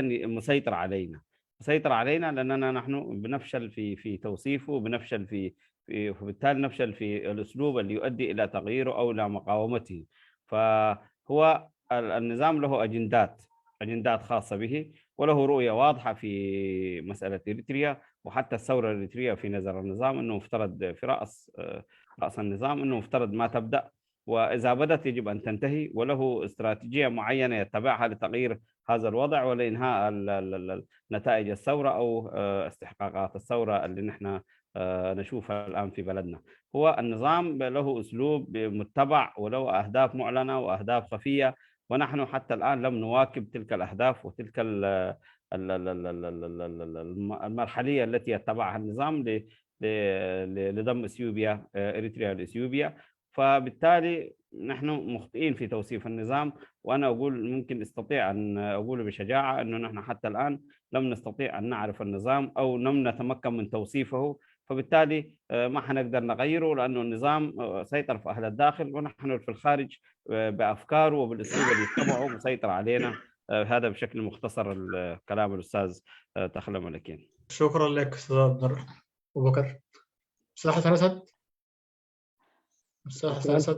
تفضل شكرا لك أول أحيي الأخ تخلى ملكين وأشكره وأنا سعيد أنه سمعت صوته وشفت صورته في هذه الندوة إشكالية معرفة النظام أنا حقيقة إحنا بنقول نعرفه بما فعلوا فينا يعني أكثر من كده تفاصيل طبعا بالتأكيد تحتاج إلى مجلدات يعني. لكن المهم إنه إحنا بنقاوم ده المهم يعني وإذا كان في هناك يعني سر يكمن في عدم المعرفة ولو كشف هذا السر إنه نحن نقدر نسكته يا ريت يعني ما في مشكلة يعني. على كل حال يعني أنا أولا سعيد جدا بأستاذ تخلى ملكين ويعني زي ما قال التقينا سنة 2006 مش قبل 6 سنوات كان جماعتنا لجنة وهو أيضا رجل يحب الحوار ورجل يعني مسكون الهم الوطني إلى درجة الثمالة. فأشكره على تعقيبه هذا، وإن شاء الله ربنا يقدرنا على مزيد من معرفة للنظام كسلاح للاستخدام الضدي. شكرا لك. طيب كلمة أخيرة أستاذ حسن قبل ما نختم. كلمة أخيرة. نعم. كلمة أخيرة قبل ما نختم. لمنو يعني الندوة؟ ليك أنت. أيوة، الحقيقة أنا سعيد إنه أتيحت لي الفرصة وشاركت في هذه الندوة واستفدت كثير. و يعني المنهج اللي أنتم متبعينه في إجراء مثل هذه الندوات وتسليط الضوء على مواقف التنظيمات بالتأكيد منهج صحيح، وأشجعكم على المواصلة فيه. لكن برضو لو أخذت طابع يختصر النقاش وتسجل حلقات يعني تسجل وبعدين يعني الناس ممكن تطلع عليه وتتابعه على شكل صحفي، يعني سواء واحد او اكثر من واحد، يعني زي الحوارات اللي بتطلع في اسمه شنو في الفضائيات. ودائما الصحفيين هم اقدر على قياده النقاش بالاتجاه المطلوب من خلال شنو؟ من خلال اسئلتهم، يعني اسئله باهميتها حسب توقيتها، اسئله باهميتها حسب يعني عمق القضيه اللي متناولينها بتلعب دور. فيا ريت برضه تلجأوا لشيء زي ده. على كل حال انا سعيد كل السعاده في هذه الامسيه، واكرر شكري وتقديري لكل الاخوه اللي كانوا حضور في هذه الغرفه، واجدد شكري لاداره الغرفه الاستاذ ابو ناصر والاستاذ الامين جابر وكل الاخوه اللي استاذ قرماي، استاذ ابو بكر عبد الله، استاذ قرماي، استاذ ابو بكر عبد الله، اللي شاركوا في اداره هذا الحوار وفي الترجمه. ارحقوا نفسهم وارحقناهم حقيقه، وانا ممنون كثير والله. بارك الله فيك. استاذ امينو ابو قرماي، استاذ ابو بكر كلمه أستاذ ختاميه. حسن نايب حكي بلبينا مسجنا كان احنا ونتي زغربنا الكعد ما أخبر كام مقانا 4-5 ساعات زقون سنة بتعني أقداسن محارن زقونة فستو حزكا غريبكا وهاب نبرا حطوتا تمم الله سون نبرا كاقدي قليل عين سرن نحناهم بوجنا بشم زيتنا حبراون قحات اللحل مسجارا نقبلك. شكرا جزيلا أستاذنا. أستاذ أبو بكر. شكرا للأستاذ حسن على أسد، وشكرا لكل الأخوة اللي شاركوا في هذه الأمسية. صحيح هي أمسية رمضانية وأمسية ساهرنا حتى الآن للساعة معي في القاهرة الساعة 10:30، الساعة 1:30 الآن، فبالتالي باقي ساعة للسحور أو دخلنا مرحلة السحور. ولكن المساهمة في كل شيء ما يخص الوطن هو واجب، ويحتم علينا أنه نساهر وأنه نتعب وأنه نترجم وأنه نشتغل، ودي إسهامات بسيطة بالنسبة لما ينتظره مننا شعبنا في الداخل. شعب محاصر، شعب مضطهد، شعب مظلوم، وكل ما قيل في هذه الأمسية هو من باب اللي نحن نتكلم فيه، وهو باب مستحق. ونحن نملك الكثير عن هذا النظام، لأن أنا شخصيا كصحفي عملت فترة بتاعت 14 سنة أو 13 سنة في داخل إريتريا، في صحيفة إريتريا حديثة وفي مختلف المواقع في داخل النظام. فبالتالي كل ما قيل في هذا النظام في هذا اللحظة هو مستحق، وقليل الكثير لم يقال، ونتمنى أنه الكل يعمل من تجاهه لكشف كل التفاصيل اللي معاناة الشعب الإريتري. ومساءكم خير والسلام عليكم. شكرا جزيلا. أستاذ قرماي. أستاذ قرماي. أستاذ أبو بكر أنت في القاهرة مش كده؟ أنا حاصل تقابلنا قبل كده. أكيد قابلنا أستاذ حسن. إن شاء الله. أنا برضه في القاهرة إن شاء الله أشوفك يعني. إن شاء الله. أهلا وسهلا، نتقابل. أبشر. أهلا وسهلا، مساء الخير. الله يبارك. أستاذ قرماي. اوكي، اولا اشكر الضيف الاستاذ المناضل حسن علي اسد على هذه الامسيه والشرح الوافي والكافي، وان شاء الله نلتقي مرة ومرات اخرى. ولكن برضو ان اريد ان اقول شيء واحد، وهو إن اليوم يعني غرفة الحوار يعني كسبت يعني مكسب عظيم، وهو الأستاذ أبو بكر. فبالتالي إنه يعني أن يستمر العمل بهذه الطريقة وبشكل متطور. اليوم أعتقد يعني أنه لقى الأساس الحقيقة. فبالتالي شكرا أستاذ أبو بكر أو الصحفي الأستاذ أبو بكر. صحيح. شكرا لك إن شاء الله اللي قدام.